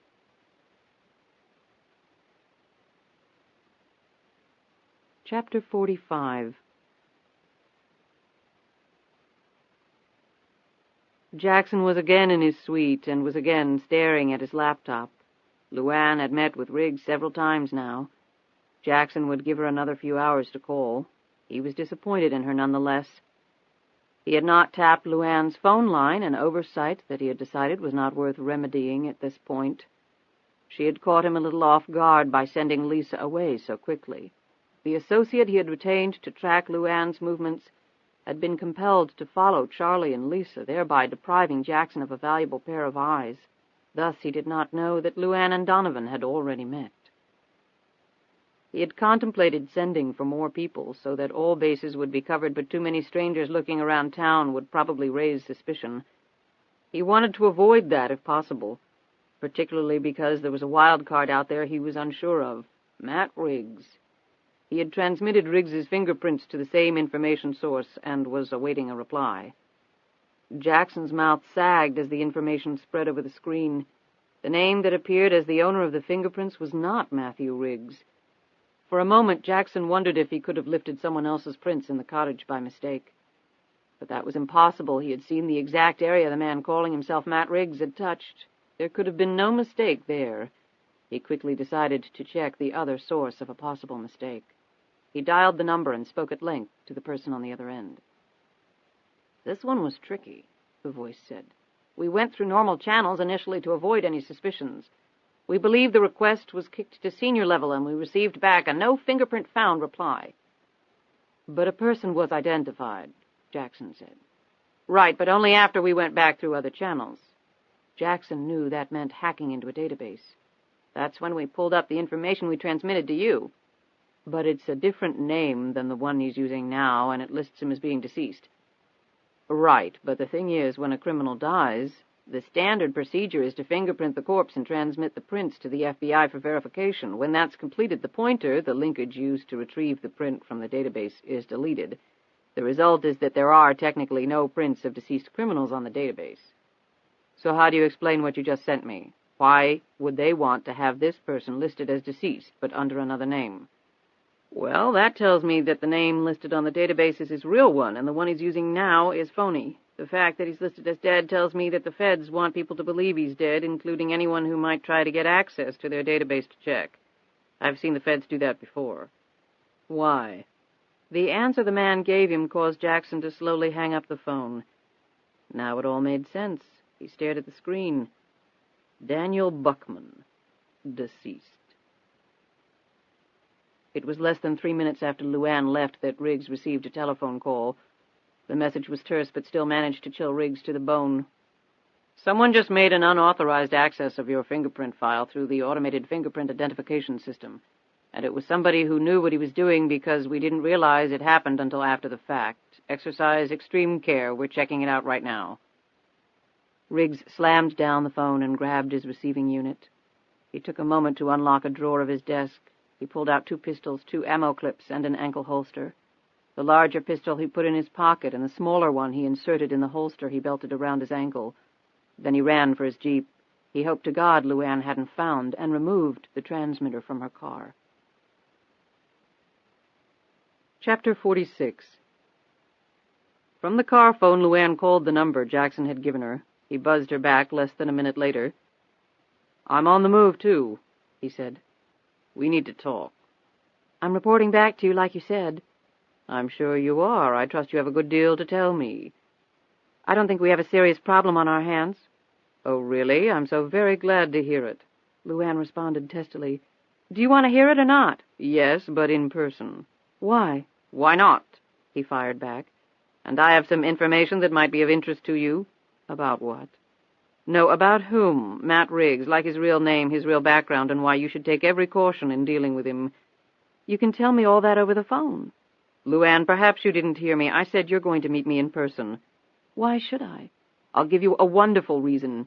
If you don't, I'll find Riggs and kill him in the next half hour. I'll cut off his head and mail it to you. If you call to warn him, then I'll go to your home and kill everyone there, from the maids to the gardeners, and then I'll burn it to the ground. Then I'll go to your precious daughter's exclusive school and slaughter everyone there. You can keep calling, trying to warn the whole town, and I'll just start killing people at random. Is that a good enough reason, LuAnn, or do you want to hear more?" LuAnn, pale and trembling at this verbal onslaught, had to force her next breath out. She knew that he meant every insane word. "Where and when?" "Just like old times. Speaking of old times, why don't you ask Charlie to join us? This applies to him as well." LuAnn held the phone away from her, staring at it as though she wanted to melt it down, along with the man on the other end. "He's not around right now." My, and I thought he never left your side, the faithful sidekick." Something in his tone touched a chord in LuAnn's memory. She couldn't think of what it was. "We're not exactly joined at the hip. He's got a life to live." "For now," Jackson thought. "For now, just like you. I'm having my doubts, though. I really am." "Let's meet at the cottage where our inquisitive friend was nesting. 30 minutes. Can you manage it?" "I'll be at the cottage in 30 minutes. Jackson hung up the car phone and, with an automatic motion, felt for the knife hidden in his jacket. 10 miles away, LuAnn almost mirrored that movement, slipping off the safety on her .44. Dusk was gathering as LuAnn drove down the tree-lined, leaf-strewn dirt road. The area was very dark. It had rained heavily the night before, and a spray of water kicked up on her windshield as she drove through a deep puddle. She was momentarily startled. The cottage was up ahead. She slowed down and swept the terrain with her eyes. She saw no car, no person. She knew that meant nothing. Jackson seemed to appear and disappear whenever he damn well pleased, with less rippling than a pebble flung across the ocean. She pulled the BMW to a stop in front of the ramshackle structure and climbed out. She knelt down for a moment and eyed the dirt. There were no other tire tracks, and the mud would have shown any very clearly. LuAnn studied the exterior of the cottage. He was already there, she was certain. It was as though the man carried a scent that was detectable only to her. It smelled like the grave, moldy and dank. She took one last deep breath and started toward the door. Upon entering the cottage, LuAnn surveyed the small area. "You're early." Jackson stepped from the shadows. His face was the same one from each of their face-to-face encounters. He liked to be consistent. He wore a leather jacket and jeans. A black ski cap covered the top of his head. Dark hiking boots were on his feet. "But at least you came alone," he added. "I hope the same can be said of you." LuAnn shifted slightly so that her back was against the wall rather than a door. Jackson interpreted her movements and smiled slightly. He folded his arms and leaned against the wall, his lips pursed. "You can start delivering your report," he ordered. LuAnn kept her hands in her jacket, one fist closed around her pistol. She managed to point the muzzle at Jackson through the pocket. Her movements were slight, but Jackson cocked his head and smiled. "Now I distinctly remember you saying you wouldn't kill in cold blood." "There are exceptions to everything." "Fascinating, but we don't have time for games. The report?" LuAnn started speaking in short bursts. "I met with Donovan. He's the man who was following me, Thomas Donovan." LuAnn assumed that Jackson had already run down Donovan's identity. She had decided on the drive over that the best approach was to tell Jackson mostly the truth and to only lie at critical junctures. Half-truths were a wonderful way to inspire credibility, and right now she needed all she could muster. "He's a reporter with the Washington Tribune." Jackson squatted on his haunches, his hands pressed together in front of him. His eyes remained keenly on her. "Go on." "He was doing a story on the lottery, 12 of the winners from 10 years ago." She nodded toward Jackson. "You know the ones, they've all flourished financially?" "So?" "So Donovan wanted to know how, since so many of the other winners have gone belly up. A very consistent percentage, he said, so your 12 sort of stuck out." Jackson hid his chagrin well. He didn't like having loose ends, and this one had been glaring. LuAnn studied him closely. She read the smallest of self-doubts in his features. That was enormously comforting to her, but this was not the time to dwell on it. "What did you tell him?" "I told him I had been referred to an excellent investment firm by someone from the lottery. I gave him the name of the investment firm you used. I'm assuming they're legitimate." "Very," Jackson replied. "At least on the surface. And the others?" "I told Donovan I didn't know about them, but that they could have been referred to the same firm for all I knew." "And he bought that?" "Let's just say that he was disappointed. He wanted to write a story about the wealthy screwing the poor. You know, they win the lottery and then parasitic investment firms churn their accounts, earn their pieces of the pie, and leave the winner with nothing but attorney fees for filing bankruptcy. I told him that I certainly didn't support that conclusion. I had done just fine." "And he knew about your situation in Georgia?" "That's what drew him to me initially, I would imagine." LuAnn drew in a small breath of relief as she saw Jackson nod slightly at his remark. He apparently had arrived at the same conclusion. "He thought I would confess to some big conspiracy, I guess." Jackson's eyes glittered darkly. "Did he mention any other theories, like the lottery being fixed?" To hesitate now would be disastrous, LuAnn knew, so she plunged ahead. "No, although he thought he had a big story. I told him to talk directly to the investment firm, that I had nothing to hide. That seemed to take the wind out of his sails. I told him if he wanted to contact Georgia police, he could go ahead. Maybe it was time to get things out in the open." "You weren't being serious." "I wanted him to believe I was. I figured if I made a big deal out of resisting or wanting to hide anything, he'd get even more suspicious. As it was, everything sort of fizzled for him." "How did you leave it?" "He thanked me for meeting with him, even apologized for troubling me. He said he might contact me later, but kind of doubted it." Once again, LuAnn saw Jackson incline his head slightly. This was working out better than she could have expected. "He got out of my car and into his. That's the last I saw of him." Jackson was silent for several moments, and then he slowly rose, silently clapping his hands together. "I love a good performance, and I think you handled the situation very well, LuAnn." "I had a good teacher." "What?" 10 years ago, the airport where you impersonated an impersonation, you told me the best way to hide is to stick out because it runs counterintuitive to human nature. I used the same principle. Be overly open, cooperative, and honest, and even suspicious people tend to rethink things." "I am honored that you remembered all that." A little ego-stroking went a long way with most men, LuAnn knew, and Jackson, exceptional though he was in many ways, was no exception in that regard. In an understatement of mammoth proportions, LuAnn said, "You're a little hard to forget. So you don't have to do anything with Donovan. He's harmless. Now tell me about Riggs." A smile formed on the man's lips. "I witnessed your impromptu meeting with Riggs on the rear grounds this morning. It was rather picturesque.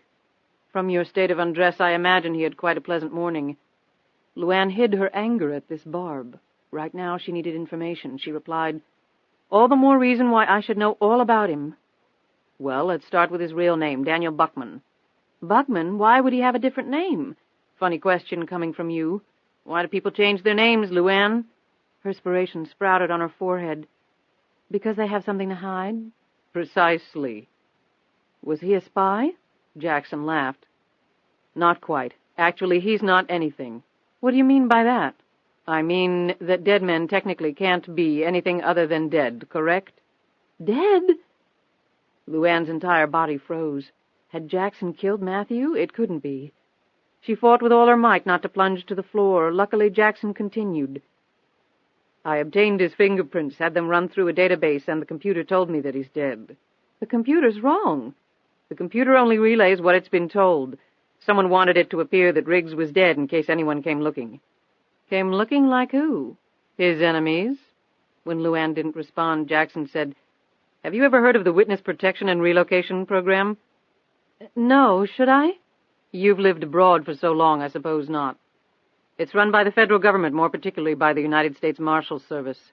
It's to protect persons testifying against dangerous criminals or organizations. They get new identities, new lives. Officially, Riggs is dead. Shows up in a small town, starts a new life under a new identity. Maybe his features have been altered somewhat. I don't know for certain, but it's an educated guess on my part that Riggs is a member of that select group." "Riggs, Buckman, was a witness to what?" Jackson shrugged. "Who knows? Who cares? What I'm telling you is that Riggs is a criminal. Or was a criminal. Probably drugs or something like that. Maybe mafia informant. Witness protection isn't used for purse snatchers." LuAnn settled back against the wall to keep herself from falling. Riggs was a criminal. "I hope you haven't confided anything to him. There's no telling what his agenda might be." "I haven't," LuAnn managed to say. "So what can you tell me about the man?" "Not as much as you just told me. He doesn't know any more than he did before. He's not pushing the issue. He thinks Donovan was a potential kidnapper. From what you just said, I'm sure he doesn't want to draw any attention to himself." "True, that's very good for us, and I'm sure your little rendezvous this morning didn't hurt at all." "That's really none of your business," she retorted hotly. With their exchange of information at an end, she wasn't going to let that remark pass. "Ah, your first mistake this session. You can't just make it through without committing some blunder, can you?" He pointed a slender finger at her. "Everything about you is my business. I made you, and in a real sense I feel responsible for your well-being. I don't take that responsibility lightly." LuAnn blurted out, "Look, the 10 years is up. You've made your money. I've made mine. I say we call it a day forever. In 36 hours, I'll be on the other side of the world. You go your way, I'll go mine, because I'm more than real tired of all this." "You disobeyed me." "Right. Well, I spent 10 damn years in 20 different countries constantly looking over my shoulder, obeying your instructions, and I guess now I'll spend the rest of my life doing the same thing. So let me get to it." The two engaged in a stare-down of prolonged duration. "You'll leave right away?" "Just give me time to pack my bags. We'll be gone by tomorrow morning." Jackson rubbed his chin as he considered this proposal. "Tell me something, LuAnn. Tell me why I shouldn't kill you right now." She had been prepared for that question. "Because Donovan might find it a little peculiar that right after he talks to me I end up a corpse. He's not suspicious now. I think I can guarantee you that that would get his radar going." "You really want that kind of trouble?" Jackson pursed his lips for a moment and then motioned to the door. "Go pack." LuAnn looked at him and motioned to the door. "You first." "Let's leave together, LuAnn. That way we'll each have a reasonable chance at reciprocating in kind in the event one of us tries something violent." They went to the door together, their gazes glued to each other. Right when Jackson put his hand on the doorknob, the door burst open, almost knocking him down. Riggs stood there, his gun leveled on Jackson. Before he could fire, Jackson pulled LuAnn in front of him, his hand edging downward. "Matthew, don't!" LuAnn cried out. Riggs shot her a glance. "LuAnn!" LuAnn sensed rather than saw Jackson cock his arm. He was using an underhanded throwing method to hurl the knife, but it wouldn't be any less deadly that way. Her hand shot out, partially colliding with Jackson's forearm. The next instant, Riggs was grunting in pain, the knife sticking out of his arm. He dropped to the floor, clutching at the blade's handle. LuAnn pulled her gun out of her pocket and whipped around, trying to draw a bead on Jackson. At the very same time, Jackson pulled her backward against him. Their combined momentum sent Jackson and LuAnn crashing through the glass window. LuAnn landed on top of him as they hit the porch hard. LuAnn's pistol squirted free from her hand and slid across the porch. Each felt the subtle but undeniable strength of the other as they wrestled amid the thick, slippery shards of glass, trying to gain some footage. He clutched at her neck, she kicked at his groin, one of her elbows levered against his chin. Locked tightly together, they both rose slowly, each seeking an advantage. She noted the blood pouring from the grisly wound on Jackson's hand. He must have cut it going through the window. His grip couldn't be 100%, she thought. With a sudden burst of strength that seemed to astonish even Jackson, LuAnn tore free from him, seized him by his belt and shirt front, and threw him face first against the side of the cottage where he slumped down, momentarily stunned from the impact. Without wasting an instant or any unnecessary motion, LuAnn propelled herself forward, straddled his back, gripped his chin with both hands, and pulled it backward, trying her best to crack his spine. Jackson screamed in pain as she pulled harder and harder. Another inch, and he was a dead man.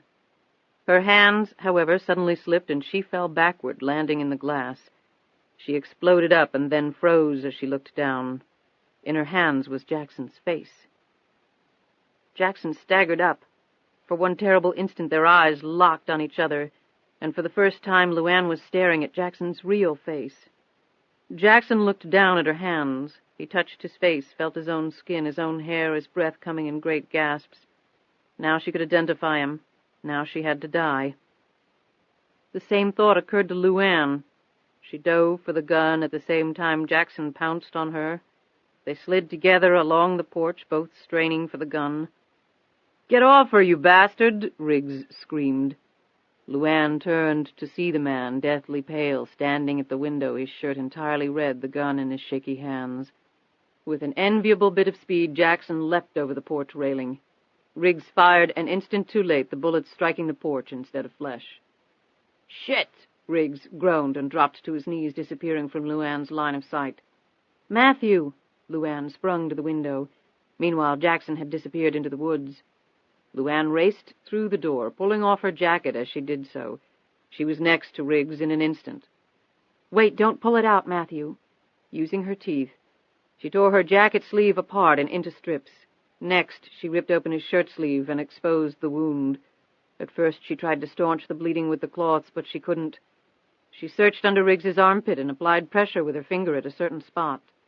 The flow of blood finally stopped. As gently as she could, LuAnn pulled the knife free while Riggs's fingers dug into her arm, his teeth almost biting through his lip. She tossed the blade down.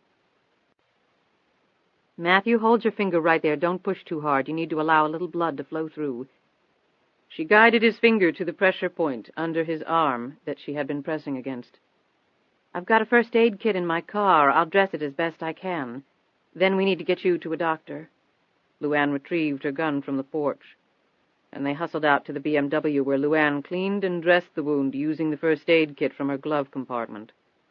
As she cut the last piece of tape off with her teeth and wound it around the gauze, Riggs looked at her. "Where'd you learn to do this stuff?" LuAnn grunted. "Hell, the first time I ever saw a doctor was when Lisa was born, and even then it was only for about 20 minutes. You live in the boonies with no money, you have to learn how to do this just to survive." When they got to an urgent care center off Route 29, LuAnn started to get out of the car to help Riggs in. He stopped her. "Look, I think it'll be better if I go in alone. I've been to this place before. They know me. General contractors get hurt a lot. I'll tell them I slipped and stuck a hunting knife in my arm. You're sure? Yeah, I think I made a big enough mess for you already. He struggled out of the car. I'll be here when you get out, I promise, she said. He smiled weakly, and holding his injured arm, he went inside. LuAnn pulled the BMW around and backed into the parking space so she could see anyone coming in. She locked the doors and then swore under her breath.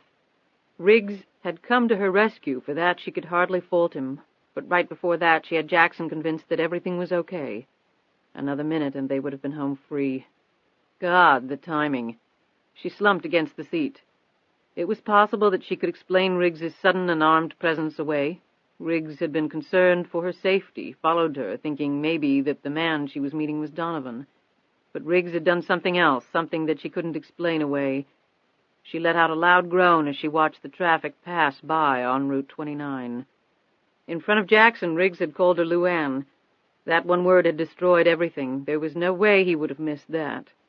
Now Jackson knew she had lied to him about what Riggs knew. She had no doubt what the punishment for that would be. Her spirits had been so high barely 30 minutes ago. Now all bets were off. She glanced down at the seat and saw the white piece of paper there. She picked up Donovan's card and looked at the phone number. She thought for a moment and then picked up the phone. She silently cursed when she only got the answering machine. She left a lengthy message telling Donovan what had happened.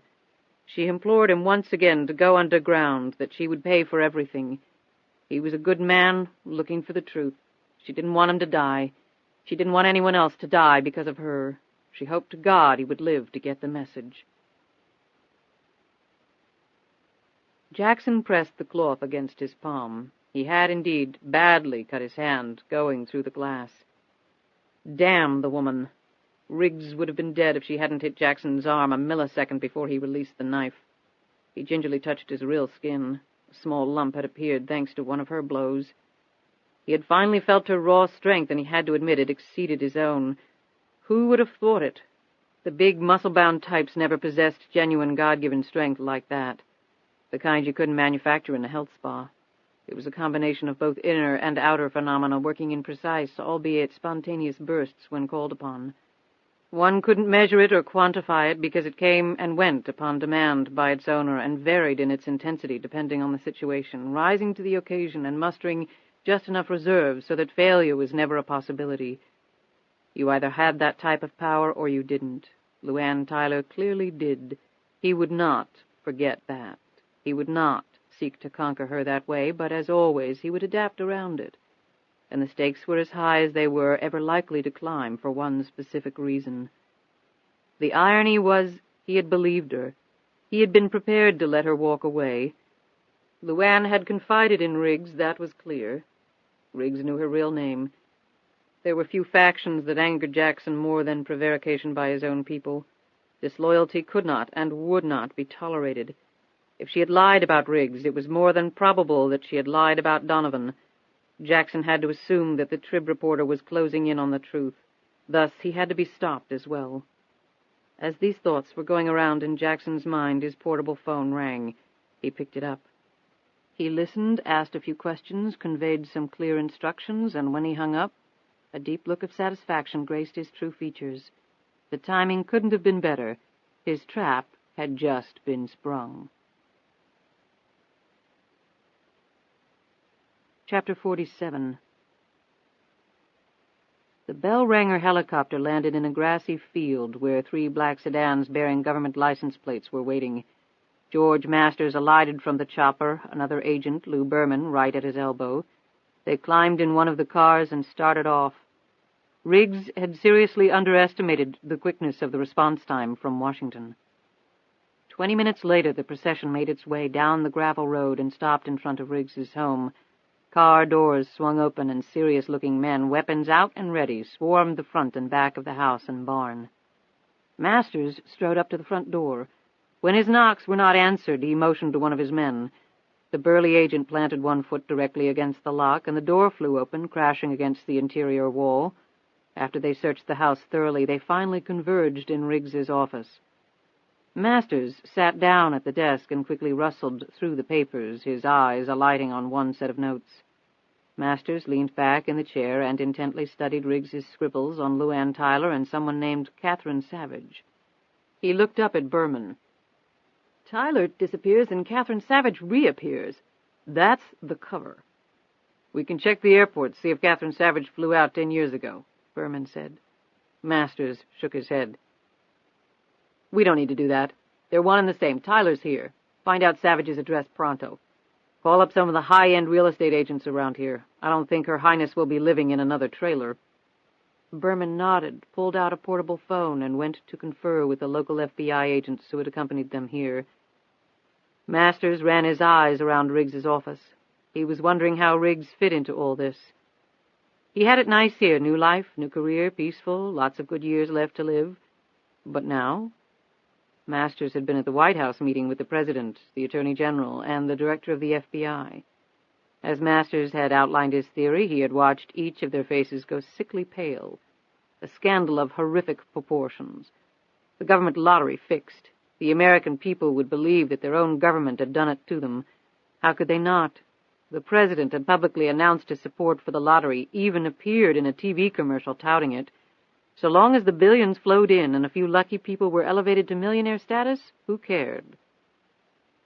The concept of the lottery had received attacks claiming that what it spent on furthering the public welfare was largely negated by what it cost in others, breakup of families, gambling addiction, making poor people even poorer, causing people to eschew hard work and industriousness for the unrealistic dream of winning the lottery. One critic had said it was much like inner-city kids striving for the NBA instead of an MBA. However, the lottery had remained bulletproof from those attacks. If it came out, however, that the game was fixed, then the bullets would rapidly shatter that bubble. There would be a tremendous bloodletting, and everyone from the President on down was going to take a major hit. As Masters had sat in the Oval Office, he saw that clearly in all their features. The FBI director, the nation's top lawman, the Attorney General, the nation's top lawyer, the President, the number one of all. The responsibility would fall there, and it would fall heavily. So Masters had been given explicit instructions. Bring in LuAnn Tyler at any cost and by any means possible, and he intended to do just that. How's it feel? Riggs climbed slowly into the car. His right arm was in a sling. Well, they gave me enough painkillers to where I'm not sure I can feel anything. LuAnn put the car in gear, and they sped out onto the highway. Where are we going? He asked. McDonald's. I'm starving, and I can't remember the last time I had a Big Mac and fries. Sound good? Sounds good. She pulled into the drive-thru of a McDonald's, ordering some burgers, fries, and 2 coffees. They ate as they drove. Riggs put down his coffee, wiped his mouth, and nervously fingered the dashboard with his good arm. So, tell me, how badly did I screw things up for you? Matthew, I'm not blaming you. I know, he said sheepishly. He slapped the seat. I thought you were walking into a trap. She stared over at him. And why's that? Riggs looked out the window for a long moment before answering. Right after you left, I got a call. Is that right? And who from, and what did it have to do with me? He sighed deeply. Well, for starters, my name's not Matthew Riggs. I mean, it's been my name for the last 5 years, but it's not my real name. Well, at least we're even on that score, he said with a forced grin. Daniel Buckman. He held out his hand. My friends call me Dan. LuAnn didn't take it. You're Matthew to me. Do your friends also know that technically you're dead and that you're in the witness protection program? Riggs slowly withdrew his hand. She flipped him an impatient look. I told you that Jackson can do anything. I wish you'd start believing me. I was betting he was the one who tapped into my file. That's why I followed you. If he knew about me, I didn't know how he'd react. I thought he might kill you. That's always a possibility with the man. I got a good look at him. LuAnn was exasperated. That wasn't his real face. Damn it, it's never his real face. She thought of the rubbery flesh she had held. She had seen his real face. His real face. She knew what that meant. Jackson would now do everything in his power to kill her. She slid her hands nervously over the steering wheel. Jackson said you were a criminal. So what'd you do? Are you telling me you believe everything that guy says to you? Just in case you didn't notice, he's a psycho. I haven't seen eyes like that since they executed Ted Bundy. Are you saying you're not in witness protection? No, but the program isn't just for the bad guys. She looked at him, puzzled. What does that mean? Do you think criminals can pick up the phone and get the sort of info I got on you? I don't know. Why can't they? Pull over. What? Just pull the damn car over. LuAnn turned into a parking lot and stopped the car. Riggs leaned over and pulled out the listening device from under LuAnn's seat. I told you I'd bugged your car. He held up the sophisticated device. Let me tell you, they almost never give out equipment like this to felons. LuAnn looked at him, her eyes wide. Riggs took a deep breath. Up until 5 years ago, I was a special agent with the FBI. I'd like to think a very special agent. I worked undercover, infiltrating gangs, operating both in Mexico and along the Texas border. These guys were into everything from extortion to drugs to murder for hire, you name it, they were doing it. I lived and breathed with that scum for a year. When we busted the case open, I was the lead witness for the prosecution. We knocked out the entire operation, sent a bunch of them to prison for life. But the big bosses in Colombia didn't take all that kindly to my depriving them of about $400 million a year in disposable income from the drug operation component. I knew how badly they'd want me, so I did the brave, honorable thing. I asked to disappear. And? And the Bureau turned me down. They said I was too valuable in the field, too experienced. They did have the courtesy to set me up in another town, in another gig, a desk job for a while. So there was no wife. That was all made up. Riggs rubbed his injured arm again. No, I was married after I relocated. Her name was Julie. LuAnn said very quietly, Was? Riggs shook his head slowly and took a weary sip on his coffee. The steam from the liquid fogged the window, and he traced his real initials in it, forming the D and the B for Dan Buckman with great care, as though doing it for the very first time. Ambush on the Pacific Coast Highway. Car went over the cliff with about 100 bullet holes in it. Julie was killed by the gunfire. It took 2 slugs. Somehow neither of them hit any vitals. I was thrown clear of the car, landed on a ledge. Those were the scars you saw. Oh, God, I'm so sorry, Matthew. Guys like me, we probably shouldn't get married. It wasn't something I was looking for. It just happened. You know, you meet, you fall in love, you want to get married. You expect everything to sort of click after that. Things that you know might come up to ruin it, you sort of will them away. If I had resisted that impulse, Julie would still be alive and teaching first grade. He looked down at his hands as he spoke. Anyway, that was when the brilliant higher-ups at the Bureau decided I just might want to retire and change my identity. Officially, I died in the ambush. Julie's 6 feet under in Pasadena, and I'm a general contractor in safe, pastoral Charlottesville. Julie's 6 feet under in Pasadena, and I'm a general contractor in safe, pastoral Charlottesville. He finished his coffee. Or at least it used to be safe. LuAnn slid her hand across the front seat and took his in a firm grip. He squeezed back and said, It's tough wiping out so many years of your life. Trying not to think about it, forgetting people and places, things that were so important to you for so long. Always afraid you're going to slip up. He stared at her. It's damn tough, he said wearily. She raised her hand up and stroked his face. I never realized how much we had in common, she said. Well, here's another one. He paused for a second as their eyes locked. I hadn't been with a woman since Julie. They kissed tenderly and slowly. I want you to know, Riggs said, that wasn't the reason this morning happened. I've had other opportunities over the years. I just never felt like doing anything about them. He added quietly, Until you. She traced his jawline with her index finger, and then her finger curled up to his lips. I've had other chances, too, she said. They kissed again, and then their bodies instinctively embraced and held tightly like 2 pieces from a mold, joined at last. They sat and rocked together for several minutes. When they finally pulled away, Riggs checked the parking lot, refocusing on the present situation. Let's get to your house, pack some clothes and whatever else you need. Then we'll go to my house and I'll do the same. I left the notes I made from my phone calls about you on my desk. I don't want to leave a trail for anyone. There's a motel off 29 about 4 miles north of here. That's a start. So what do you think Jackson's going to do now? He knows I lied about you. He has to assume I lied about Donovan. Since I have every reason not to reveal the truth, and Donovan is trying his best to do that, Jackson will go after him first and me second. I called Donovan and left a message warning him. Boy, that's real encouraging, being number 2 on Master Psycho's hit list. Riggs said, tapping his hand against the gun in his pocket. A few minutes later they pulled up the private drive to Wiccan's Hunt. The house was dark.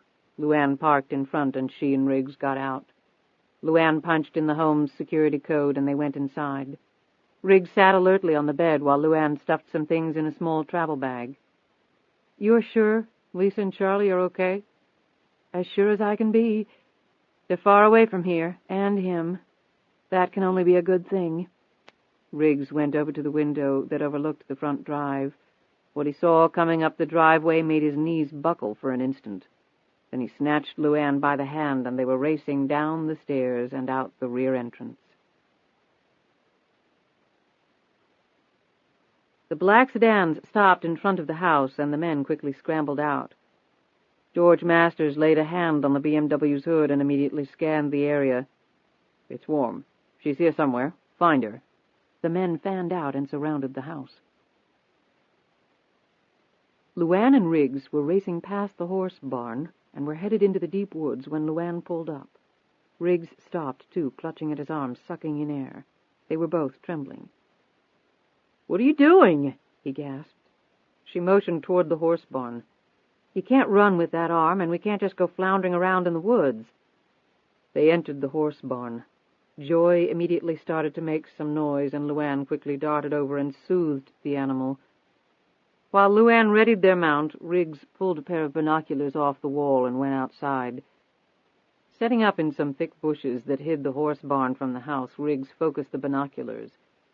He automatically jerked back as he saw, under the floodlights that fully illuminated the entire rear lawn, the man moving across the back of the house, rifle in hand, and the letters FBI emblazoned across his jacket. The next sight made Riggs mutter under his breath. It was 5 years since he had seen the man. George Masters hadn't changed much. The next instant the men disappeared from view as they entered the house. Riggs hustled back to the horse barn where LuAnn was checking the cinches on the saddle. She patted Joy's neck, whispering calming words to the horse as she slid on the bridle. "You ready?" she asked Riggs. "Better be. As soon as they find the house empty, they're going to check the grounds. They know we're around somewhere. The car's engine would have still been warm." LuAnn planted a wooden crate next to Joy, swung up, and reached out a hand for Riggs. "Step on the crate and hold on tight to me." Riggs managed to struggle up in this fashion, clutching his arm as he did so. He planted his good arm around LuAnn's waist. "I'll go as slow as I can, but it's going to jostle you a lot regardless. Horseback riding does that." "Don't worry about me. I'll take a little pain to having to try and explain everything to the FBI." As they started off on the trail, LuAnn said, "So that's who it was, your old friends?" Riggs nodded. "At least one old friend, in fact. Used to be a friend anyway. George Masters, he's the one at the bureau who said I was too valuable in the field, who wouldn't let me enter witness protection until my wife was dead.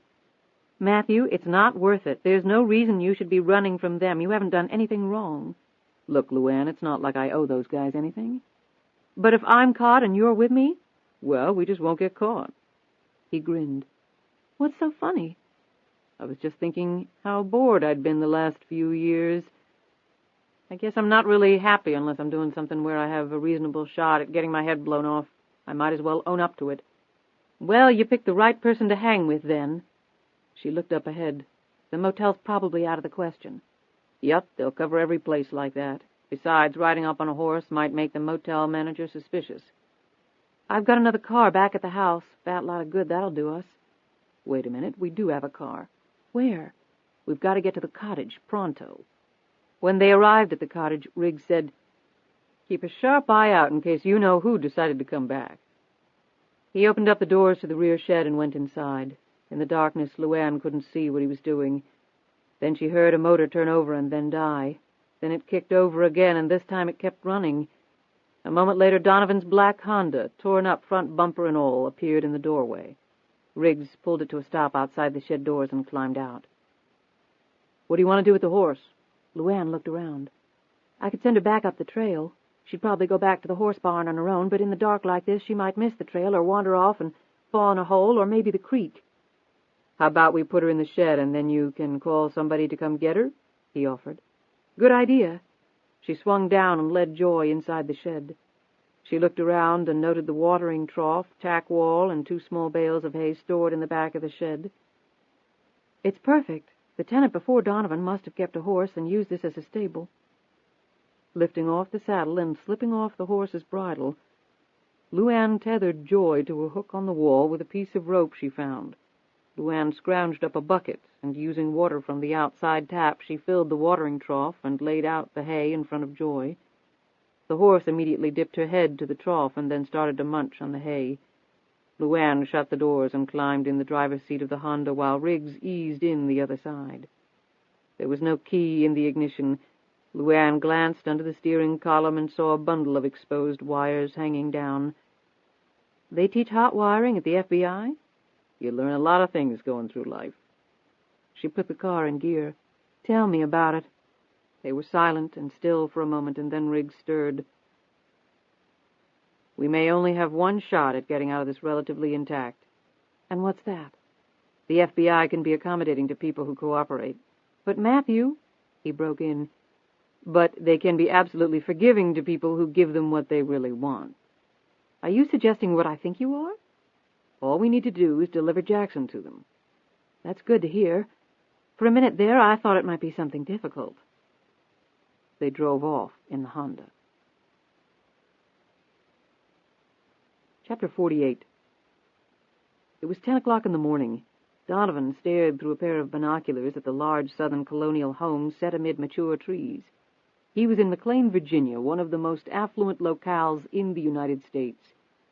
$1 million properties were the norm here, and that was typically only on an acre of land or less. The home he was staring at rested on 5 secluded acres. You had to have substantial wealth for a place like this. As he looked at the columned portico, Donovan knew without a doubt that the current owner had more than enough. As he watched, a brand-new Mercedes drove down the street from the opposite direction and approached the massive gates to the property. As the Mercedes nosed toward the entrance, the gates parted and the car entered the private drive. Through the binoculars, Donovan eyed the woman driving. In her 40s now, she still matched her lottery photo from 10 years ago pretty well. Lots of money could slow down the aging process, Donovan figured. He checked his watch. He had gotten here early just to scope things out. He had checked his answering machine and had listened to LuAnn Tyler's warning. He wasn't going to run yet, but he had taken her advice quite seriously. He would have been a fool to think there weren't some serious forces behind all this. He took out the gun from his pocket and checked to make sure it was fully loaded. He scanned the area intently once more. He waited a few more minutes to give her time to get settled, then tossed his cigarette out the window, rolled it up, and drove toward the house. He pulled up to the gates and spoke into an intercom. The voice answering him sounded nervous, agitated. The gates opened, and a minute later he was standing inside the foyer that rose a full 3 stories above his head. "Ms. Reynolds?" Bobby Jo Reynolds was trying her best not to meet his eye. She didn't speak, but simply nodded. She was dressed in a way Donovan would describe as very put together. You wouldn't have suspected that barely 10 years ago she had been a starving actress wannabe, hustling tables. She had been back in the country for almost 5 years now, after a lengthy sojourn in France. During his investigation into the lottery winners, Donovan had checked her out thoroughly. She was now a very respected member of the Washington social community. He suddenly wondered if Alicia Crane and she knew each other. After failing to get anywhere with LuAnn, Donovan had contacted the 11 other lottery winners. They had been far easier to track down than LuAnn. None of them were fugitives from the law, yet. Reynolds was the only one who had agreed to speak with him. 5 of the winners had hung up on him. Herman Rudy had threatened bodily harm and used language Donovan hadn't heard since his Navy days. The others hadn't called back after he had left messages. Reynolds escorted him into what Donovan figured was the living room, large, airy, and filled, presumably under an interior designer's tasteful eye, with contemporary furnishings sprinkled here and there with costly antiques. Reynolds sat down in a wing-back chair and motioned Donovan to the settee across from her. "Would you like some tea or coffee?" She still didn't look at him, her hands nervously clasping and unclasping. "I'm fine." He hunched forward, took out his notebook, and slipped a tape recorder from his pocket. "You mind if I record this conversation?" "Why is that necessary?" Reynolds was suddenly showing a little backbone now, he thought. Donovan quickly decided to squelch that tendency before it gained any further strength. "Miss Reynolds, I assumed when you called me back that you were prepared to talk about things. I'm a reporter. I don't want to put words in your mouth. I want to get the facts exactly straight. Can you understand that?" "Yes," she said nervously. "I suppose I can. That's why I called you back. I don't want my name besmirched. I want you to know that I've been a very respectable member of this community for years. I've given generously to numerous charities. I sit on several local boards." "Miss Reynolds," Donovan interrupted, "do you mind if I call you Bobby Joe?" There was a perceptible wince on Reynolds's face. "I go by Roberta," she said primly. Reynolds reminded Donovan so much of Alicia he was tempted to ask if they knew each other. He decided to pass on that impulse. "All right, Roberta, I know you've done a ton of good for the community, a real pillar, but I'm not interested in the present. I want to talk about the past, specifically 10 years ago. "You mentioned that on the phone. The lottery." She swept a shaky hand through her hair. "That's right, the source of all this." He looked around at the opulence. "I won the lottery 10 years ago. That's hardly news now, Mr. Donovan." "Call me Tom." "I would prefer not." "Fine. Roberta, do you know someone named LuAnn Tyler?" Reynolds thought a moment and then shook her head. "It doesn't seem familiar. Should I know her?" "Probably not. She won the lottery, too. In fact, 2 months after you did." "Good for her." "She was a lot like you. Poor. Not a lot to look forward to. No way out, really." She laughed nervously. "You make it sound like I was destitute. I was hardly that." "But you weren't exactly rolling in dough, were you? I mean, that's why you played the lottery, right?" "I suppose it's not like I expected to win." "Didn't you, Roberta?" She looked startled. "What are you talking about?" "Who manages your investments?" "That's none of your business." "Well, my guess is it's the same person who manages the money of 11 other lottery winners, including LuAnn Tyler." "So?" "Come on, Roberta, talk to me. Something's up. You know all about it, and I want to find out all about it. In fact, you knew you were going to win the lottery." "You're crazy." Her voice was trembling badly. "Am I?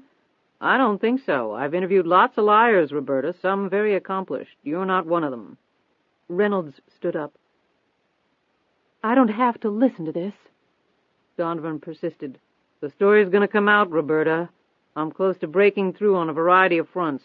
It's only a matter of time. The question is, do you want to cooperate and maybe get out of this whole thing relatively unscathed, or do you want to go down with everybody?" I, Donovan continued in a steady voice. "I'm not looking to wipe out your life, Roberta, but if you participated in a conspiracy to fix the lottery in whatever manner, you're going to take some lumps. But I'll offer you the same deal I offered Tyler. Tell me all you know. I go and write my story, and you do whatever you want to do until the story hits. Like disappear. Consider the alternative. It's not nearly as pretty." Reynolds sat back down and looked around her home for a moment. She took a deep breath. "What do you want to know?" Donovan turned on the recorder. "Was the lottery fixed?" She nodded.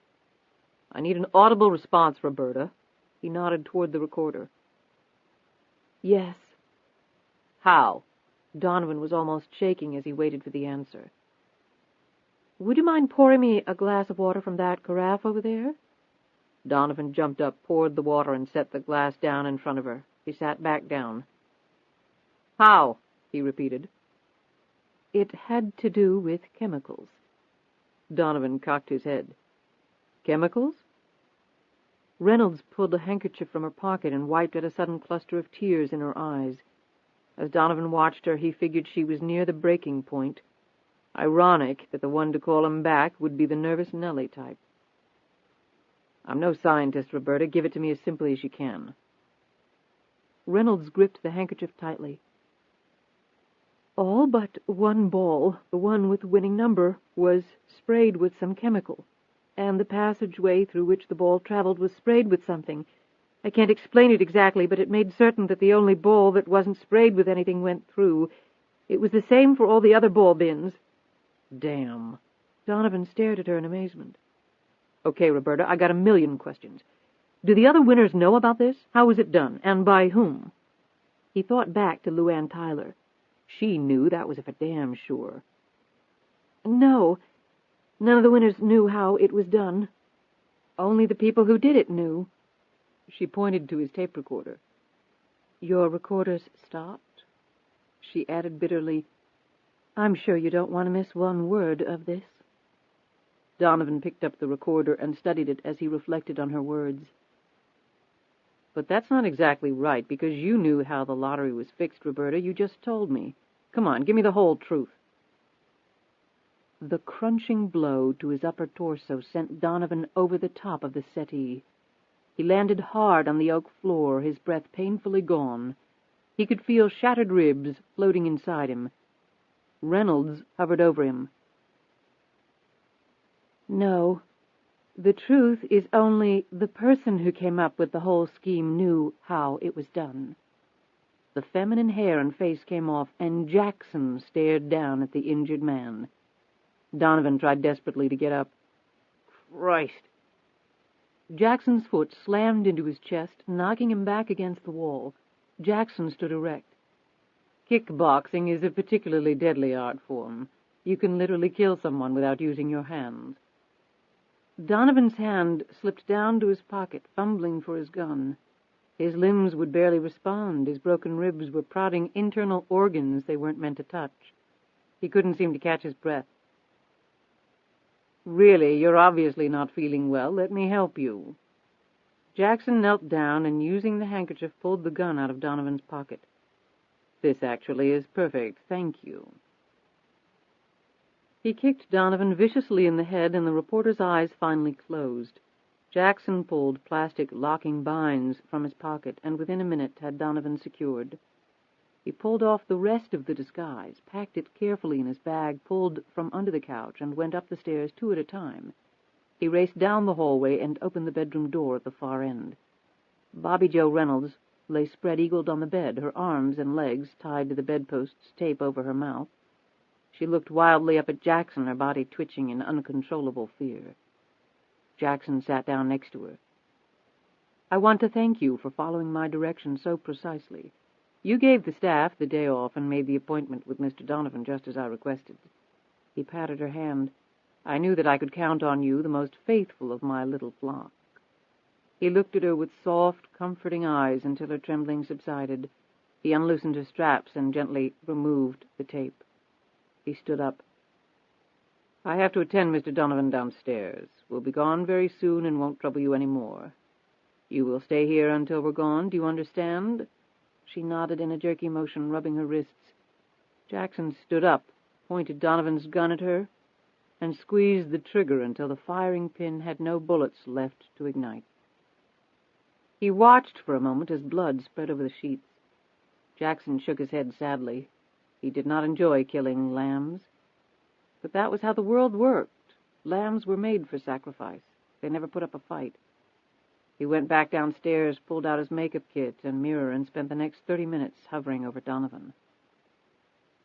When the reporter finally came to, his head was splitting. He could feel the internal bleeding, but at least he was still alive. His heart almost stopped when he found himself staring up at Thomas Donovan. The person even had his coat and hat on. Donovan refocused his eyes. His initial impression had been one of staring at his twin. Now he could see subtle differences, things that weren't exactly right. However, the impersonation was still remarkable. Jackson knelt down. You look surprised, but I assure you I'm very adept at this. Powders, creams, latex, hairpieces, spirit gum, putty. It really is amazing what one can do, even if it is all an illusion of sorts. Besides, in your case, it wasn't all that difficult. I don't mean this in a negative way, but you have quite an ordinary face. I didn't have to do anything special, and I've been studying your features for several days now. You did surprise me by shaving off your beard, though. However, instead of beard, we have beard stubble courtesy of crepe hair and adhesive. He grabbed Donovan under his armpits and lifted him up to the couch and sat down across from him. The groggy journalist listed to one side. Jackson gently propped him up with a pillow. It certainly wouldn't pass the closest of scrutiny. However, the result isn't bad for a half-hour's work. I need to get to a doctor. Donovan managed to get the words out through blood-caked lips. I'm afraid that's not going to happen, but I will take a couple of minutes to explain some things to you. For what it's worth, I believe that I owe you that. You were quite ingenious in figuring out the bankruptcy angle. That, I admit, had never occurred to me. My main concern was to ensure that none of my winners would want for money. Any shortage of funds might give them motivation to tell all. Fat and happy people rarely double-cross their benefactor. You found the hole in that plan. Donovan coughed and with a sudden motion managed to sit up straight. How'd you pick up my trail? I knew LuAnn would tell you basically nothing. What would you do next? Ferret out another source? I phoned all my other winners and alerted them that you might call. 10 of them I instructed to blow you off. I told Bobby Joe, excuse me, Roberta, to meet with you. Why her? Simple enough. Geographically, she was the closest one to me. As it is, I had to drive through the night to get here and set everything up. That was me in the Mercedes, by the way. I had a description of you. I thought that was you in the car watching the house. Where's Bobby Joe? Not relevant. Jackson smiled both in his eagerness to explain and in his triumph and total control over the veteran reporter. Now, to continue. The substance applied to 9 of the 10 balls was a clear light acrylic. If you care for precise details, it was a dilated solution of polydimethylsiloxane that I made a few modifications to, a turbocharged version, if you will. It builds up a powerful static charge and also increases the size of the ball by approximately 1/1000th of an inch without, however, a measurable change in weight or appearance or even smell. They do weigh the balls, you know, to ensure that all are of equal weight. In each bin, the ball with the winning number on it had no chemicals applied to it. Each passageway through which the winning ball must travel was given a small trace of the modified polydimethylsiloxane solution as well. Under those precisely controlled conditions, the 9 balls with the static charge could not enter a passageway coated with the same substance. Indeed, they repelled each other much like a force field. Thus, they could not be part of the winning combination. Only the uncoated ball would be able to do so. The awe was clear on Donovan's face, but then his features clouded. Wait a minute. If the 9 balls were coated with the same charge, why wouldn't they be repelling each other in the bin? Wouldn't that make people suspicious? Wonderful question. I thrive on details. I further modified the chemicals so that it would be instantly activated by the heat given off by the airflow into the machines to make the balls gyrate. Until then, the balls would remain motionless. Jackson paused, his eyes shining. Inferior minds seek convoluted scenarios. It takes a brilliant one to achieve simplicity. And I'm sure your background research revealed that all of my winners were poor, desperate, searching for a little hope, a little help. And I gave it to them. To all of you. The lottery loved it. The government looked like saints helping the impoverished like that. You people in the media got to write your teary-eyed stories. Everybody won, including me. Donovan half expected the man to take a bow. And you did all this by your lonesome, Donovan sneered. Jackson's retort was sharp. I didn't need anyone else other than my winners. Human beings are infinitely fallible, completely unreliable. Science is not. Science is absolute. Under strict principles, if you do A and B, then C will occur. That rarely happens if you inject the inefficiencies of humanity into the process. How'd you get the access? Donovan was starting to slur his words as his injuries took their toll. Jackson's smile broadened. I was able to gain employment as a technician at the company that provided and maintained the ball machines. I was drastically overqualified for the position, which was one reason I got it. No one really cared about the geeky little techie. It was like I wasn't even there. But I had complete and unrestricted access to the machines. I even bought one of the ball machines so that I could experiment in private as to the right combinations of chemicals. So there I am, Mr. Technician, spraying the balls with what everyone thought was a cleansing solution to get rid of dust and other grime that might have gotten into the bins. And all I had to do was hold the winning ball in my hand while I did so. The solution dries almost immediately. I surreptitiously drop the winning ball back into the bin, and I'm all set." Jackson laughed. "People really should respect the technicians of the world more, Mr. Donovan. They control everything because they control the machines that control the flow of information. In fact, I use many of them in my work. I didn't need to buy off the leaders. They're useless because they're incompetent showpieces. Give me the worker bees any day." Jackson stood up and put on a pair of thick gloves. "I think that covers everything," he said. "Now, after I finish with you, I'm going to visit LuAnn." "Damn me for a fool for not listening to you, LuAnn," Donovan thought to himself. Through the glove, Jackson rubbed his injured hand where the glass had cut him. He had many paybacks planned for LuAnn. "Piece of advice, a-hole," Donovan sputtered. "Tangle with that woman and she'll cut your balls off." "Thank you for your point of view." Jackson gripped Donovan tightly by the shoulders. "Why are you keeping me alive, you son of a bitch?" Donovan tried to pull back from him, but was far too weak. "Actually, I'm not." Jackson suddenly placed both hands around the sides of Donovan's head and gave it an abrupt twist. The sound of bone cracking was slight but unmistakable. Jackson lifted the dead man up and over his shoulder.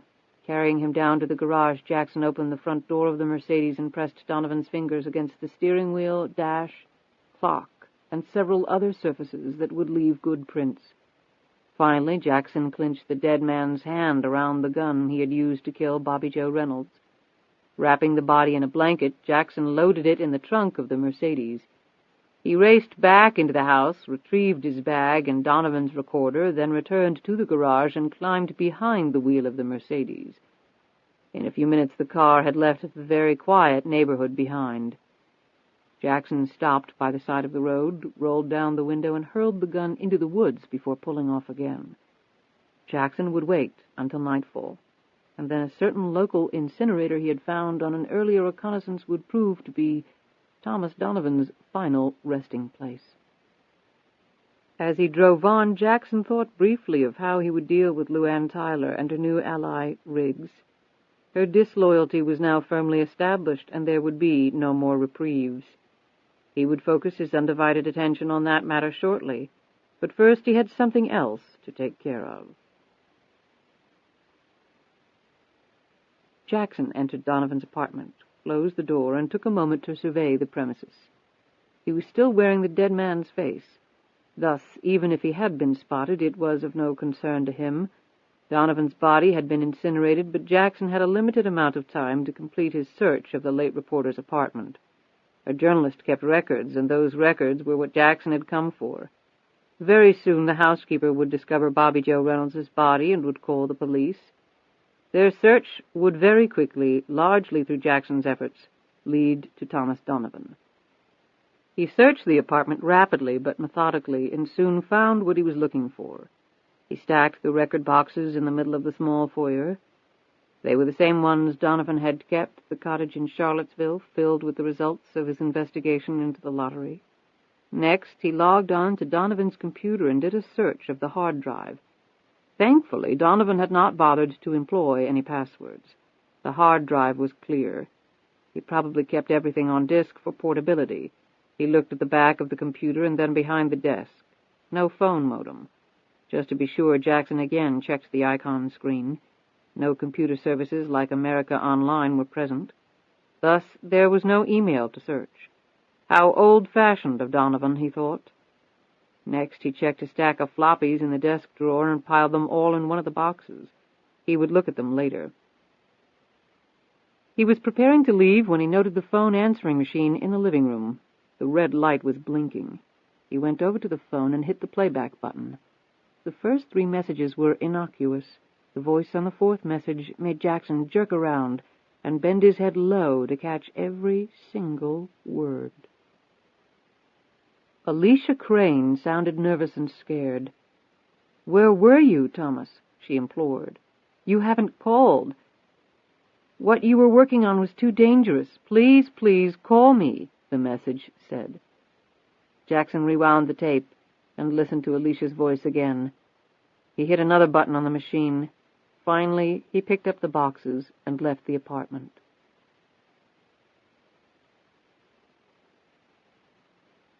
Chapter 49. LuAnn looked at the Lincoln Memorial as she drove the Honda over the Memorial Bridge. The water of the Potomac River was dark and choppy. Flecks of white foam appeared, but then quickly dissipated. It was the morning rush hour, and the traffic over the bridge was heavy. They had spent one night in a motel near Fredericksburg while they decided what to do. Then they had driven to the outskirts of Washington, D.C., and spent the night at a motel near Arlington. Riggs had made some phone calls and visited a couple of retail establishments, preparing for the events that would take place the next day. Then they had sat in the hotel room eating while Riggs had gone over the plan, the details of which LuAnn quickly memorized. With that completed, they had turned out the lights. One slept while the other kept watch. That was the plan, at least. However, neither one got much rest. Finally, they both sat up, one curled around the other. Under any other circumstances, they would have probably made love. As it was, they spent the night looking out the window onto the dark street, listening for any sound that might herald another wave of danger.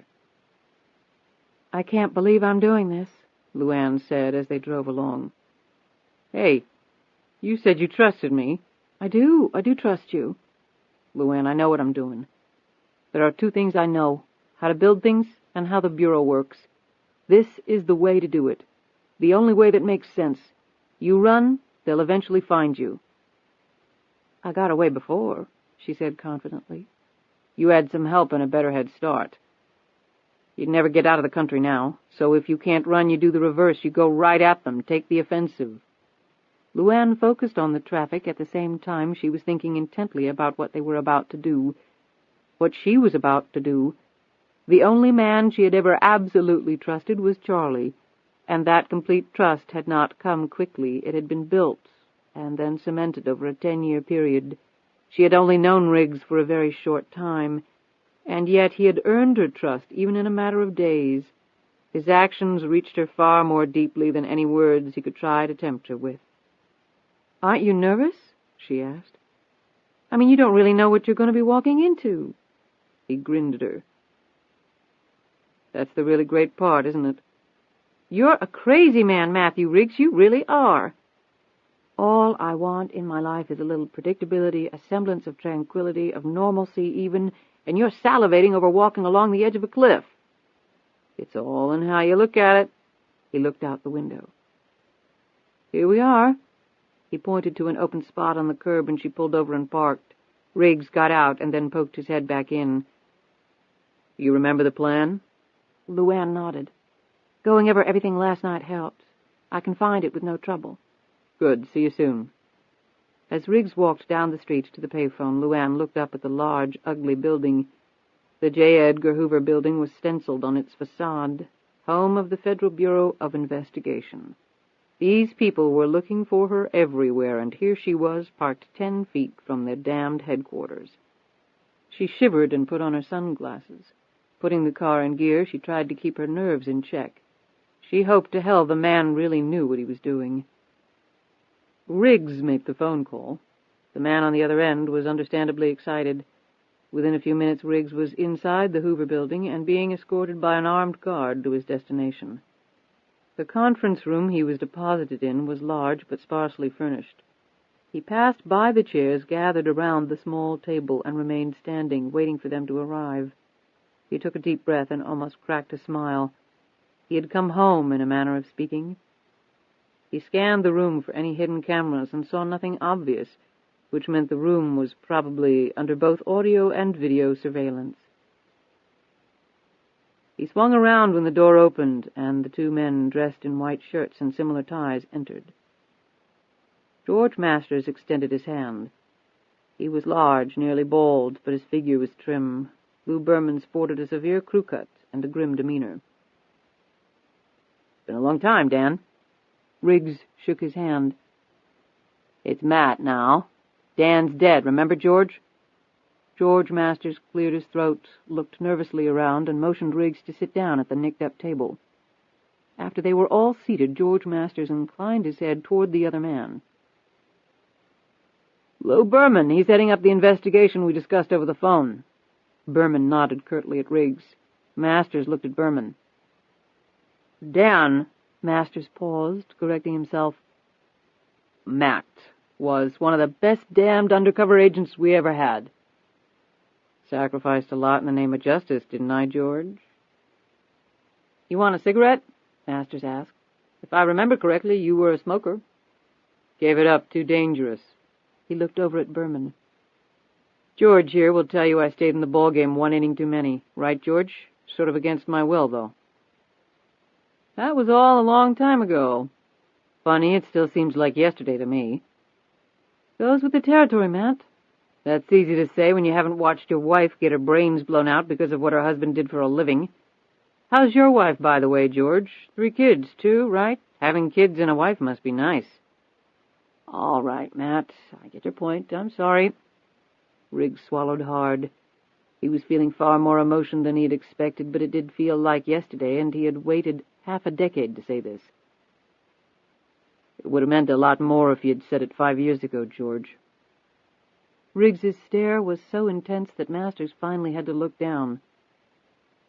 Let's get down to it, Riggs finally said, breaking out of the past.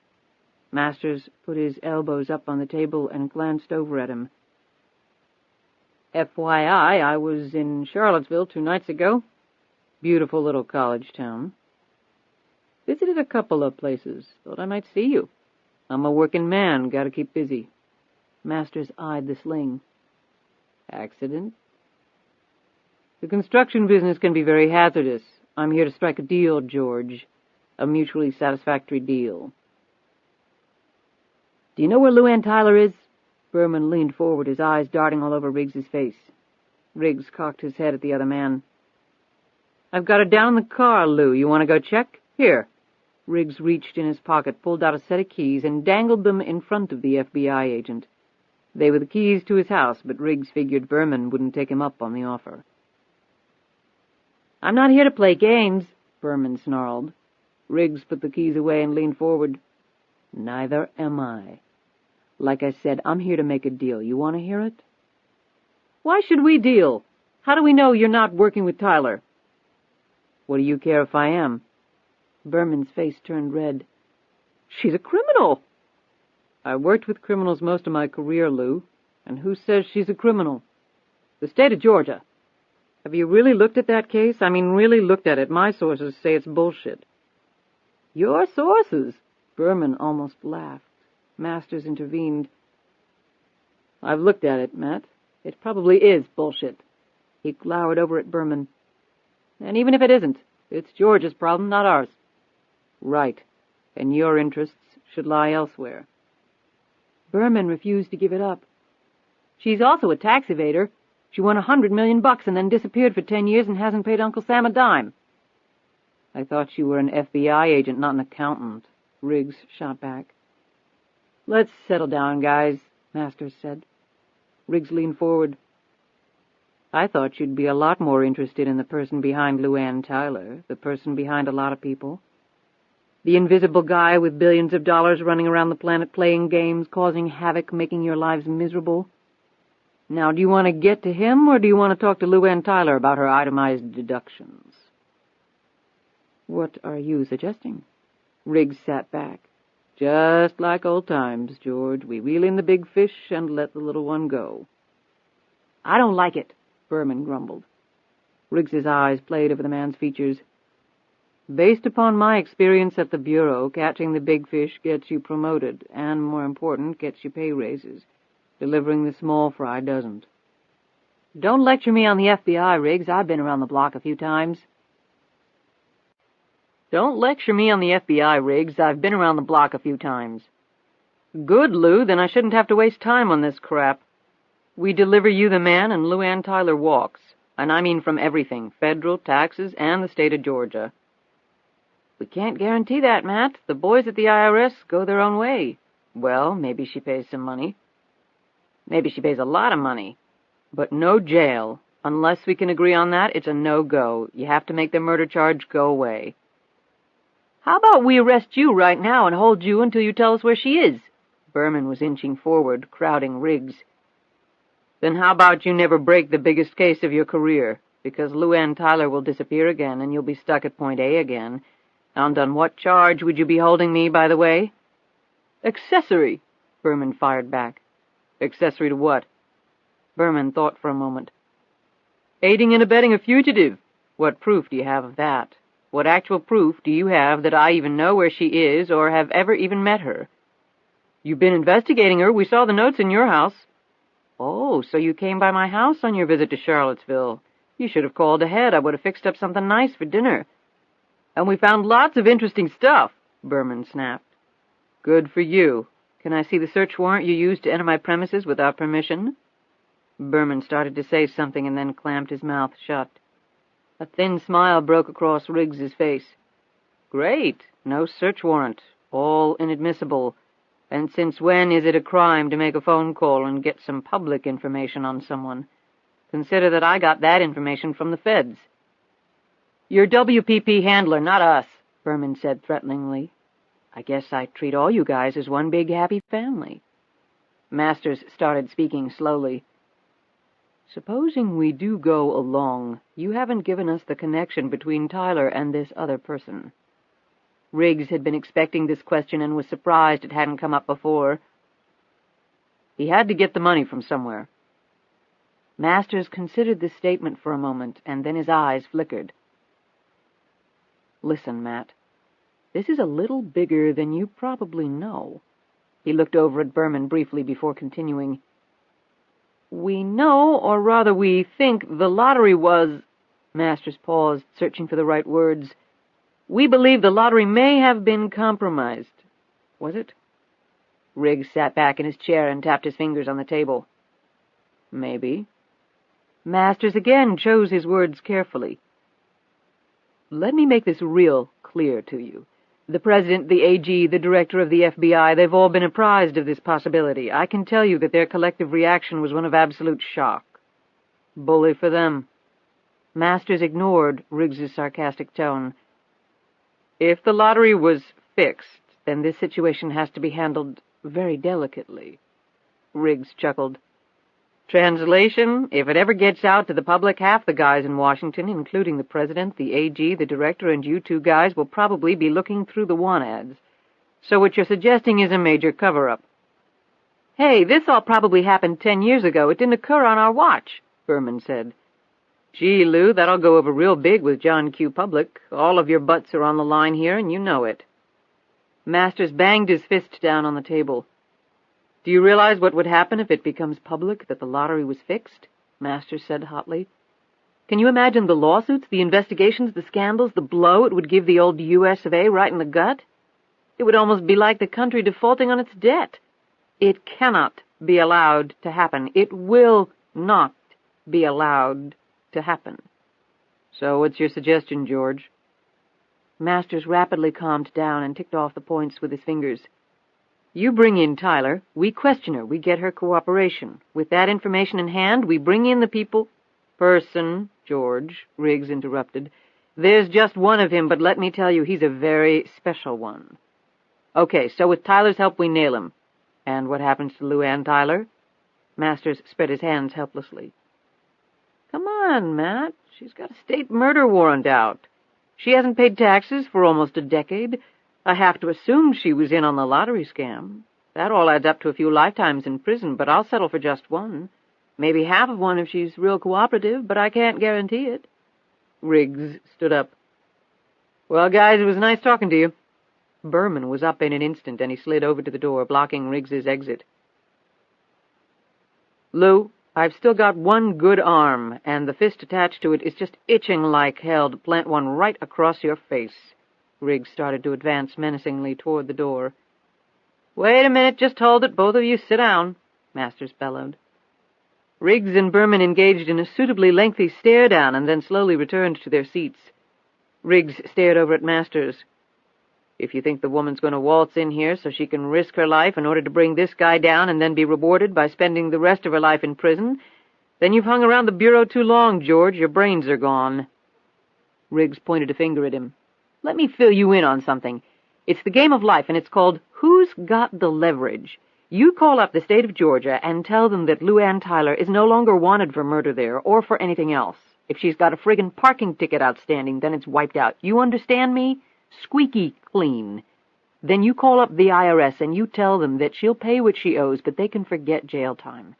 As far as being involved in any lottery scam, if the statute of limitations hasn't already expired, then that goes away too. The tiniest infraction that could possibly put her in jail for even a second gets blotted out. Gone. She's a free person. Are you nuts? Berman said. Or, Masters said quietly, his eyes fixed on Riggs. Or we go public with everything, George. What does she have to lose? If she's going to go to prison for life, then she's going to have some hobbies to fill up her days. I'm thinking appearances on 60 Minutes, Dateline, Primetime Live, maybe even Oprah. A book deal would probably be in the cards, too. She can just talk her little heart out about the lottery being fixed, how the president and the AG and the FBI director wanted to cover it all up to save their jobs, and how they were stupid enough to let a master criminal who's been wreaking worldwide havoc for years walk away so they could put a young woman who grew up dirt poor in prison for doing something all of us would have done in an instant. Riggs sat back and looked at both men. That, gentlemen, is what I mean by leverage. While Masters considered this, Berman snorted. One guy? I don't believe that. We're looking at a big organization. No way could one person do all the stuff I've been seeing on my radar screen. We haven't been able to prove anything, but we know there are multiple players. Riggs thought back to the cottage right before the knife sliced into his arm. He had stared right into the most deadly pair of eyes he had ever seen. Over the years working undercover in some very dangerous situations, he had been scared before. He was only human after all, but he had never before felt the nervous terror those eyes had aroused in him. If he had had a crucifix handy, he would have pulled it out to ward the guy off. He looked at Berman. You know, Lou, you'd be surprised. This guy's a master of disguise. He can probably play enough roles to fill a Broadway musical, and by going it alone he never has to worry about anyone turning snitch on him or trying to cut him out. Master started speaking in low tones as he tried a different tack.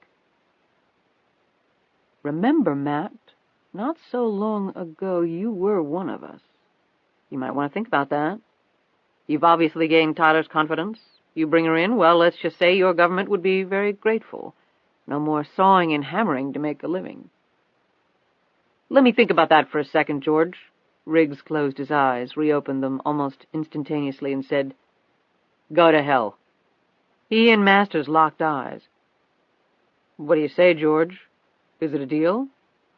Or do I go and phone Oprah? Slowly, almost imperceptibly, Masters nodded. I'd really love to hear you say it, George.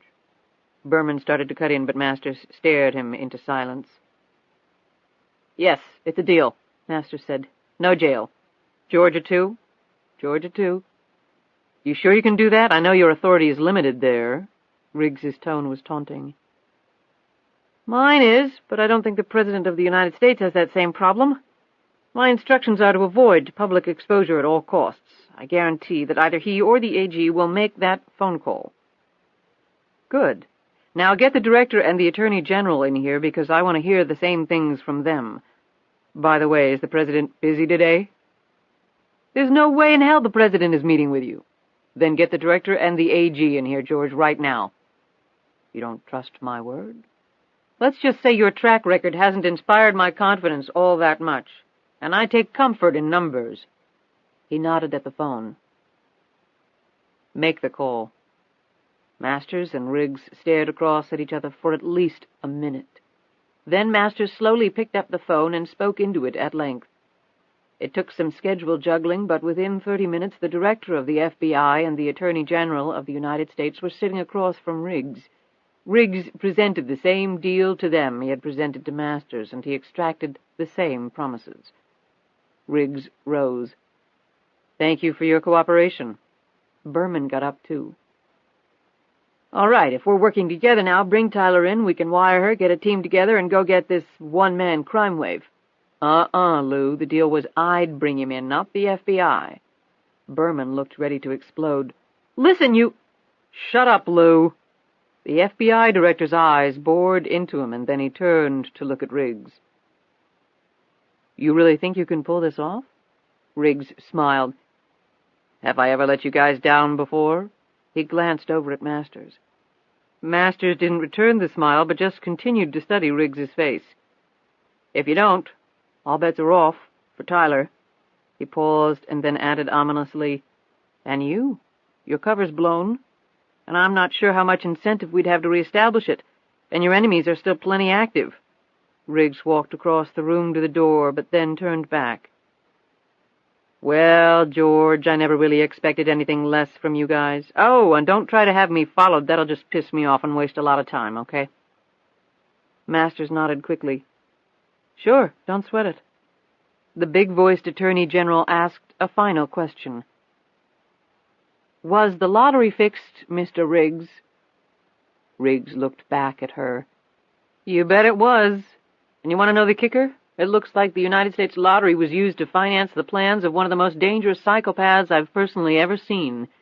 I truly hope this never makes it onto the 6 o'clock news."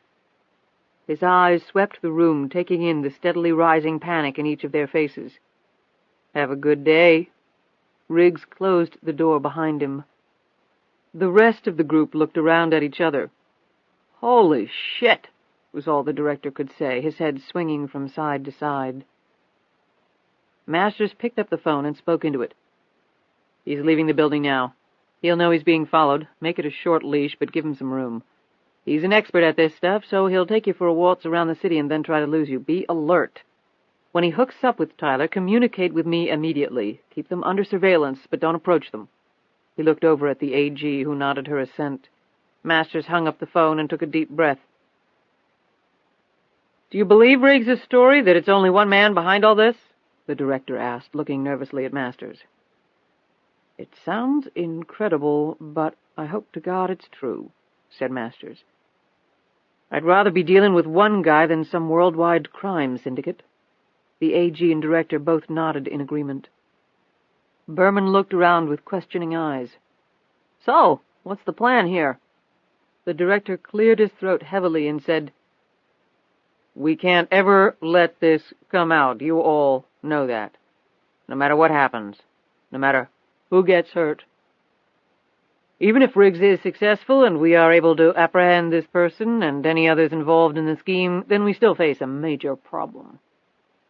The AG folded her arms across her chest and picked up this line of thought. "Even if we can build a case against him, on all the other activities this person will know he has leverage, to use Riggs's term. And he'll use the same threat Riggs used. Deal with him or he goes public. I can just see his defense lawyer salivating over that one." She involuntarily shuddered. "So what you're saying is this thing can never go to trial?" Berman said. "What then?" The AG ignored the question and instead asked Masters, "You think Riggs is playing straight with us?" Masters shrugged.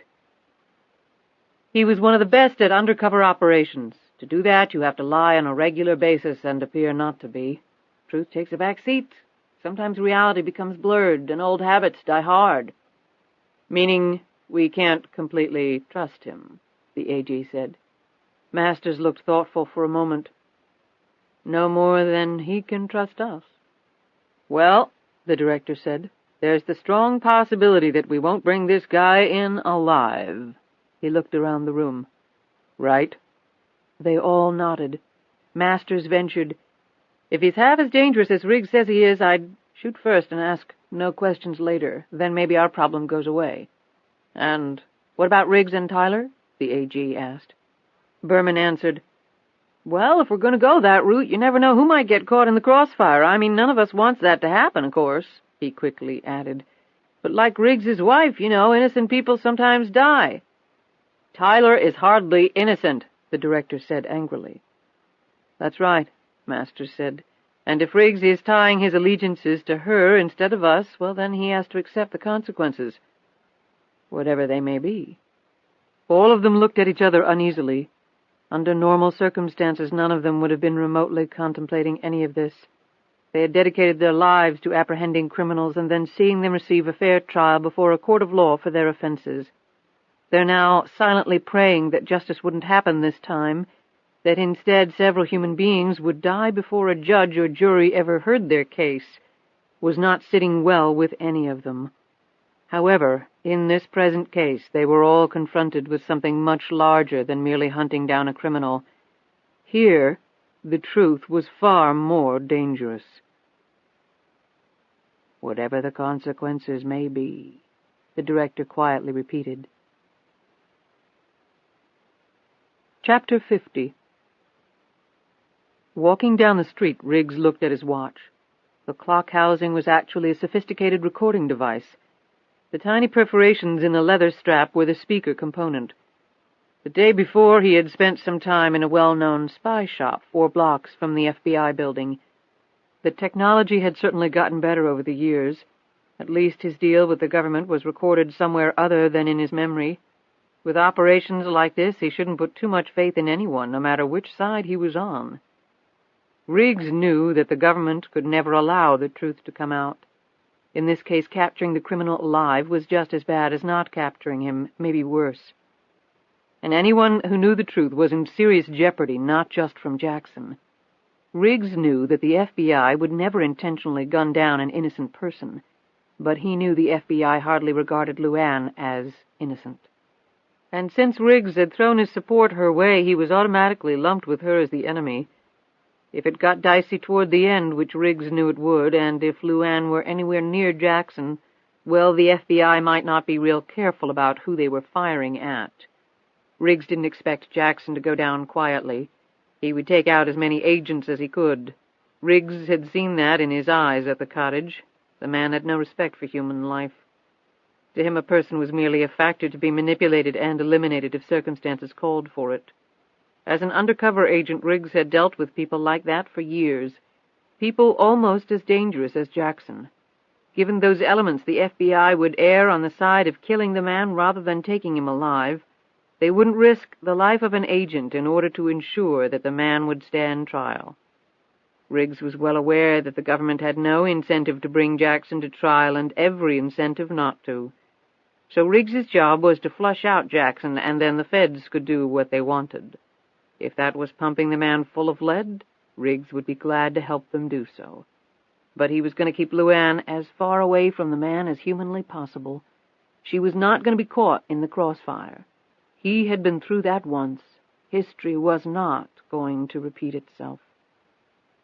Riggs didn't bother to look behind him. He knew he was already under surveillance. Despite Masters' assurances to the contrary, he would have immediately ordered a tail. Riggs would have done the same thing in his position.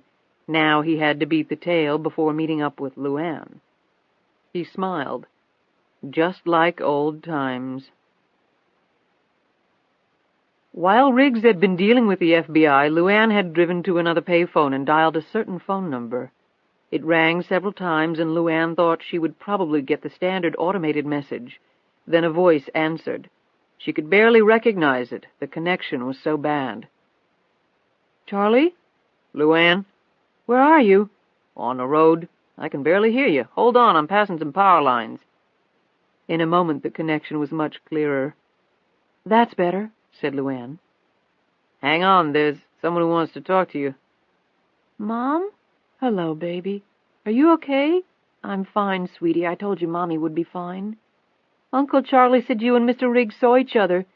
"That's right. He's helping me with things." "I'm glad you're not alone. I miss you." "I miss you too, Lisa. I can't tell you how much." "Can we come home soon?" Home. Where was home now? "I think so, baby. Mommy's working really hard on that right now." "I love you." "Oh, sweetie, I love you too." "Here's Uncle Charlie." "Lisa?" "Yes?" "I mean to keep my promise to you. I'm going to tell you everything. The truth, okay?" The voice was small, a little scared. "All right, Mom." When Charlie came back on the phone, LuAnn told him to just listen. She filled him in on the latest events, including Riggs's plan and his real background. Charlie could barely contain himself. "I'm pulling over at a rest stop in 2 minutes. Call me back." When LuAnn did so, Charlie's tone was heated. "Are you crazy?" "Where's Lisa?" "In the restroom." "Is it safe?" "I'm right outside the door, and the place is packed with families. Now answer my question." "No, I don't think I'm crazy." "You let Riggs, an ex-FBI agent, walk into the Hoover building and cut a deal for you. How in the hell do you know he's not selling you down the river right now?" "I trust him." "Trust him?" Charlie's face turned crimson. "You barely know him. LuAnn, this is a big mistake, darling, a damned big one." "I don't think so. Riggs is playing straight. I know he is. I've learned some things about him in the last few days." "Like he's an experienced undercover agent who's an expert at lying." LuAnn blinked for a second as these words sank in. A small seed of doubt suddenly grew, invading her confidence in Matthew Riggs. "LuAnn, are you there?" She gripped the phone hard. "Yes." "Well, if he did sell me down the river, it won't be long before I find out." "You've got to get out of there. You said you've got the car. Get the hell out of there." "Charlie, he saved my life. Jackson almost killed him while he was trying to help me." Charlie was silent for a minute. He was having an internal conflict and was highly uncomfortable with it. From everything LuAnn had just told him, Riggs probably was going to bat for her. Charlie thought he knew why. The man was in love with her. Was LuAnn in love with him? Why shouldn't she be? And where did that leave him? The fact was, Charlie wanted Riggs to be lying. He wanted the man out of their lives. That thought was skewing his whole mental process, but Charlie did love LuAnn, and he loved Lisa too. He had always put his own interests behind theirs, and with that thought his inner conflict disappeared. "LuAnn, I'll go with your instincts. Riggs is probably okay now that I think about it. Just keep your eyes open, will you?" "I will, Charlie. Where are you?" "We headed through West Virginia, then into Kentucky, skirted the edge of Tennessee, and now we're floating back toward Virginia." "I gotta go now. I'll call later today and fill you in." "I hope the rest of today isn't as exciting as the last two were." "You and me both." "Thanks, Charlie." "For what? I haven't done anything." "Now who's lying?" "Take care of yourself." LuAnn hung up the phone. She would be meeting Riggs soon if everything went according to plan. As she walked back to the car, Charlie's initial reaction came back to her. Could she trust Riggs? She slid into the front seat of the Honda. She had left it running because she had no keys and didn't share Riggs's skill at hot-wiring automobiles. She was about to put the car in gear when her hand stopped. This was no time for doubts, and yet she was suddenly overwhelmed with them. Her hand refused to move. Chapter 51. Riggs walked slowly down 9th Street, looking casually around as if he had all the time in the world. A gust of freezing air hit him. He stopped, gingerly slipped off the sling, and put his injured arm in the sleeve of his overcoat, buttoning it all the way up. As the bitter wind continued to blow down the street, Riggs pulled up the collar of his overcoat, took a knit cap emblazoned with the Washington Redskins logo from his pocket, and pulled it tightly over his head so that only the lower part of his reddening face was visible. He entered a corner convenience store. The two teams of agents that were following him, one on foot, the other in a gray Ford, swiftly moved into position. One team covered the front store, the other the rear. They knew Riggs was an experienced undercover agent, and they weren't taking any chances. Riggs appeared, carrying a newspaper under his arm, walked down the street, and hailed a taxi. The agents quickly climbed into the sedan, and it followed the taxi. Moments after the sedan disappeared, the real Matt Riggs, wearing a dark felt cap, emerged from the store and walked quickly in the opposite direction. The key had been the brightly colored knit cap.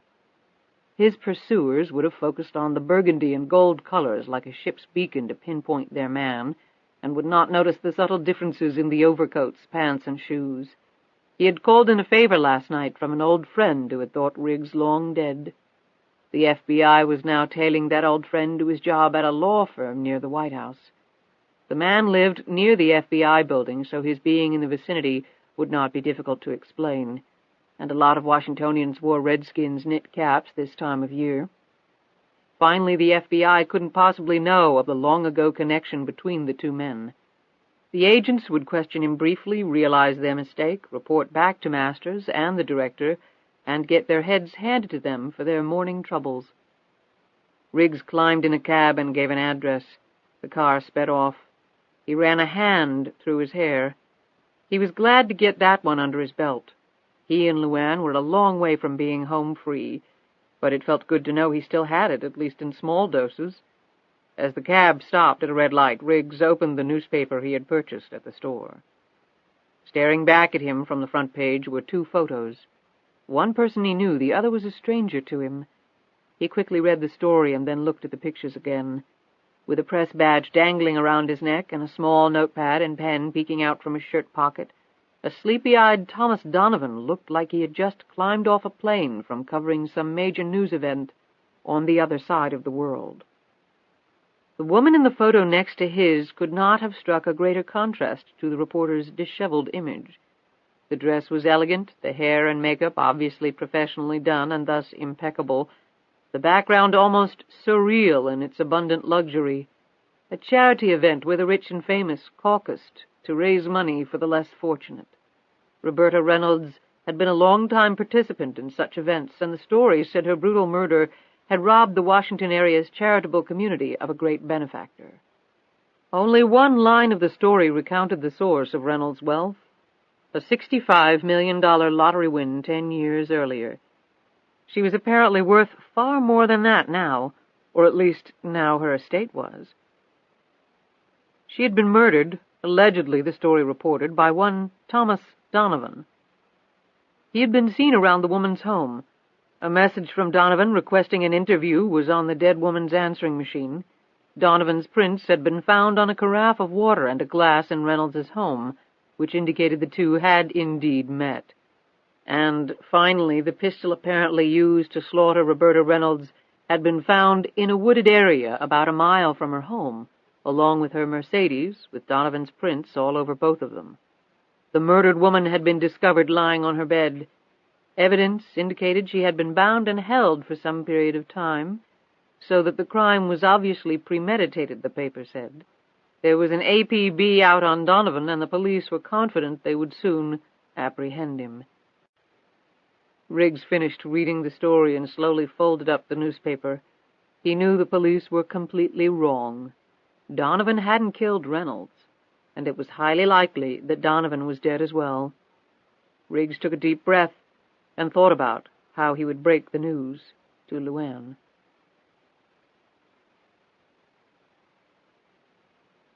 Chapter 52. The burly man looked around at the other pricey homes in the Georgetown neighborhood. 50-ish, with pale skin and a neatly trimmed mustache, the man hitched up his pants, tucked his shirt in, and rang the bell next to the front door. Alicia Crane opened the door, looking anxious and tired. "Yes?" "Alicia Crane?" "Yes."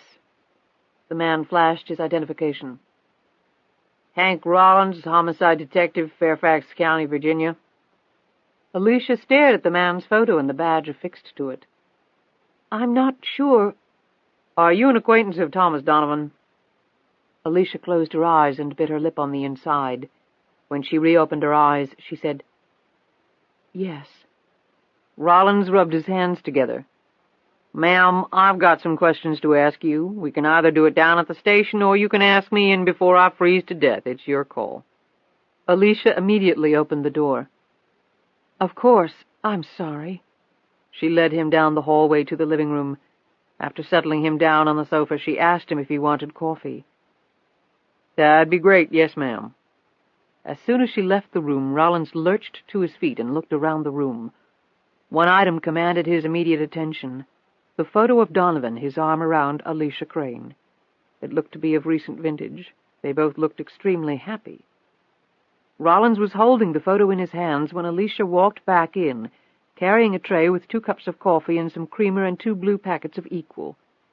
She lowered the tray to the coffee table. "I couldn't find the sugar. The housekeeper ran an errand. She'll be back in about an hour, and I don't usually—" Her eyes caught the photo. "May I have that?" she asked. She set down the tray and held out her hand. Rollins quickly passed the photo over and returned to his seat. "I'll get to the point, Miss Crane. You've read the newspaper, I assume? You mean that pack of lies? Her eyes flashed for an instant. Well, I'll agree that it's all largely speculation at this time. However, there's a lot of things pointing toward Thomas Donovan having killed Roberta Reynolds. His fingerprints and his gun. It's an active homicide investigation, Miss Crane, so I can't really go into it with you, but yes, things like that. Thomas wouldn't hurt anyone. Rollins shifted his bulk around, picked up a cup of coffee, and stirred some cream into it. He tasted the result and then poured the contents of an equal pack into the cup before he resumed speaking. But he did go visit Roberta Reynolds. Alicia crossed her arms and glared at him. Did he? He never mentioned it to you that he was going to meet with her? He told me nothing.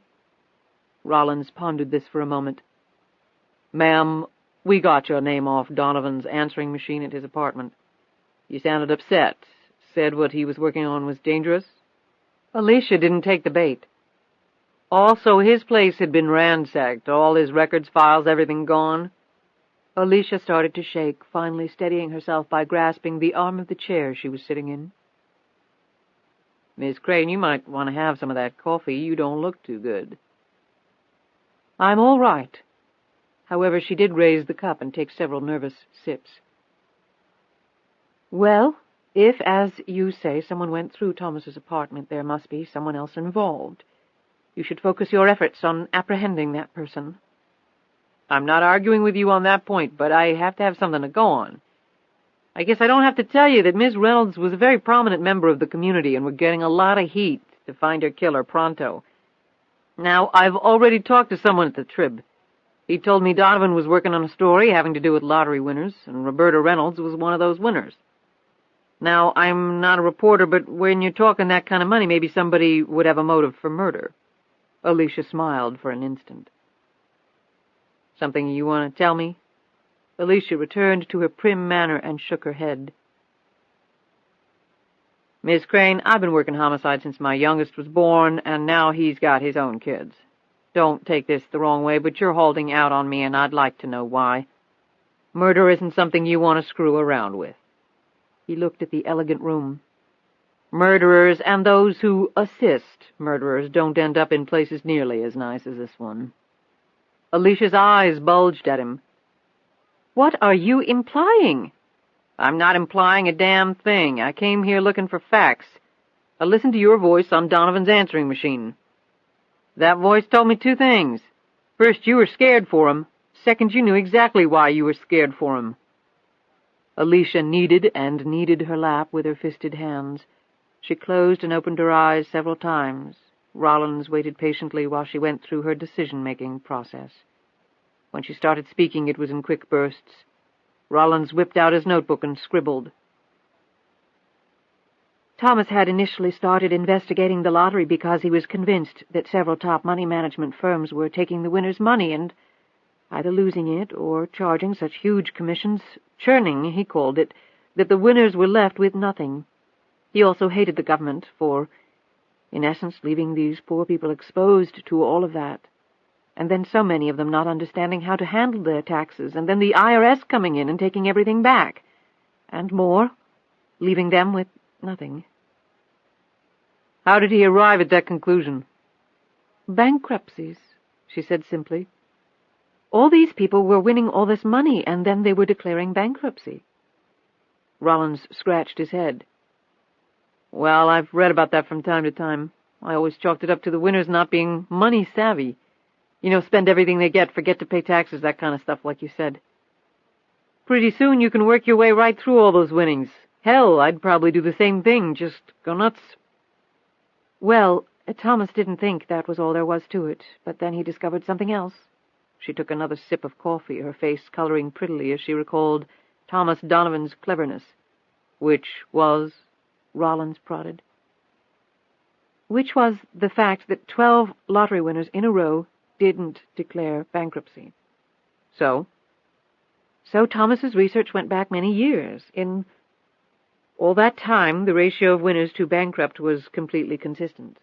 Then, right in the middle of this consistency, were 12 who didn't. Not only didn't they declare bankruptcy, but they grew far wealthier. Rollins rubbed his chin, unconvinced. I'm still not seeing a story here.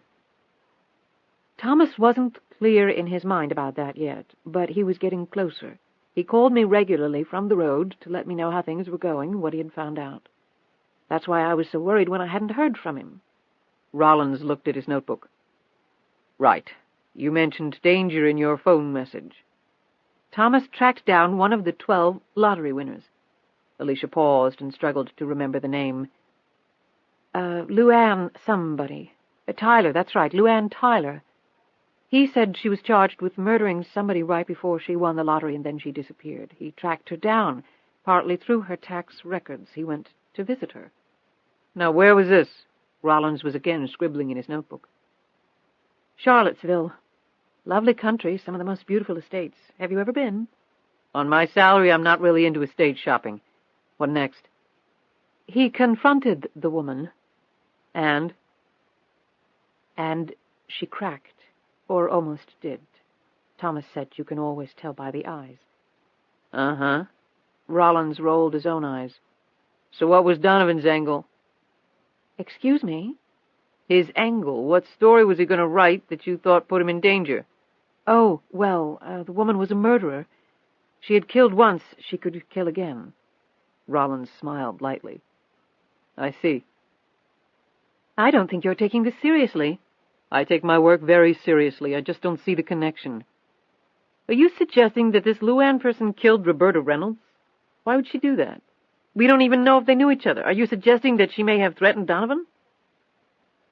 I'm not suggesting that LuAnn Tyler threatened or murdered anyone. I mean, I have no proof of that. Then what? Rollins was struggling to maintain his patience. Alicia looked away. I don't know. I mean, I'm not sure. Rollins stood up, closing his notebook. Well, if I need any more information, I'll be in touch. Alicia just sat there, her face pale, her eyes shut.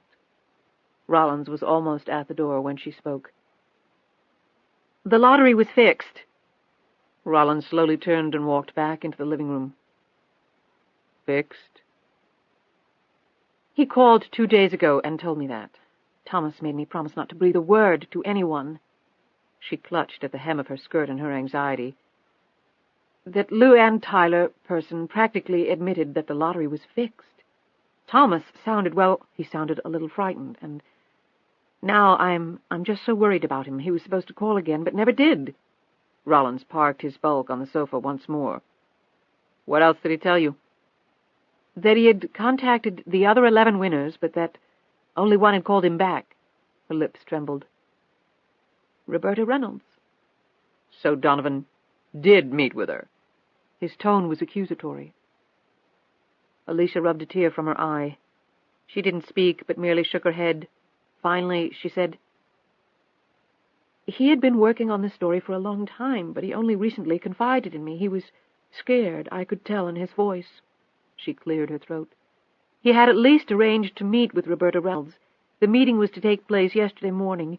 I haven't heard from him since that time, and he'd promised to call me right after it was over. Oh, God, I know something terrible has happened. Did he tell you who fixed the lottery? No, but LuAnn Tyler told him to watch out for somebody. A man. That this person would kill him, that he was on Thomas's trail and would find him, that he was very dangerous. I'm sure this person had something to do with that woman's death. Rollins sat back and stared sadly at her and took a big gulp of the hot coffee. Alicia didn't look up. I told Thomas to go to the police with what he knew. Rollins sat forward. Did he? She shook her head fiercely. Damn it, no! A huge breath escaped her lungs. I pleaded with him, too. If someone had fixed the lottery, all that money... I mean, people would kill for that. You're a policeman. Aren't I right about that? I know people who'd cut your heart out for a couple of singles, was Rollins's chilling reply. He looked down at his empty coffee cup. Got any more? Alicia started. What? Oh, yes, I just made a fresh pot. Rollins took out his notepad again. Okay, when you get back, we'll have to go over every detail, and then I'm calling in some reinforcements. I'm not afraid to admit that this one is looking like it's way over my head. You up for a trip to police headquarters? Alicia nodded without much enthusiasm and left the room. She came back a couple of minutes later, balancing the wooden tray, her eyes focused on the filled coffee cups, trying not to spill them. When she looked up, her eyes widened in utter disbelief, and she dropped the entire tray on the floor. Peter? The remnants of Detective Rollins, wig, mustache, facial mask, and malleable rubber padding, were neatly positioned on the wingback chair. Jackson, or Peter Crane, Alicia Crane's elder brother, was looking back at her, his features infinitely troubled, as his right cheek rested on his right palm. Donovan's observation that Bobby Joe Reynolds had looked a lot like Alicia Crane was right on the mark. However, it had been Peter Crane's alias, Jackson, disguised as Bobby Joe Reynolds, who looked a lot like Alicia Crane. The family resemblance was remarkable. Hello, Alicia. She stared at the discarded disguise. What are you doing? What is all this? I think you should sit down. Would you like me to clean up that mess? Don't touch it. She put one hand against the door jamb to steady herself. I didn't mean to upset you so, said Jackson with sudden sincere remorse. I didn't mean to upset you so, said Jackson with sudden sincere remorse. I guess when faced with confrontation, I'm just more comfortable not being myself. He smiled weakly. I don't appreciate this at all. I almost had a heart attack. He rose quickly, encircled her waist with one of his arms, and guided her over to the sofa. He patted her hand kindly. I'm sorry, Alicia, I really am. Alicia again stared over at the remnants of the beefy homicide detective. What is all this about, Peter? Why were you asking me all those questions? Well, I needed to know how much you knew about everything. I needed to know what Donovan had told you. She jerked her hand from under his. Thomas? How do you know about Thomas? I haven't seen or spoken to you in 3 years. Has it been that long? He said evasively. You don't need anything, do you? You just had to ask. Your checks come like clockwork, she said a bit bitterly. I don't need any more money. It would have been nice to have seen you once in a while. I know you're very busy, but we are family. I know. He looked down for a moment. I always said I would take care of you, and I always will. Family is family. Speaking of, I spoke with Roger the other day. And how is our decadent, undeserving younger brother? He needed money, like always. I hope you didn't send him any. I gave him enough to last a lifetime, even invested it for him. All he had to do was stay within a reasonable budget. There's nothing reasonable about Roger, you know that. She looked at him a little nervously. I sent him some money. Jackson started to say something, but she hurried on. I know what you said all those years ago, but I just couldn't let him be thrown out on the street. Why not? It might be the best thing that ever happened to him. He shouldn't live in New York. It's too expensive. He wouldn't survive. He's not strong like Father. Jackson held his tongue at the mention of their father. The years had not cleared up his sister's blindness in that regard. Forget it. I'm not going to waste my time discussing Roger. I want you to tell me what's going on, Peter. When did you meet Donovan? Why? Please just answer the question. Almost a year ago. He did a lengthy piece on Father and his distinguished career in the Senate. It was a wonderful, compelling testimonial. Jackson shook his head in disbelief. She would have viewed it that way, the exact opposite of the truth. So I called Thomas up to thank him. We had lunch and then dinner, and, well, it's been wonderful. Extraordinarily wonderful. Thomas is a noble man with a noble purpose in his life.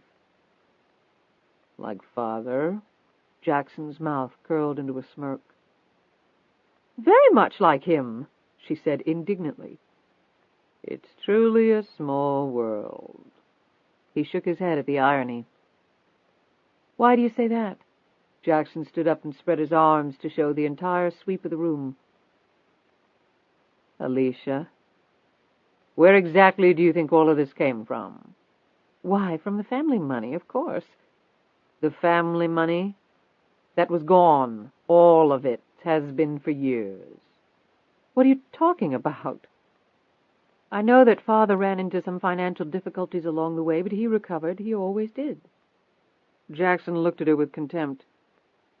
He recovered shit, Alicia. He didn't earn a dime of it. It was all made long before he was around. All he did was blow it. My inheritance, your inheritance. He pissed it away on himself and his lousy dreams of greatness. He was a fake and a loser. She jumped up and slapped his face. How dare you? Everything you have is because of him. Jackson slowly rubbed his skin where she had hit him. His real skin was pale, smooth, as though he had lived his life in a temple like a Buddhist monk, which in one sense he had. 10 years ago, I fixed the national lottery, he said quietly, his dark eyes glittery as he stared at her small, stunned face. All that money, everything you have, came from that money. From me, not dear old Dad. What do you mean? How could you? Jackson pushed her down on the sofa as he interrupted. I collected almost $1 billion from 12 lottery winners, the very same ones Donovan was investigating. I took their winnings and I invested the money. You remember Grandfather's network of Wall Street elite? He actually earned his money. I maintained those contacts over the years for a very specific purpose. With the fortune I amassed from the lottery winners, which Wall Street assumed came from the family money, I was one of their preferred customers. I negotiated the best deals, was given first choice of all the initial public offerings, the surefire winners. That's a well-kept secret of the rich, Alicia. They get first dibs on everything. A stock that I get at $10 a share right before it hits the market goes to $70 a share in the 24 hours after it hits the market. I sell it to the ordinary folks, collect my 600% return, and move on to the next windfall. It was like printing money. It's all in who you know and what you bring to the table. When you bring $1 million, believe me, everybody sits up and takes notice. The rich get richer, and the poor never will.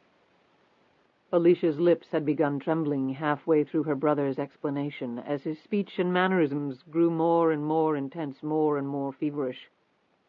"Where is Thomas?" Her question was barely audible. Jackson looked away and licked his dry lips. "He was no good for you, Alicia. No good at all. An opportunist. And I'm sure he loved all of this. All that you had. All that I had given you." Was no good? Alicia stood up, her hands clamped so tightly together the skin looked boiled. "Where is he? What have you done to him?" Jackson stared at her, searching her features for something. It suddenly occurred to him that he was looking for some redeeming quality. From afar he had long held idyllic visions of his only sister, putting her perhaps on a pedestal. Face to face with her, he found that image was unsustainable. The tone of his response was casual, his words far from casual, as he finally made up his mind. "I killed him, Alicia." She stood there frozen for an instant and then started toppling to the floor. He grabbed her and laid her on the couch, this time not so gently. "Now, don't be this way. There will be other men, I can assure you of that. We can walk the earth searching for Father. Donovan wasn't him, but I'm sure you'll keep trying." He didn't try to hide the sarcasm. She wasn't listening to him, however. The tears stained her cheeks. He continued, despite her tears, pacing in front of her, the professor in front of his class of one. "You'll have to leave the country, Alicia. I erased your phone message to Donovan, so the police won't have that to go on. However, since your relationship has endured for a year, it must be well known to others. The police will come calling at some point. I'll make all the arrangements. As I recall, you've always loved New Zealand, or perhaps Austria. We had several lovely times there as children." Stop it, you animal!" He turned to find her on her feet. "Alicia, I'm not going anywhere. Let me be quite clear. You know too much. The police will ask questions. You have no experience in these matters. They will get the truth from you quite easily. You're right about that. I intend to call them right now and tell them everything. She started for the phone, but he blocked her way. Alicia, be reasonable. She hit him with her fists as violently as she could. They did no physical damage to him. However, the blows conjured up the memory of another violent confrontation with another family member. His father back then had been physically stronger than he, was able to dominate him in ways that Jackson had never let himself be dominated since. I loved him, damn you! I loved Thomas! Alicia shrieked in his face. Jackson focused a pair of watery eyes upon her. I loved someone, too, he said. Someone who should have loved me back, respected me, but who didn't. Despite the years of pain, of guilt and embarrassment, Jack's son still held long-buried feelings for the old man. Feelings that he had never dwelt upon or vocalized until now. The resurgence of this emotional maelstrom had a violent impact on him. He grabbed her by the shoulders and threw her roughly on the sofa. Peter! Shut up, Alicia. He sat down next to her. You are leaving the country. You are not going to call the police. Do you understand? You're crazy. You're insane. Oh, God, I don't believe this is happening. Actually, right now, I'm absolutely certain I'm the most rational member in the family. He stared into her eyes and repeated the words very slowly. You're not talking to anyone, Alicia. Do you understand? She looked at his eyes and suddenly shivered to the depths of her soul. For the first time during this confrontation, terror had suddenly replaced her anger.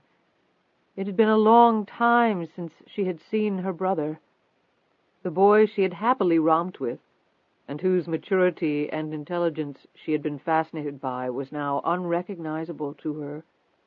The man across from her was not her brother. This manifestation was something else altogether. She hastily changed course and spoke as calmly as she could. Yes, Peter, I understand. I'll pack tonight. Jackson's face took on a level of despair that it had not carried for many years. He had read her thoughts, her fears. They were so plainly written on the thin parchment of her soft features. His fingers clutched the large throw pillow on the sofa between them. Where would you like to go, Alicia? Anywhere, Peter, anywhere you say. New Zealand. You mentioned New Zealand. That would be fine. It is a beautiful country. Or Austria, as I said. We had good times there, didn't we? He tightened his grip on the pillow. Didn't we? He asked again. Yes, we did. Her eyes dipped to follow his movements, and she tried to swallow, but her throat was too dry. Perhaps I could travel there first and then on to New Zealand. And not a word to the police. You promise? He lifted up the pillow. Her chin trembled uncontrollably as she watched the pillow come toward her. Peter, please, please don't. His words were stated very precisely. My name is Jackson, Alicia. Peter Crane doesn't live here anymore. With a sudden pounce, he pushed her flat against the couch, the pillow completely covering her face. She fought hard, kicking, scratching, gyrating her body, but she was so small, so weak. He barely felt her fighting for her life. He had spent so many years making his body hard as rock. She had spent that time waiting for a precise replica of her father to stride gallantly into her life, her muscles and her mind growing soft in the process. Soon it was over. As he watched, the violent movements diminished quickly and then stopped altogether. Her pale right arm slid down to her side and then dangled off the couch. He removed the pillow and forced himself to look down at her. She at least deserved that. The mouth was partially open, the eyes wide and staring. He quickly closed them and sat there with her, patting her hand gently. He did not try to hold back his own tears. That would have done no good. He struggled to remember the last time he had cried, but couldn't. How healthy was it when you couldn't even recall? He placed her arms across her chest, but then decided to have them clasped at her waist instead. He carefully lifted her legs up on the sofa and put the pillow he had used to kill her under her head, arranging her pretty hair so that it swept out evenly over the pillow. He thought she was very lovely in death despite the utter stillness. There was a peace there, a serenity that was at least heartening to him, as though what he had just done wasn't all that terrible. He hesitated for a moment and then went ahead. He checked her pulse and laid her hand back down. If she'd still been alive, then he would have left the room, fled the country, and left it at that. He wouldn't have touched her like that again. She was family, after all, but she was dead. He rose and looked down at her one last time. It needn't have ended this way. Now all the family he had left was the useless Roger. He should go kill his brother right now. It should have been him lying there, not his cherished Alicia. However, Roger wasn't worth the effort. He froze for an instant as an idea occurred to him. Perhaps his brother could play a supporting role in this production. He would call Roger and make him an offer he knew his younger brother would be unable to resist, as it would be all cash, the most potent drug in existence. He gathered up the elements of his disguise and methodically reapplied them, all the time making little darting glances at his dead sister. He had coated his hands with a lacquer-like substance, so he wasn't concerned about leaving fingerprints. He left by the back door. They would find her soon enough. Alicia had said her housekeeper had gone out to run an errand. It was a better than even chance that the police would think Thomas Donovan had continued his homicidal rampage by murdering his lady friend, Alicia Morgan Crane. Her obituary would be extensive. Her family had been very important. There would be much to write about. And at some point, Jackson would have to come back, as himself once more, to bury her. Roger could hardly be trusted to do that. "I am sorry, Alicia.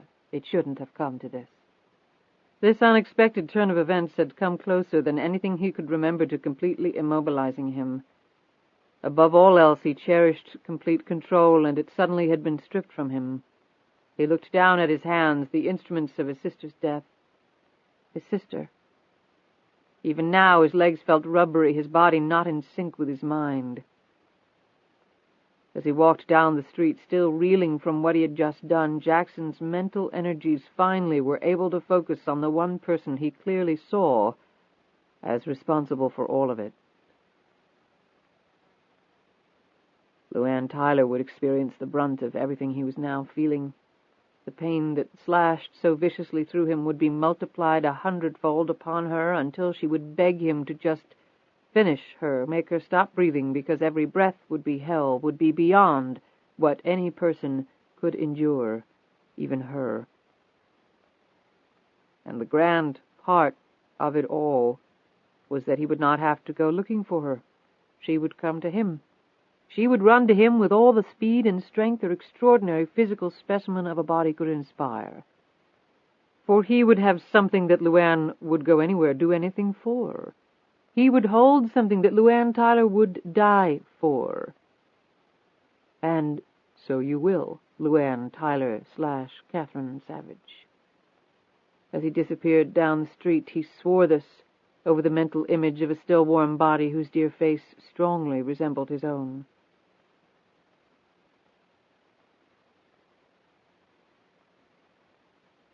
Chapter 53. For the 10th time, Riggs looked around the mall and then checked his watch. In cutting his deal with the FBI, he had just shimmied out onto the most fragile limb in the world, and LuAnn was 3 hours late. If she never showed up, where did that leave him? Jackson was still out there, and Riggs doubted if the knife would miss its mark a second time. If he didn't produce Jackson, fulfill his deal with his former employer, and have his cover reestablished, the cartel members who had sworn to kill him 5 years ago would soon learn that he was alive, and they would surely try again. He couldn't return to his house.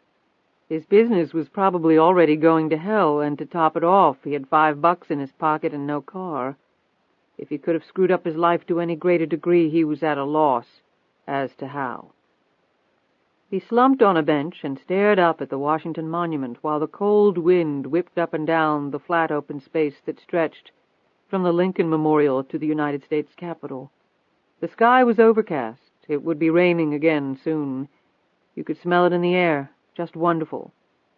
"And you're right between a rock and a hard place, Mr. Riggs," he said to himself. His emotional barometer had dropped to its lowest point since finding out his wife had perished in the gang attack 5 years ago. Had it really been less than 1 week ago that he had been leading a relatively normal life? Building things for wealthy people, reading books by his wood stove, attending a few night classes at the university, thinking seriously about taking a real vacation for a change? He blew on his cold fingers and stuffed them in his pockets. His injured shoulder ached. He was just about to leave when the hand touched his cheek. "I'm sorry." As he turned his head, his spirits soared with such swiftness that he felt dizzy, but he couldn't help smiling. He needed desperately to smile. "Sorry for what?" He watched as LuAnn settled in beside him, slipping her arm through his. She didn't answer right away. After staring off for a minute and then taking a heavy breath, she turned to him, stroked his hand with hers. "I had some misgivings." "About me?" "I shouldn't have. After all you've done, I shouldn't have any doubts left." He looked at her kindly. "Sure you should. Everybody has doubts. After the last 10 years, you should have more than most." He patted her hand, looked into her eyes, noted their moist edges, and then said, "But you're here now. You came, so it must be okay, right? I passed the test?" She simply nodded her head, unable to speak. "I vote for finding a warm place where I can fill you in on developments and we can discuss our plan of attack. Sound good?" "I'm all yours." Her grip tightened on his hand as though she would never let go, and right now that was just fine with him. They ditched the Honda, which was acting up, and rented a sedan. Riggs was getting tired of hot-wiring the car anyway. They drove to the outskirts of western Fairfax County and stopped for lunch at a nearby empty restaurant. On the drive out, Riggs filled her in on the meeting at the Hoover Building. They walked past the bar area and sat at a table in the corner. LuAnn absently watched the bartender tinker with the TV to better the reception of a daytime soap he was watching. He slouched against the bar and pried between his teeth with his swizzle stick as he watched the small screen. It would be wonderful, she thought, to be that relaxed, that laid back. They ordered their food, and then Riggs pulled out the newspaper. He didn't say a word until LuAnn had read the entire story. "Good Lord." "Donovan should have listened to you." "You think Jackson killed him?" Riggs nodded grimly. "Probably set him up. Had Reynolds call him, say she was going to spill her guts. Jackson is there and pops them both, with the result that Donovan gets blamed for it all." LuAnn let her head rest in her hands. Riggs gently touched her head. "Hey, LuAnn, you tried to warn the guy. There was nothing else you could do." "I could have said no to Jackson 10 years ago. Then none of this would have happened." "Yeah, but I bet if you had, he would have done you right then and there." LuAnn wiped her eyes with her sleeve.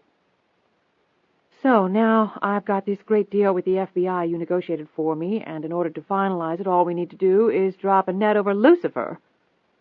She sipped on her coffee. "Would you care to tell me how we're going to do that?" Riggs put away the paper. "I've been giving it a lot of thought, as you might have guessed. The problem is we can't be too simplistic or too complicated. Either way, he'll smell a trap."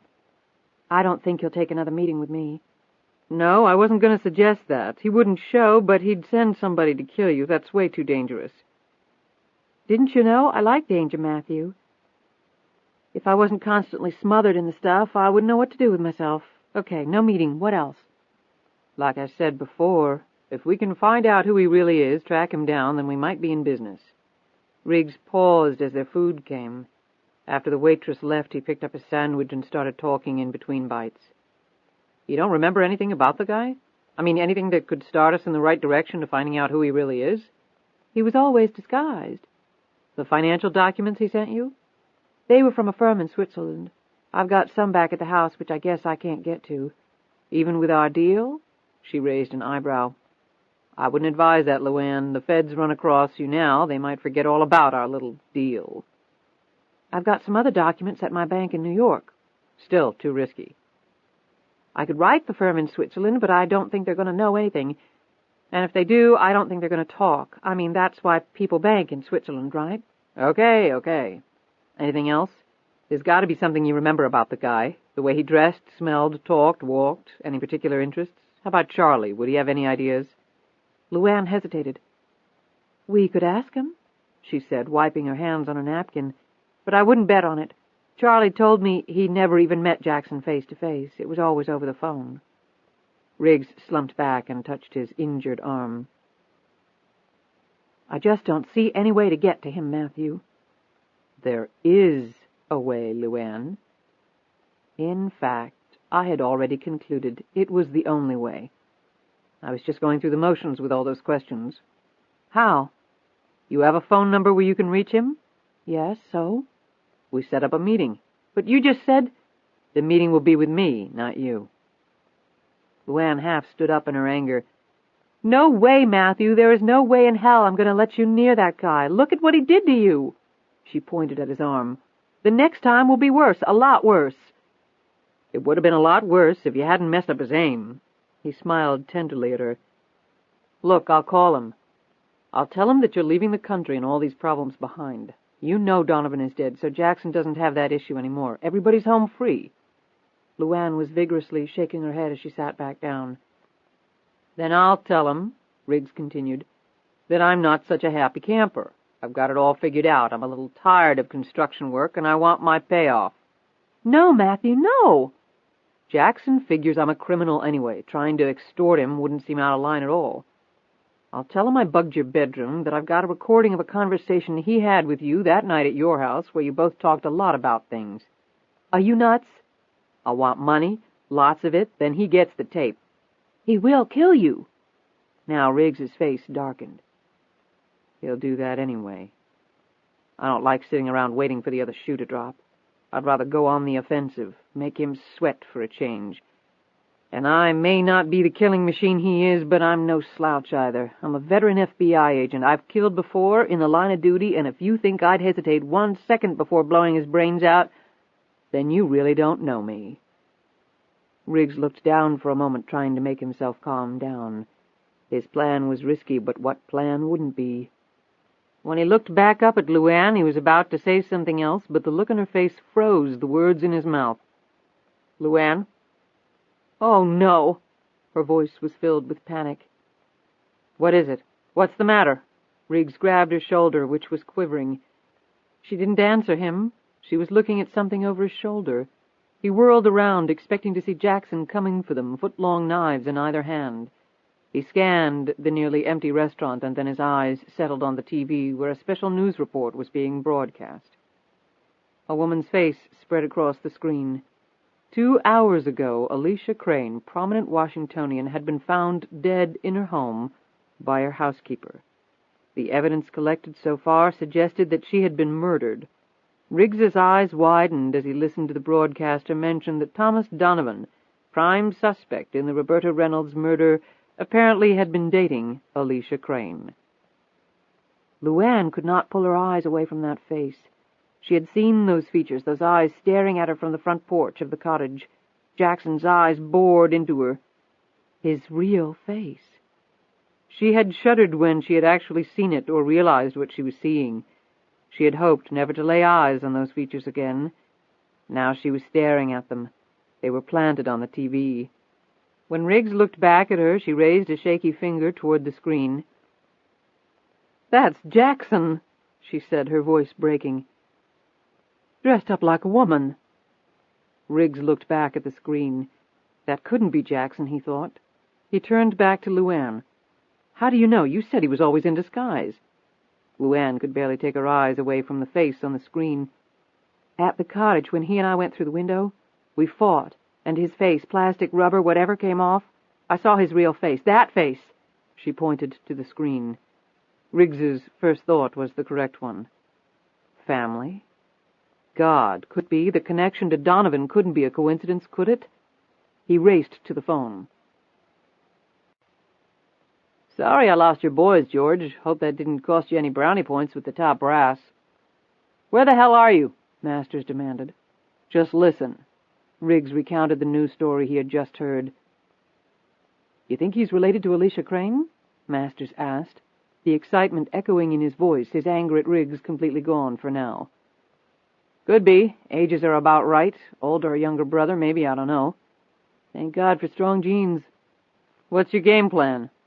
"We check her family. Shouldn't be too hard to do." "Her father was a U.S. Senator for years, very prominent lineage. If she has brothers, cousins, whatever, we hit 'em fast. Bring them in for questioning. Hell, it can't hurt." "I don't think he's going to be waiting for you to knock on the front door." "They never do they?" "If he is around, be careful, George." "Yeah, if you're right about all this—" Riggs finished for him. "The guy just killed his own sister. I'd hate to see what he'd do to a non-family member." Riggs hung up. For the very first time, he actually felt hopeful. He was under no delusions that Jackson would be around for the FBI to take into custody.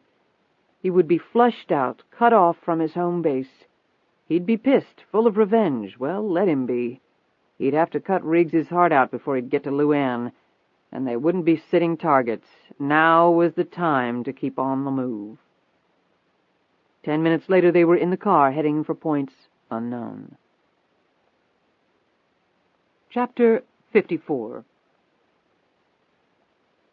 Jackson boarded the Delta shuttle for New York. He needed additional supplies, and he was going to pick up Roger. He couldn't count on him to travel by himself and get to where he was supposed to be. Then they would head back south. During the short flight, Jackson checked in with the man following Charlie and Lisa. They had made a rest stop. Charlie had talked on the phone. No doubt checking in with LuAnn. They had gone on, and were now close to re-entering Virginia on the southern side. It was all working out very well. An hour later, Jackson was in a cab threading its way through Manhattan toward his apartment. Horace Parker looked around with intense curiosity.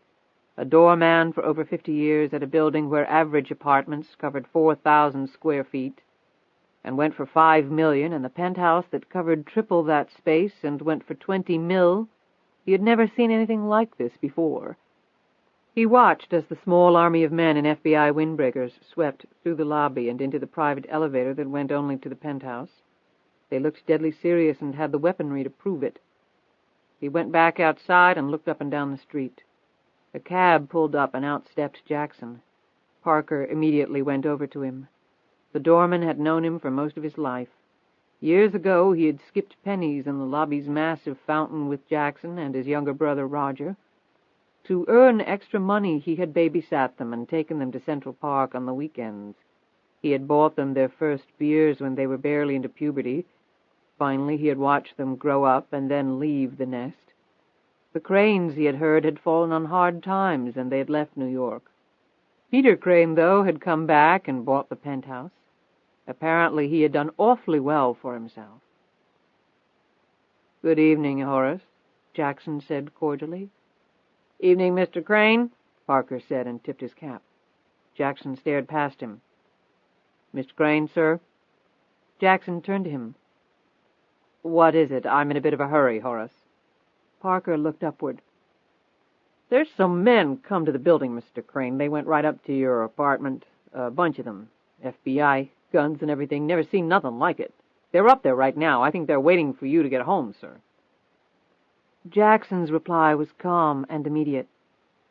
"Thank you for the information, Horace. Simply a misunderstanding." Jackson put out his hand, which Parker took. Jackson immediately turned and walked away from the apartment building. When Parker opened his hand, there was a wad of $100 bills there. He looked around discreetly before stuffing the cash in his pocket and taking up his position by the door once more. From the shadows of an alley across the street, Jackson turned and looked up at his apartment building. His eyes kept going up and up until they came to rest upon the windows of the penthouse. His penthouse. He could see the silhouettes move slowly across the windows, and his lips started to tremble at this outrageous invasion of his home. The possibility that they could have traced him to his personal residence had not occurred to him. How in the hell? He couldn't worry about it now, though. He went down the cross street and made a phone call. 20 minutes later, a limousine picked him up. He called his brother and told him to leave his apartment immediately, not even bothering to pack a bag and meet Jackson in front of the St. James Theater. Jackson wasn't sure how the police had found out his identity, but he couldn't be sure that they wouldn't wind up at Roger Crane's apartment at any minute. Then he made a quick stop to gather together some necessary supplies from another, smaller apartment he kept under a phony name. Under the ownership of one of his myriad corporate shells, he maintained a private jet and full-time crew at LaGuardia. He called ahead so that the pilot on duty would be able to file his flight plan as quickly as possible. Jackson did not intend to spend time twiddling his thumbs in the waiting area. The limo would take them right to the plane. That accomplished, he collected his brother from in front of the theater. Roger was 2 years younger and slimly built, but wiry like his older brother. He also shared the same shock of dark hair and delicate facial features. He was certainly curious about his brother's abrupt return to his life. "I couldn't believe you called like that out of the blue. What's up, Peter?" "Shut up, I need to think." He suddenly turned to his younger brother. "Have you seen the news?" He shook his head. "I don't usually watch TV. Why?" He obviously didn't know of Alicia's death. That was good. Jackson didn't answer his brother. He settled back in the seat, his mind racing through a seemingly infinite number of scenarios. In a half hour they were at LaGuardia Airport. Soon they had left the Manhattan skyline behind on their way south. The FBI did converge on Roger Crane's small apartment building, but a little too late. Yet they were far more intrigued by what they had discovered at Peter Crane's penthouse. Masters and Berman, walking around the massive penthouse, came across Jackson's makeup and archives rooms and his computerized control center. "Holy shit," Berman said, his hands in his pockets as he stared at the masks, makeup bins, and racks of clothing. Masters held the scrapbook gingerly in his gloved hands. FBI technicians roamed everywhere collecting evidence. "Looks like Riggs was right. One guy. Maybe we can survive all this," Masters said. "So what's our next move?" Masters answered immediately. "We focus on Peter Crane. Put a blanket on the airports and train and bus stations. I want roadblocks posted on all the major arteries heading out of town. You're to instruct all the men that he's extremely dangerous and a master of disguise. Send out photos of the guy everywhere. Fat lot of good that'll do us. We've cut off his home base, but he's obviously got enormous financial resources. If we do manage to track him down, I want no unnecessary chances. Tell the men that if there's the slightest threat, to shoot him down." "What about Riggs and Tyler?" Berman asked. "So long as they don't get in the way, they'll be okay. If they get mixed up with Crane along the way, well, there's no guarantee. I'm not going to jeopardize my men to make sure they don't get hurt. As far as I'm concerned, LuAnn Tyler belongs in jail, but that's why we've got some ammo with her. We can send her to jail or threaten to. I think she'll keep her mouth shut. Why don't you go oversee the rest of the evidence collection?" While Berman did so, Masters sat down and read the background information on LuAnn that accompanied her photo. He was finishing up when Berman returned. "You think Crane's going to go after Tyler now?" Berman asked. Masters didn't answer. Instead, he looked down at the picture of LuAnn Tyler, staring back at him from the photo album. He now understood why she had been picked as the lottery winner, why they had all been picked. He now had a much clearer idea of who LuAnn Tyler was and why she had done what she had.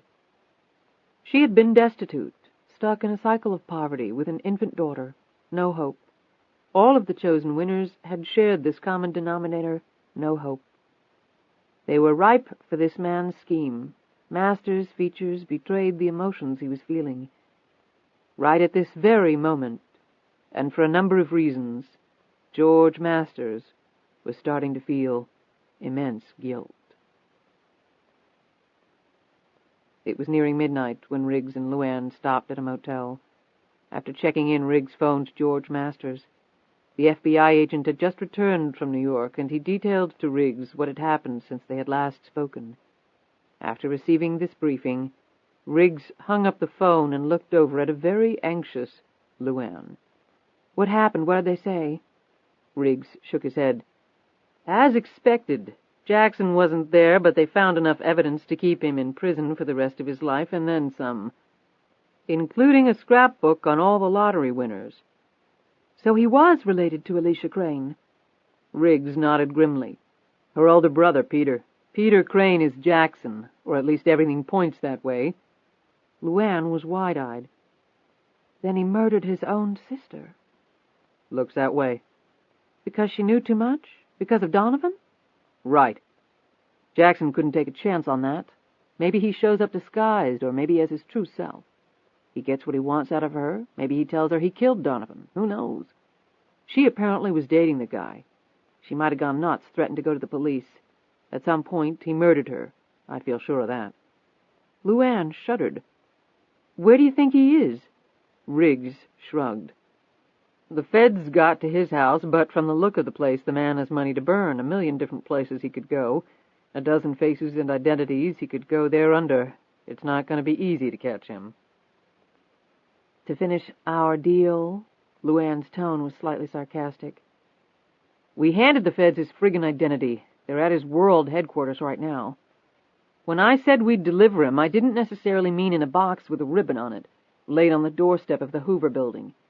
As far as I'm concerned, we've lived up to our end of the bargain. LuAnn let out a deep breath. So does that mean everything's square with the FBI in Georgia? We'll have some details to work out, but yeah, I think so. Unknown to them, I recorded the entire meeting at the Hoover building. I've got Masters, the director of the FBI, and the Attorney General of the United States herself, acting upon the authority of the President of the United States, no less, all on tape, agreeing to the deal I proposed. They've got to play straight with us now. But I got to be straight with you, too. The IRS is going to put a big dent in your bank account. In fact, after so many years of compounded penalties and interest, I'm not sure how much money you're going to have left, if any. I don't care about that. I want to pay my taxes, even if it takes everything I've got. The truth is, I stole the money to begin with. I just want to know if I have to keep looking over my shoulder for the rest of my life. You're not going to go to prison, if that's what you mean. He touched her cheek with his hand. You don't look too happy. She blushed and smiled at him. I am. Her smile quickly faded, though. I know what you're thinking.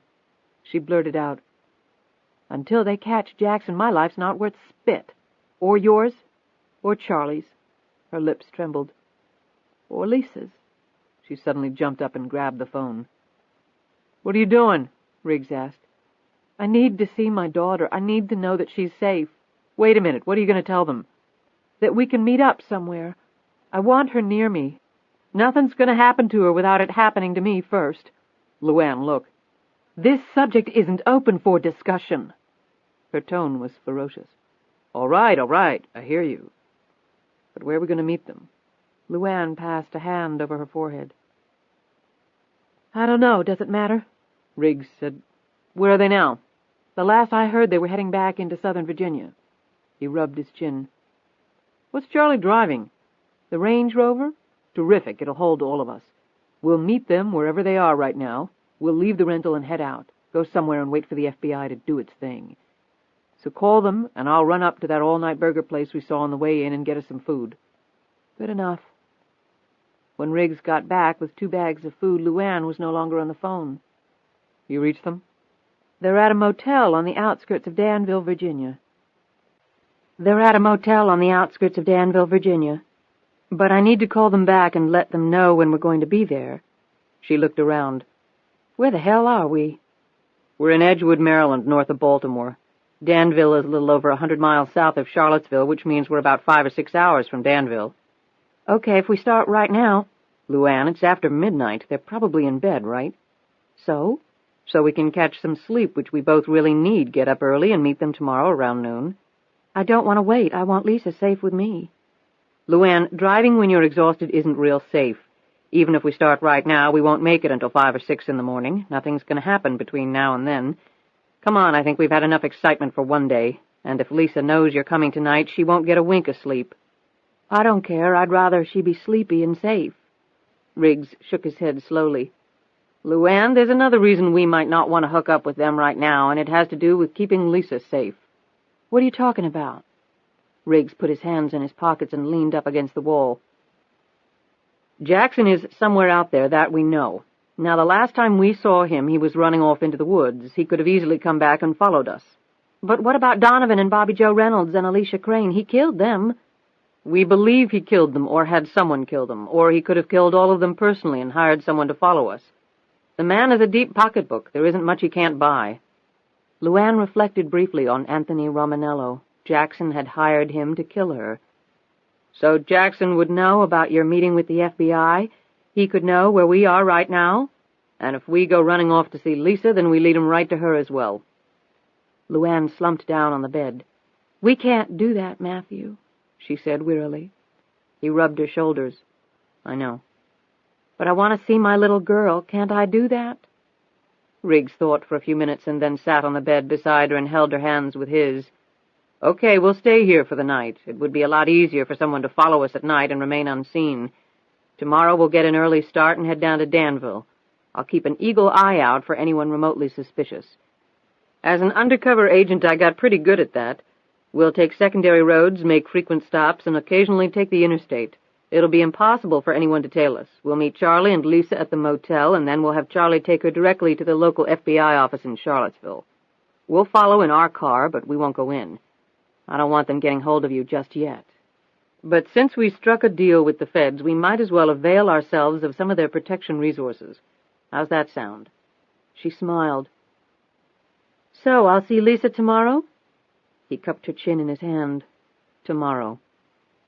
LuAnn called Charlie back, setting the meeting time at 1 o'clock the following day at the motel in Danville.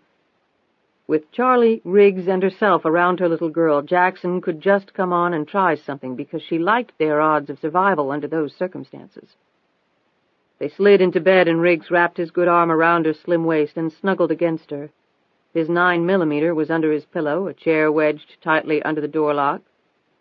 He had unscrewed a light bulb, broken it, and sprinkled the remains in front of the door. Although he didn't expect anything to happen, he wanted as much advance warning as he could get if it did. As he lay next to her, he was both confident and uneasy. She apparently sensed this and turned to face him, her hand gently stroking his face. "Got something on your mind?" "Anticipation, I guess. When I was with the FBI, I had to work hard to keep my patience. I seem to have a natural aversion to deferred gratification." "That all?" Riggs slowly nodded. "You sure you're not sorry you got involved in all this?" He pulled her closer to him. "Why in the world would I be?" "Well, let me list some things for you. You've been stabbed and came within an inch of dying. A madman is probably going to try his best to kill us. You stuck your neck out with the FBI for me, and your cover is blown, with the result that the people who tried to kill you before may try again. You're running around the country with me trying to stay one step ahead of everybody, and your business is going to hell, and it doesn't look like I'll have 2 dimes to rub together to even begin to repay you for everything you've done. That cover it?" Riggs stroked her hair and figured he might as well say it now. Who knew how things were going to go? He might not get another chance. "You left out the part about me falling in love with you." Her breath caught as her eyes drifted over him, taking in every subtle quiver, trying to give them all simultaneous meaning. All the while his words echoed in her head. She tried to say something but couldn't. He filled in the silence. "I know it's probably the world's worst timing, but I just wanted you to know." "Oh, Matthew," she finally managed to say. Her voice was trembling. Everything about her was. "I'm sure you've heard those words before, lots of times, from guys probably a lot better suited." She covered his mouth with her hand, but she didn't say anything for a long minute. He gently kissed her fingers. Her voice was husky, as though she were reaching down deep in order to utter the words. "Other men have said them, but this is the first time I've really been listening." She stroked his hair, and then her lips searched out and found his in the darkness and sunk in slowly and deeply. They blindly undressed each other, their fingers probing and gently caressing. LuAnn began to softly cry as the unlikely twins of nervous fear and intense happiness fought for dominance. Finally, she just stopped thinking and gave herself over to what she had been looking for so many years, across so many countries. From precious dreams that rudely dissolved into nightmares, which viciously framed realities that never came close to inspiring in her any more than an extreme ambivalence about her life. She clutched Matthew Riggs hard, as if realizing that this might be her last chance. Their bodies gripped each other for a long time before relaxing. They fell into an exhausted sleep, safely in each other's arms.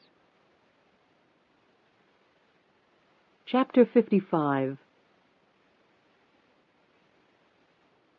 Charlie rubbed the sleep from his eyes and stared over at the phone. It had been a couple of hours since LuAnn had filled him in on all the recent developments, and he still couldn't get to sleep. So Jackson was really Peter Crane. That information personally did him no good, but Charlie figured it would help immeasurably the authorities' efforts to track the man down. On the downside, if Jackson knew his identity had been discovered, Charlie figured he would be one pissed-off person. And Charlie wouldn't want anyone he cared for to be in the vicinity of the gentleman if that was the case. He pulled himself up from the couch. His knees were aching more than usual. All the driving was getting to him. He was very much looking forward to seeing LuAnn. And Riggs, too, he supposed. Sounded like the guy had really come through for LuAnn. If he could pull all this off, well, it would be a miracle. He went into the adjoining room and checked on Lisa. She was still sleeping soundly. He looked at her delicate features, seeing so much of her mother in them. She was going to be tall, too. The last 10 years had gone by so fast. Where would they all be next week? Where would he be? Maybe with Riggs in the equation, his run was coming to an end. He had no doubt that LuAnn would take care of him financially, but it would never be the same. But what the hell, the whirlwind that represented the last 10 years with her and Lisa had been far more than he deserved, anyway. The ringing phone startled him. He checked his watch. Almost 2 a.m. He snatched up the receiver. "Charlie?" Charlie didn't recognize the voice at first. "Who's this?" "Matt Riggs." "Riggs, where's LuAnn? Is she okay?" "She's more than okay. They caught him. They caught Jackson." His tone was one of unbridled joy. "Christ almighty, hallelujah. Where?" "In Charlottesville. The FBI had put a team of agents together at the airport, and he and his brother walked right into it. I guess he was coming to pay LuAnn back." "His brother?" "Roger. The FBI doesn't know if he's involved in all this, but I don't think they care. They've got Peter Crane. They want LuAnn to come to Washington in the morning to give a deposition." "Tomorrow? What about meeting us down here?" "That's why I called. I want you and Lisa to get packed up right now and meet us in Washington, at the Hoover Building, 9th Street and Pennsylvania Avenue. They'll be expecting you. I set it all up. If you leave now, you can meet us for breakfast. I personally want to celebrate." "And the FBI, the murder charge?" "All taken care of, Charlie. LuAnn's home free." "That's great, Riggs. That's the most wonderful news I've heard in I can't remember how long. Where's LuAnn?" "She's on the other phone talking to the FBI. Tell Lisa that her mother loves her and can't wait to see her." "You got it." He hung up and immediately started to pack. He would have loved to have seen Jackson's face when the FBI busted him. The prick. He figured he'd pack the car before waking Lisa. Might as well let her sleep as long as possible. When she heard the news about her mother, Charlie was sure further sleep would not be possible for the little girl. It looked like Riggs had come through after all. His heart lighter than it had been in years, Charlie, a bag under each arm, opened the front door. He immediately froze. The man was standing in the doorway, his face covered by a black ski mask, a pistol in his hand. With a scream of rage, Charlie threw the bag at him, knocking the gun free. Next, Charlie grabbed the man by the mask and hurled him into the room, where he slammed against a wall and went down. Before the man could get up, Charlie was on top of him, hammering him with lefts and rights, his old boxing skills coming back, as though he had never left the ring. The piston-like battering took its toll as the man slumped down, groaning from the furious beating, and lay still. Charlie turned his head as he felt the second presence in the room. "Hello, Charlie." Jackson closed the door behind him. As soon as he recognized the voice, Charlie leapt for him, surprising Jackson with his quickness. The twin darts from the stun gun hit Charlie in the chest, but not before his massive fist collided with Jackson's chin, knocking him back against the door. However, Jackson continued to squeeze the trigger, sending the massive electrical current into Charlie's body. Charlie was on his knees, using all of his strength to try to rise, to kick the shit out of the man, to beat him into oblivion where he could hurt no one else. He tried to propel himself forward, every mental impulse in his brain craving nothing less than the man's complete destruction.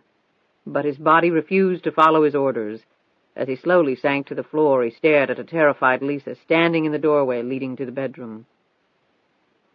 He tried to say something, tried to scream to her to run like hell, but all that came out was something that would hardly qualify as a whisper.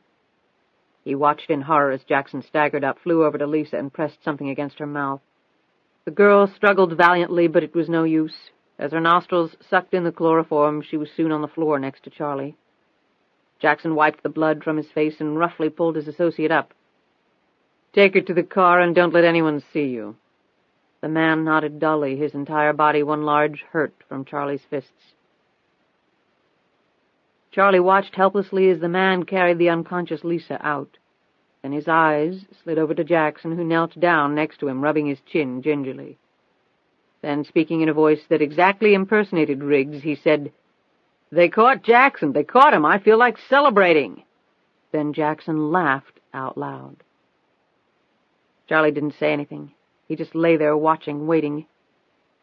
In his own voice, Jackson said, "I knew my phone call would make you drop your guard just enough. Opening the door without checking first, no gun ready, how lax. You were really very diligent about not being followed, though. I knew you would be. That's why on the very first night I was in Charlottesville, I entered the garage at Wickens Hunt and placed a transmitter inside the wheel well of each vehicle there, including your Range Rover. This particular transmitter was originally designed for military use and employs satellite tracking technology. I could have followed you around the globe. It was very expensive, but obviously was well worth it. I knew, after I met with LuAnn, that she would send Lisa off with you, and I needed to know exactly where you were, just in case I needed little Lisa for the final showdown. I love strategic thinking, don't you? It's so rare when someone does it correctly. As it turns out, I do need her. That's why I'm here." Charlie winced slightly when Jackson pulled the knife from his coat, and he flinched again when Jackson pulled up the sleeve of Charlie's shirt. "I really love this device," Jackson said, looking at the stun gun.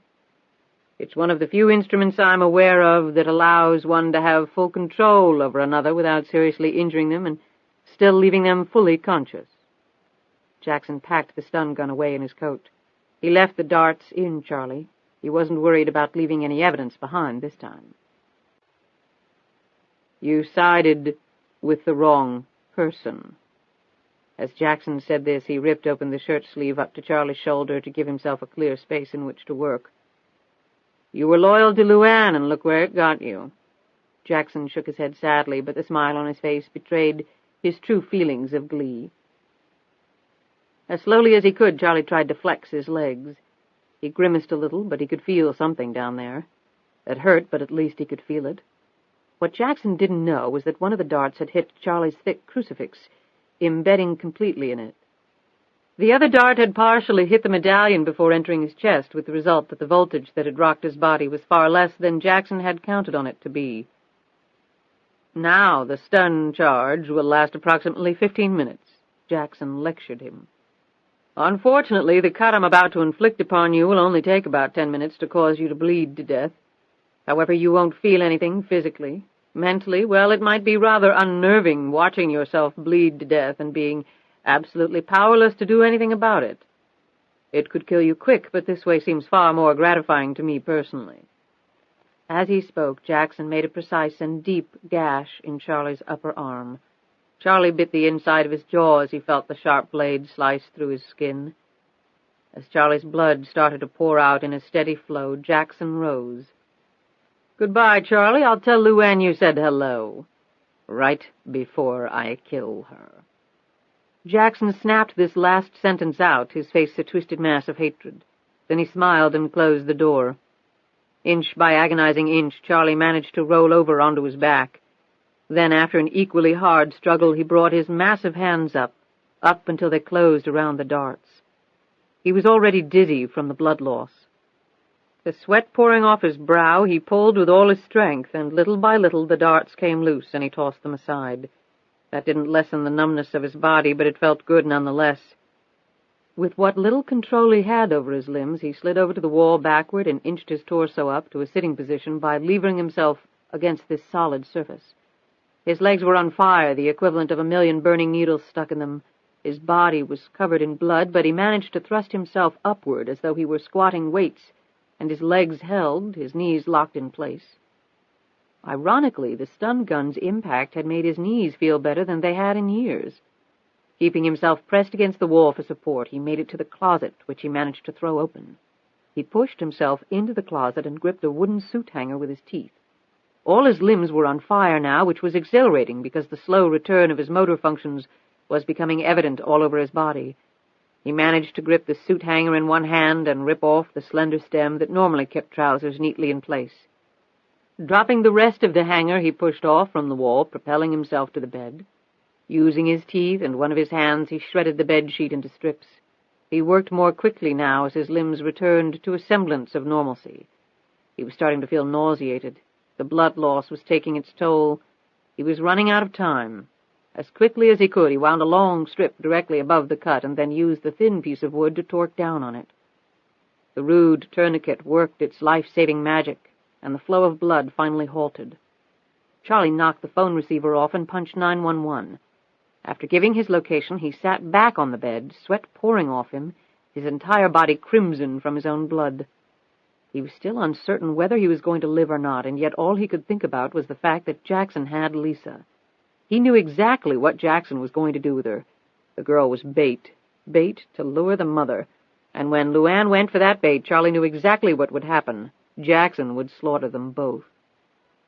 This terrifying thought was his last before he lost consciousness.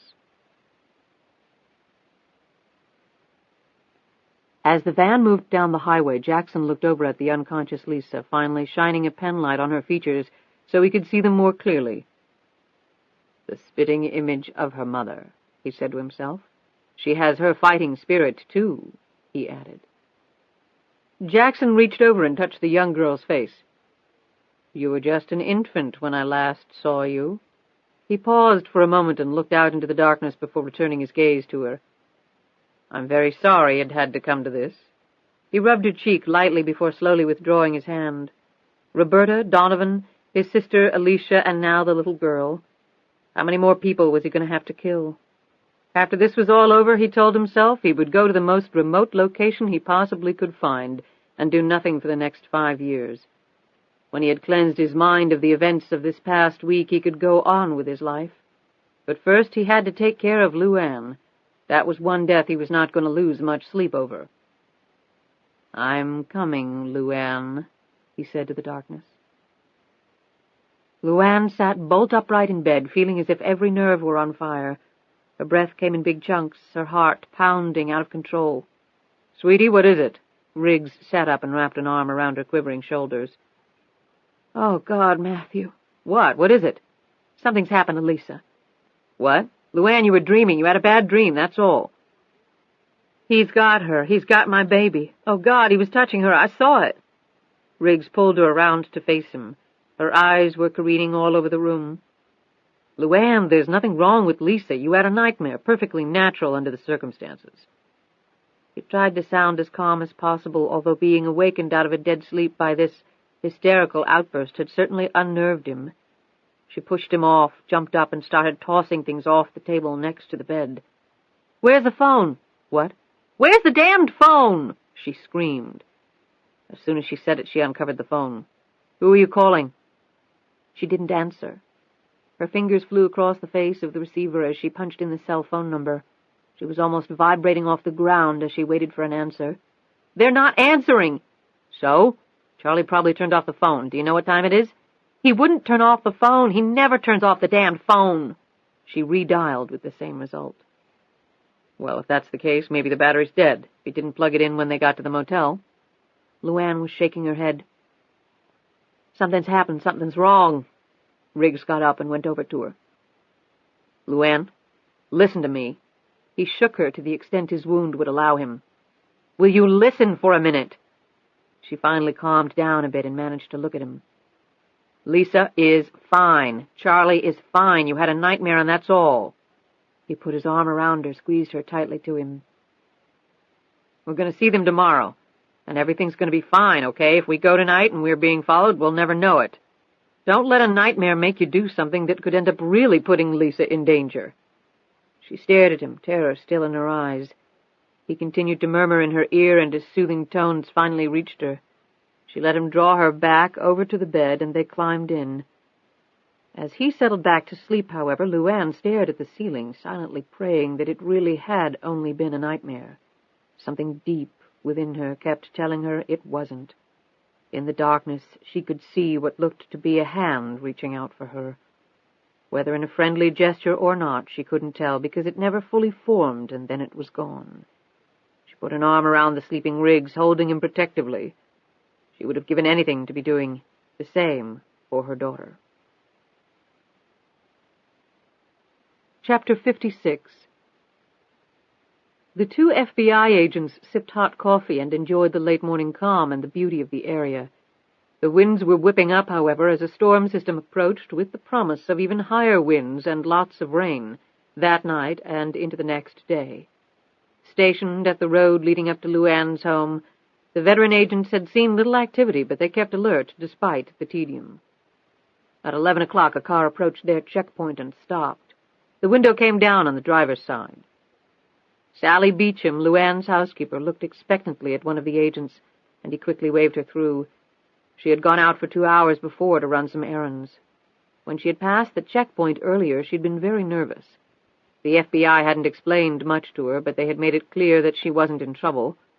They wanted her to go about her normal duties, keep everything the same. They had given her a number to call in case she noticed anything suspicious. As she passed through the checkpoint this time, she looked more comfortable, perhaps even a touch self-important with all this official attention. One of the agents commented to the other, "I don't think Tyler's going to be coming back to eat any of that food." His colleague smirked knowingly. The next vehicle that came down the road and stopped at the checkpoint drew some special attention. The older man driving the van explained that he was the groundskeeper. The younger man in the passenger seat was his assistant. They produced ID, which the agents checked thoroughly, then made some phone calls to verify. The agents opened the back of the van, and it was indeed filled with tools, boxes, and old rolled-up tarps. Just to make sure, one of the agents followed the van up the road. Sally Beecham's car was parked in front. A shrill beep emanated from the house. The front door was open, and the agent could see her just inside the door, deactivating the alarm system, he presumed. He was proven correct when the beep stopped. The agent watched the men get out of the van, pull some tools from the back of the vehicle, stack them in a wheelbarrow, and head around to the back of the house.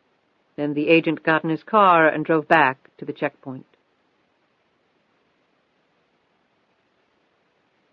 LuAnn and Riggs were standing in the parking lot of the motel outside Danville, Virginia. Riggs had talked to the motel manager. The police had been summoned the night before. The man in room 112 had been attacked and badly injured. Because of the severity of the wound, a medevac helicopter had been called to airlift out the man. The name the man had given was not Charlie's. However, that meant nothing, and the manager was not aware of a young girl being with the man. "You sure they were in room 112? LuAnn whirled around. "Of course I'm sure." She closed her eyes, stopped pacing, and rocked on her heels. She knew what had happened. The thought of Jackson touching Lisa, hurting her, all because of what LuAnn had done or hadn't done. It was numbing, absolutely and totally incapacitating. "Look, how was I supposed to know you have some kind of psychic connection with this guy?" Riggs replied. "Not him, damn it, her, my daughter!" This statement stopped Riggs dead in his tracks. He looked down and then watched her resume her pacing. "We need some information, Matthew, right now." Riggs agreed, but he didn't want to go to the police. That would entail wasting a lot of time in explanations, and the end result might very well be the local cops taking LuAnn into custody. Finally, Riggs said, "Come on." They went into the motel office, and Riggs walked over to a payphone. Riggs phoned Masters. The FBI still had no leads on Jackson, and Roger Crane still had not surfaced, Riggs was told. Riggs briefly explained the situation at the motel the night before to Masters. "Hold on," Masters said. While Riggs did so, he looked over at LuAnn, staring at him. She was silently waiting for the worst news she could possibly receive, of that he was certain. He tried to smile reassuringly at her, but then stopped. The last thing he could be right now was reassuring, particularly since he had nothing to base it upon. Why set her up even farther for the long fall? When Masters came back on, his tone was low and nervous. Riggs turned away from LuAnn while he listened. Masters said, "I just checked with the local police in Danville. Your information is correct. A man was stabbed at that motel on the outskirts of town. The ID found on him gave his name as Robert Charles Thomas." Charlie? Riggs licked his lips, gripped the phone. "His ID, he couldn't tell the police. He was unconscious, lost a lot of blood. Damn miracle he's even alive, they tell me. The wound was professionally administered, designed to slow bleed the person. They found darts from a stun gun in the room. Guess that was how he was incapacitated. As of early this morning, they weren't quite sure if he was going to make it." "What's he look like?" Riggs heard some paper rustling over the line. He was almost certain it was Charlie, but he needed to be absolutely sure. Masters started speaking again. "Over 6 feet, in his 60s, strongly built, must be strong as an ox to have survived to this point." Masters started speaking again. "Over 6 feet, in his 60s, strongly built, must be strong as an ox to have survived to this point." Riggs breathed deeply. No doubt now it was Charlie. "Where is he now?" "The medevac took him to the UVA Trauma Center in Charlottesville." Riggs felt the presence next to him. He turned to find LuAnn staring at him. The look in her eyes was scary. "George, was there any mention of a 10-year-old girl being with him?" "I asked. The report said that the man came to for a few seconds and started shouting a name. Lisa?" Riggs heard Masters clear his throat. "Yes." Riggs remained silent. "It was her daughter, wasn't it? This guy's got her, doesn't he?" Masters asked. "Looks like it," Riggs managed to get out. "Where are you?" "Look, George, I don't think I'm ready to give you that information yet." Masters started speaking more forcefully. "He's got the little girl. You two could be next, Matt. Think about it. We can protect you both. You have got to come in." "I don't know." "Look, you can go back to her house. I've got the entrance under 24-hour guard. If she agrees to go there, I'll fill the place up with agents." "Hold on, George." Riggs held the phone against his chest and looked at LuAnn. His eyes told her all she needed to know. "Charlie?" "Unconscious. They don't know if he's going to make it. The good news is that a medevac helicopter flew him to the trauma center at UVA Hospital." "He's in Charlottesville?" she asked. Riggs nodded. "It's only a short hop from Danville by air, and the trauma unit there is top-notch. He'll get the best care." She continued to stare at him, waiting, and he knew exactly what for. "Jackson probably has Lisa." He moved on quickly. "LuAnn, the FBI wants us to come in so they can protect us.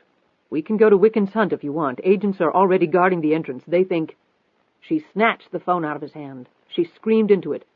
"I don't want protection. I don't need your damned protection. He's got my daughter. And the only thing I'm going to do is find her. I am going to get her back. You hear me?" "Ms. Tyler, I'm assuming this is LuAnn Tyler," Masters started to say. "You just stay out of the way. He'll kill her sure as hell if he even thinks you're around." Masters tried to remain calm even as he said the awful words. "Ms. Tyler, you can't be sure he hasn't already done something to her." Her reply was surprising both for its content and its intensity. "I know he hasn't hurt her." "Not yet." "The man's a psycho. You can't be sure." "The hell I can't. I know exactly what he wants, and it is not Lisa. You just stay out of the way, FBI man. If my daughter dies because you got in the way, there won't be any place on this earth that I won't find you." Sitting at his desk in the heavily guarded Hoover building with 25 years of high-level criminal detection work behind him, during which he'd confronted more than his share of evil, now surrounded by 1,000 superbly trained, hardened FBI special agents, George Masters actually shivered as he listened to those words. The next sound he heard was the phone slamming down. Riggs raced after LuAnn as he stormed to the car. "LuAnn, will you wait a damned minute?"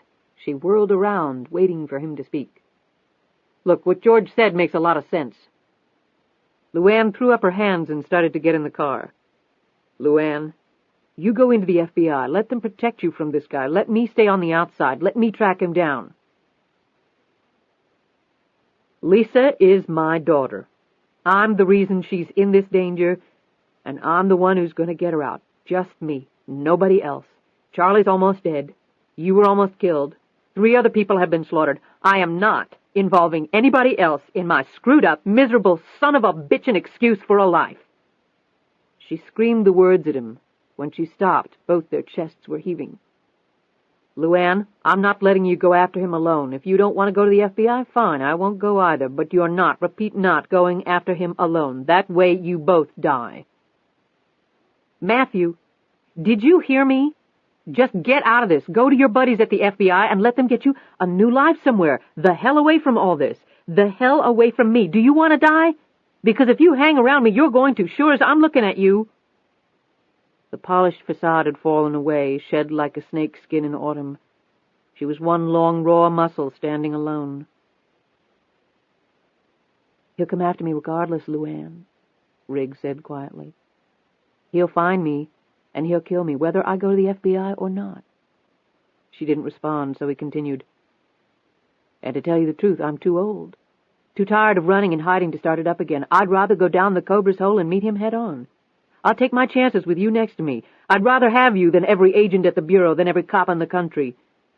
We're probably only going to have one shot at this, and I'll take that shot with you." He paused for a moment as she stared up at him, her eyes wild, her long hair billowing in the wind, her strong hands balling up into fists and then uncurling. Then he said, "If you'll take that shot with me." The wind was really picking up now. They each stood barely 2 feet apart from the other. The gap would either swell or diminish with LuAnn's answer. Despite the chill, cold sweat clung to each of their faces.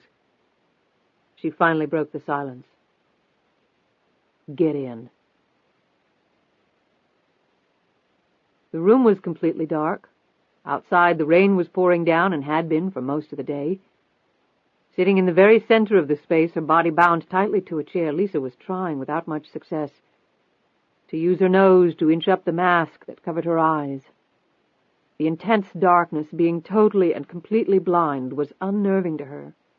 She had the impression that perilous things were lurking very near her. In that regard, she was completely right. "Are you hungry?" The voice was right at her elbow, and her heart nearly stopped. "Who is it? Who are you?" Her voice quavered. "I'm an old friend of your mother's." Jackson knelt beside her. "These bindings aren't too tight, are they?" "Where's Uncle Charlie? What did you do to him?" Lisa's courage suddenly resurfaced. Jackson quietly chuckled. "Uncle, is it?" He stood back up. "That's good, very good." "Where is he?" "Not relevant," Jackson snapped. "If you're hungry, tell me so." "I'm not." "Something to drink, then?" Lisa hesitated. "Maybe some water." She heard some tinkling of glass in the background, and then she felt a coldness against her lips and jerked back. "It's only water. I'm not going to poison you." Jackson said this in such a commanding fashion that Lisa quickly opened her mouth and drank deeply. Jackson patiently held the cup until she was finished. "If you need anything else, to use the bathroom, for instance, then just say so. I'll be right here." "Where are we?" When Jackson didn't answer, she asked, "Why are you doing this?" Standing there in the darkness, Jackson considered the question carefully before answering. "Your mother and I have some unfinished business. It has to do with things that occurred a long time ago, although there have been repercussions of a very recent vintage that are motivating me." "I bet my mom didn't do anything to you." "On the contrary, while she owes her entire life to me, she has done everything in her power to hurt me." "I don't believe that," Lisa said hotly. "I don't expect you to," Jackson said. "You're loyal to your mother, as you should be. Family ties are very important." He crossed his arms and thought for a moment on the status of his own family, of Alicia's sweet, peaceful face. Sweet and peaceful in death. With an effort, he shrugged the vision off. "My mom will come and get me." "I certainly expect her to." Lisa blinked rapidly as his meaning suddenly dawned upon her. "You're going to hurt her, aren't you? You're going to try and hurt my mom when she comes to get me." Her voice had risen. "Call if you need anything. I don't intend to make you suffer unduly." "Don't hurt my mom, please." The tears materialized behind the mask. Jackson did his best to ignore the pleas. Finally, the crying turned to bawling and then dissolved into exhausted whimpering. He had first seen Lisa as an 8-month-old infant. She had certainly grown up into a lovely child. Had LuAnn not accepted his offer, the orphaned Lisa would probably be in a foster home somewhere else. He looked over at her, suffering terribly inside, her head slumped onto her chest in her private agony. A lot for a 10-year-old to handle. Maybe she would have been better off in that foster home without ever really having known her mother. The woman Jackson was going to now eliminate from her life. He had no desire to cause pain to the daughter, but such was life. It wasn't fair. He had told LuAnn that the very first day they had met. Life was not fair. If you wanted something, you had to take it before someone else took it from you. Neatly dissected down to its essence, life was one long series of lily-pad hoppings. The quick and the resourceful were able to adapt and survive. All others were simply crushed as a more nimble creature landed on the lily pad they had occupied for too long. He stood completely motionless, as though conserving all his energies for what lay ahead. He stared off into the darkness. Very soon it would all begin, and very soon it would all end. Chapter 57. The medical facility at the University of Virginia was a teaching component of the medical school, as well as a highly regarded public hospital with a Level 1 trauma center. LuAnn raced down the corridor. Riggs was parking the car and then would follow her in. She reflected briefly on the fact that she had never before been in a hospital. She quickly concluded that she didn't care for either the smell or the atmosphere. A lot of that was probably due to the reason she was here, to see Charlie. He was in a private room. A member of the Charlottesville police force stood guard outside his door. LuAnn shot right past him and started to enter the room. "Whoa there, ma'am, no visitors," said the police officer, a solidly built man in his early 30s, holding out a beefy arm for emphasis. LuAnn had whirled around, ready for a fight, when Riggs hustled up. "Hey, Billy!" The officer turned around. "Hey, Matt, how you doing?" "Not so good. Won't be playing basketball at the Y with you for a while." Billy looked at his sling. "How'd you do that?" "Long story. The guy in there is her uncle." He nodded at LuAnn. Billy looked embarrassed. "I'm sorry, ma'am, I didn't know. They told me no visitors, but I know they didn't mean family. You go on in." "Thanks, Billy," Riggs said. LuAnn pushed open the door and went in. Riggs was right behind her. LuAnn stared across at Charlie lying in the bed. As if he sensed her presence, he looked over and a smile spread across his face. He looked pale, but his eyes were quick and active. "Damn, now that's a real pleasant sight," he said. LuAnn was next to him in an instant, taking his big hand in hers. "Thank God you're okay." Charlie was about to say something when the door opened and a middle-aged man in a white coat popped his head in. "Just making rounds, folks." He opened the door all the way and came in. He carried a clipboard. "Dr. Reese," he said, introducing himself. "Matt Riggs. This is Charlie's niece, Catherine." Riggs pointed at LuAnn, who shook the doctor's hand. Dr. Reese checked Charlie's vital signs while he spoke. "Well, it's very lucky Charlie was so good with a tourniquet. Stopped the blood loss before things got really nasty." "So he's going to be okay?" LuAnn asked anxiously. Reese peered at her over his glasses. "Oh, yes, he's in no danger. We replaced the blood he lost. The wound is all stitched up. All he needs is some rest, get his strength back." Reese noted his findings on Charlie's record log. Charlie half sat up. "I feel fine. When can I check out?" "I think we'll give you a couple of more days to get back on your feet." Charlie was clearly not pleased with that answer. "I'll be back in the morning," Reese said. "Don't stay too long, folks. Let him get some rest." As soon as Reese was gone, Charlie sat all the way up. "Any word on Lisa?" LuAnn closed her eyes and looked down. Thick tears slid out from under her eyelids. Charlie looked over at Riggs for the first time. "We think he has her, Charlie," said Riggs. I know he has her. I told the cops everything I knew as soon as I came to. I'm sure they're working on it, Riggs said lamely. Charlie banged his fist against the metal sides of the bed. Damn it, they're not going to catch him. He's long gone. We've got to do something. He hasn't tried to contact you? I'm going to contact him, LuAnn said, opening her eyes. But I had to come see you first. They said you might not make it. Her voice shook and her hand gripped his tighter. It'd take a lot more than one cut to send yours truly into oblivion. He paused, struggling with what he was about to say. I'm sorry, LuAnn. That bastard's got her and it's my fault. He called me in the middle of the night, impersonated Riggs's voice, said that the FBI had Jackson, that I was to come up to Washington and rendezvous with you at the FBI building. I dropped my guard. I walked right into his trap. Charlie shook his head. God, I should have suspected something, but he sounded just like Riggs. LuAnn leaned over and hugged him. Damn you, Charlie. You almost got yourself killed for her, and for me. Charlie wrapped his big arms around her while Riggs watched in respectful silence as the two shook and swayed together. Lisa will be okay, Charlie. She sounded a lot more confident than she actually felt. However, it would do Lisa no good if LuAnn allowed herself to become hysterical and thus useless. LuAnn, you know that guy. He could do anything to her. He wants me, Charlie.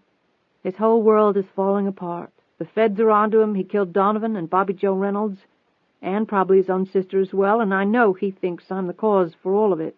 That's nuts. It's not nuts if he believes it. Well, you can't just walk in there and give yourself to him. Riggs piped in. My sentiments exactly. You can't just call the guy up and say, don't worry, I'll be right over so you can kill me. LuAnn didn't answer him. He's right, LuAnn, Charlie said. He started to get up. What the hell are you doing? She said sharply. Getting dressed. Excuse me, didn't you hear the doctor? I'm old, my heart's going. And so am I. Going, that is. Charlie! Look, he said angrily as he stumbled, trying to get his pants on. LuAnn gripped his good arm while Riggs steadied him on the other side. I'm not going to lie here in this bed while that son of a bitch has Lisa. If you don't understand that, I really don't care. LuAnn nodded in understanding and helped him get his pants on. You're a big old ornery bear, you know that? I've got one good arm, and just let me get it around that guy's neck. Riggs held up his own injured arm. Well, between us, we've two good arms. I owe the guy too. LuAnn put her hands on her hips and looked around. There's a cop outside. I can take care of him, Riggs said. LuAnn picked up the rest of Charlie's belongings, including the portable cell phone, and put them in a plastic hospital bag. When Charlie was finished dressing, Riggs stepped out the door and spoke to Billy. Billy, you mind going down to the cafeteria and getting a couple of coffees and maybe some stuff to munch on? I'd go, but I can't carry anything with this bum arm. He jerked his head toward the room. And she's pretty hysterical right now. I don't want to leave her. I'm really not supposed to leave my post, Matt. I'll hang out here, Billy. It'll be okay. Riggs held up some money. Here, get yourself something, too. Last time we played hoops, I remember you eating a whole pizza by yourself afterwards. He eyed Billy's healthy dimensions. I don't want you to wilt away to nothing.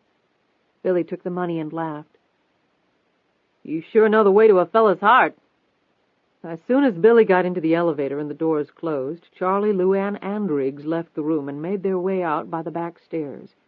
With LuAnn and Riggs supporting Charlie, they quickly walked through the pouring rain to the car. With the thick clouds, it was already dark, and the visibility was getting worse every minute. Shortly, the three of them were in the car, heading down Route 29. Charlie used the opportunity to tell them everything that had happened at the motel, including the fact that Jackson had had another man with him. After he finished, Charlie leaned forward from the back seat. So, what's the plan? He winced as the car bounced over a pothole and jostled his arm. LuAnn pulled into a gas station. She pulled out a slip of paper from her pocket. I'm going to call him. And then what? Riggs asked. I'll let him tell me, she replied. You know what the hell he's going to say, Charlie rejoined. He's going to set up a meeting, just you and him, and if you go, he's going to kill you. And if I don't, he's going to kill Lisa. He'll kill her anyway, Riggs said hotly. LuAnn looked over at him. "Not if I get him first." She thought back to her last encounter with Jackson at the cottage. She was stronger than he was, not by much, but she had the clear advantage there. However, he knew that too. She had seen that in his eyes. That meant he would not go toe-to-toe with her again, at least not physically. She would have to remember that. If he could adapt, so could she. "LuAnn, I have a lot of confidence in you," Riggs said, "but this guy's something else again." "He's right, LuAnn," Charlie added. "Thanks for the vote of confidence, you guys." She didn't wait for them to answer. She pulled the portable phone out of the bag and punched in the number. Before it started ringing, she looked at both of them. "But remember, I've got 2 good arms." Riggs slid his hand down into his coat until it touched the reassuring metal of his pistol. His aim would have to be a lot better this time around. He hoped not to have the painful distraction of a knife sticking out of his arm. He and Charlie watched as LuAnn spoke into the receiver, leaving the number of the cell phone. She hung up and waited, still not looking at him. Barely 3 minutes had passed before the phone rang.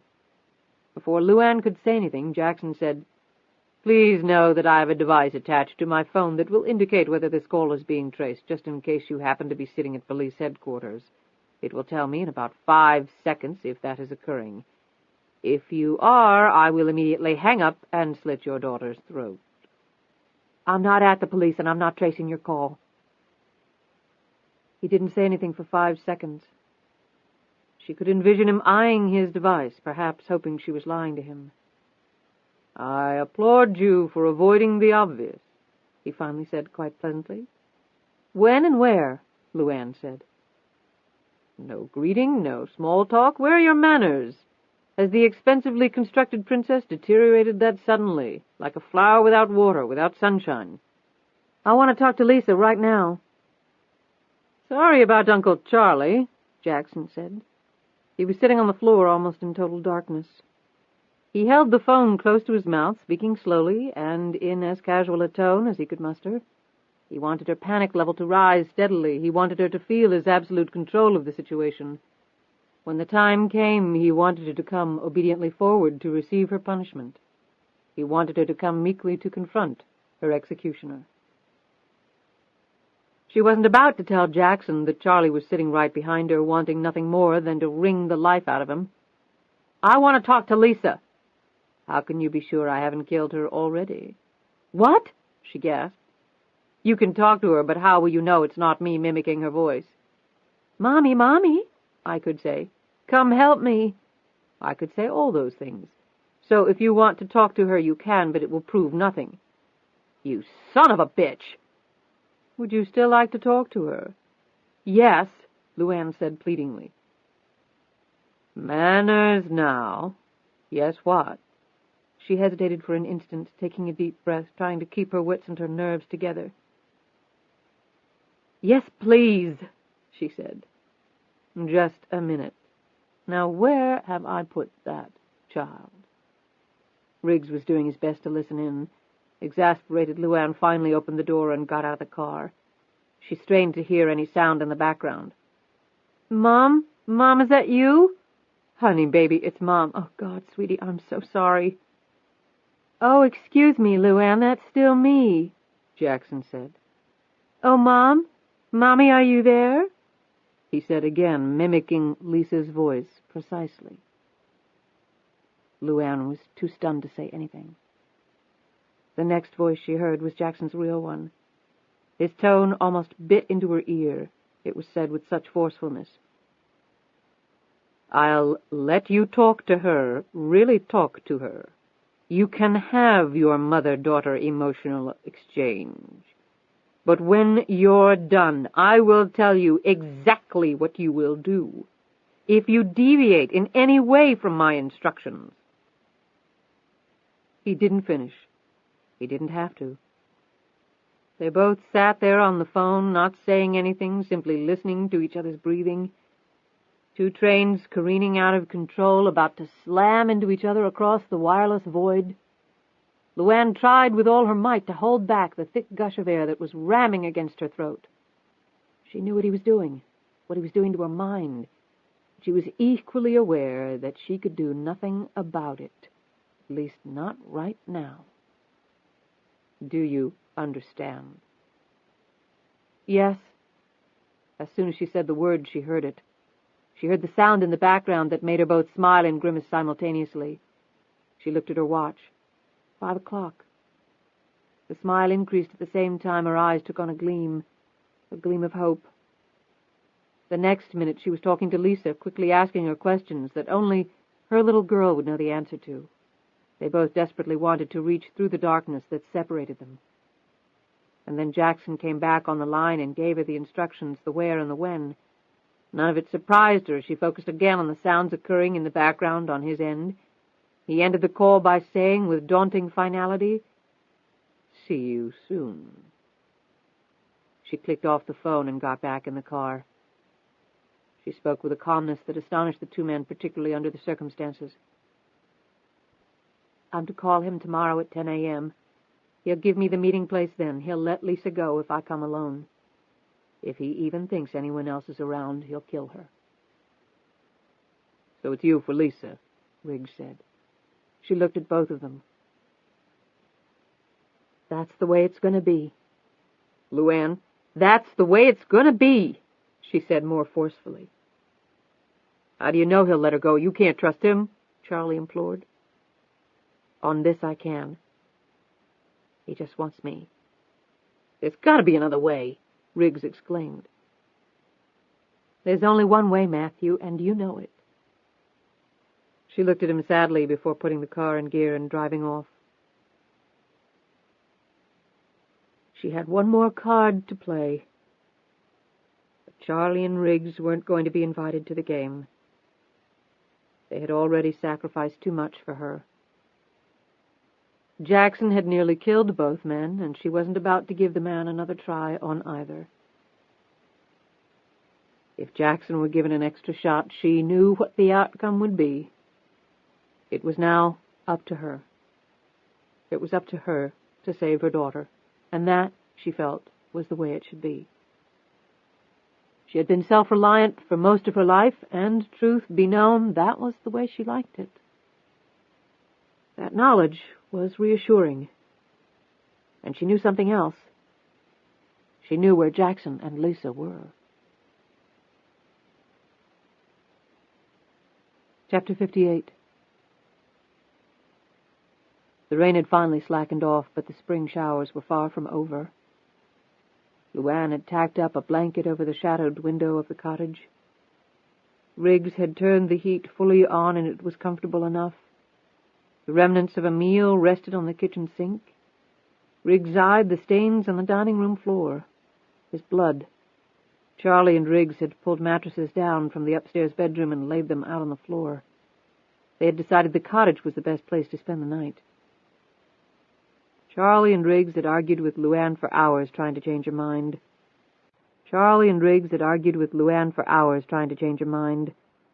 Finally, she said they could call the FBI in the morning before she called to Jackson. It was possible the FBI could trace the call. That had appeased the men enough that they agreed to let LuAnn keep the first watch. Riggs would relieve her in 2 hours. Exhausted, both men soon began snoring deeply. LuAnn stood with her back to the window and silently observed them. She looked at her watch. It was after midnight. She made sure her gun was loaded, and then she knelt next to Charlie and gave him a light kiss on the cheek. He barely moved. She moved over to Riggs and watched the even rise and fall of his chest. Brushing the hair out of his eyes, she watched him a while longer. She knew the odds were not good that she would ever see either man again. She kissed him gently on the lips and then rose. For one long moment she leaned back against the wall, taking deep breaths as everything she was confronted with threatened to simply overwhelm her. Then she was on the move again, climbing through the window to avoid the squeaky front door. She put up her hood against the fine rain falling. Ignoring the car and the unavoidable noise it would make, she went to the shed and opened the door. Joy was still there. LuAnn had forgotten to call anyone to come get the horse. However, the shed was dry and warm, and there was still water and hay left. She quickly saddled the animal and swung onto Joy's back. Easing her out of the shed, They made it to the woods with scarcely any noise. When she reached the edge of her property, she dismounted and led Joy back to the horse barn. She hesitated for a moment, and then she took the binoculars off the wall, edged through the thick brush, and set up surveillance in a narrow break in the tree line, exactly where Riggs had earlier. She scanned the rear of the house. She jerked back as a car's headlights glinted off the binoculars. The car pulled around to the garage side, but the garage doors didn't budge. As LuAnn watched, a man got out of the car and walked around the rear of the house as if on patrol. Under the rear floods, LuAnn could see the FBI insignia emblazoned on his windbreaker. Then the man got back in the car and it pulled off. LuAnn broke from the trees and raced across the open ground. She made it to the side of the house in time to see the car head back down the private drive toward the main road, the one where she had fled from Donovan, the encounter that had started this whole nightmare. The FBI was guarding the entrance to her home. She suddenly remembered that Riggs had mentioned that to her during his conversation with Masters. She would have dearly loved to have enlisted the agent's very able assistance, but they no doubt would have arrested her on the spot. Yet fear of arrest wasn't the chief factor. She simply refused to involve anyone else in her problems. No one else was going to be stabbed or killed because of her. Jackson wanted her, and only her. She knew he expected her to walk meekly to him to receive her punishment in exchange for her daughter's release. Well, in this case, he was going to get more than he wanted. A lot more. She and Lisa were going to survive this. He wasn't. As she started to head back to the rear of the house, she noticed something else. Sally Beecham's car out front. That puzzled her. She shrugged and went around to the rear door. The sound she had heard in the background during Jackson's call to her was what had brought her here. The absolutely unique sounds of the old clock, the family heirloom, passed down to her from her mother, the very same one LuAnn had diligently refused ever to part with. It had proved to be the most valuable possession she had because she had heard it in the background during her phone conversation with Jackson. Jackson had been in her house, had called from her house, and LuAnn was absolutely convinced that Lisa was there now. Jackson was here too, she knew. LuAnn had to admit the man's nerve to come here with the FBI waiting just down the road. In a very few minutes she would come face to face with her worst nightmare. She pressed herself flat against the brick wall and peered in the side door, squinting hard through the pane of glass to see if the alarm light that was visible from this point was red or green. She breathed a quiet sigh of relief when she saw the friendly green. She knew the code to disarm it, of course, but disarming it would produce one shrill beep that might jeopardize everything. LuAnn inserted her key in the lock and slowly opened the door. She paused for a minute. The gun she held made quick darting movements all around. She heard nothing. It was well past midnight now, so that wasn't so surprising. Something was bothering her, however. Being back in her own house should have brought some comfort to her, but it didn't. If anything, it was close to unnerving. Letting her guard down now, letting herself be lulled by the familiarity of the surroundings, could easily result in her and Lisa's not being around to see the sun come up. She continued down the hallway and then froze. She heard voices clearly, several people. She recognized one of them. She slowly let out her breath as the music from a commercial came on. Someone was watching TV. A glint of light came from a doorway at the end of the hallway. LuAnn quietly moved forward, stopping right before her shadow would pass across the small opening between door and wall. She listened for a few seconds more. Then she edged open the door with her left hand as she pointed her gun through the opening with her right. The door swung silently inward, and LuAnn leaned in. The room was dark. The only light coming from the TV. What she saw next made her freeze once again.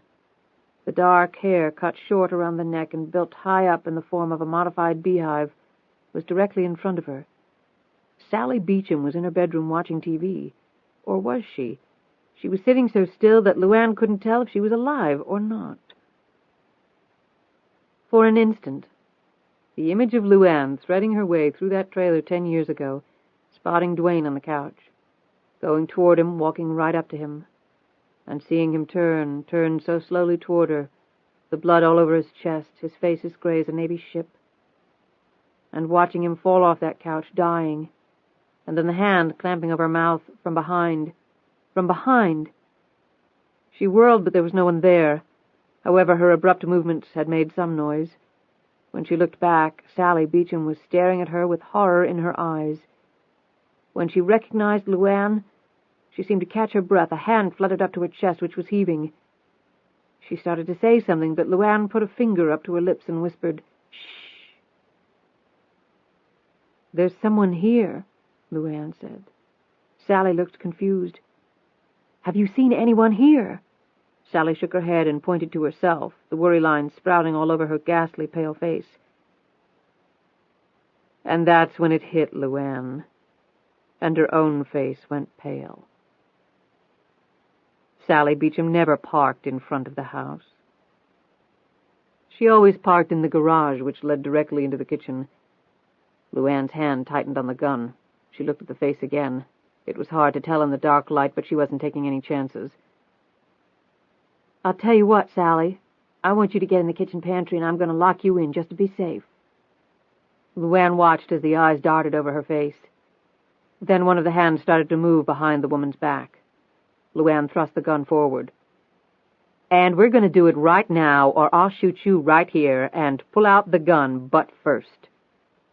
When the pistol emerged, LuAnn motioned to the floor. The gun clunked when it hit the hard wood.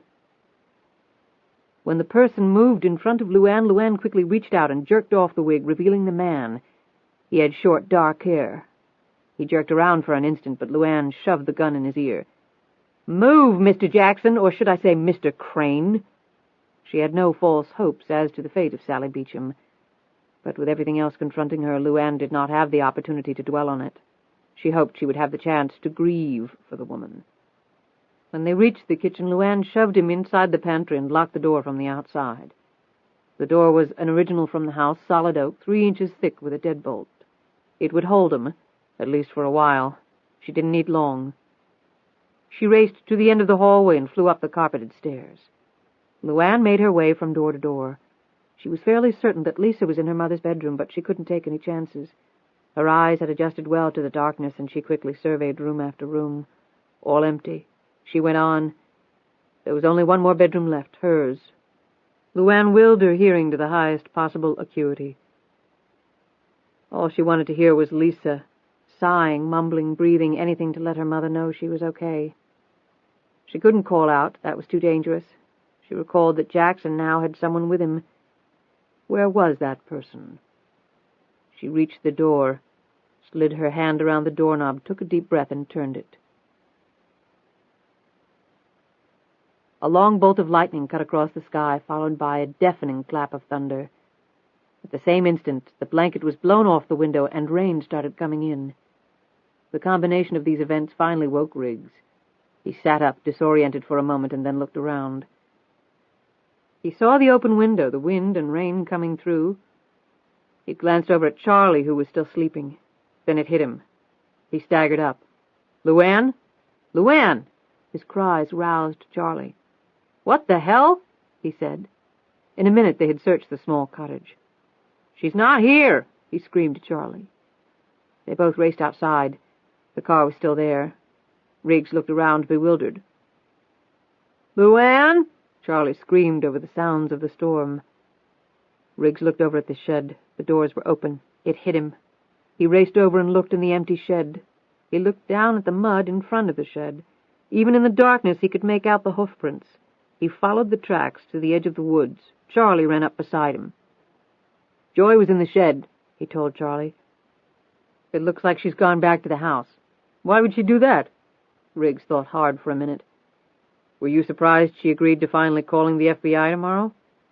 "Yes," Charlie said, "but I was too damn tired and too relieved to think much about it." "Why would she go to the house?" Riggs repeated Charlie's question.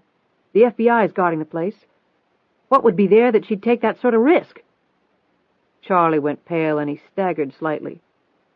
"What is it, Charlie?" "LuAnn once told me something Jackson had told her, a rule he lived by." "What was it?" Riggs demanded. "If you want to hide something, put it out in plain sight, because no one would see it." Now it was Riggs's turn to go pale as the truth hit him. "Lisa's at the house," and so is Jackson." They raced to the car. As the sedan flew down the road, Riggs picked up the portable phone. He dialed the police and then the local FBI. He was shocked to hear Masters' voice come on the line. "He's here, George. Crane's at Wicken's Hunt. Bring everything you got."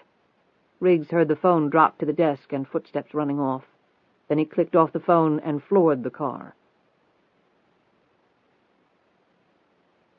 As the door swung open, LuAnn darted into the room. Smack in the center was a chair, and in that chair was Lisa, slumped over, exhausted.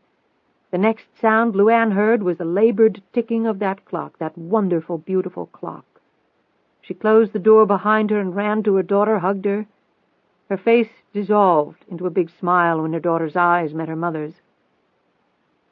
And then a loop of thick cord was around LuAnn's neck, was pulled tight, and LuAnn's breath was suddenly gone. Her gun fell to the floor. Lisa screamed and screamed in agonizing silence, the tape still tightly across her mouth.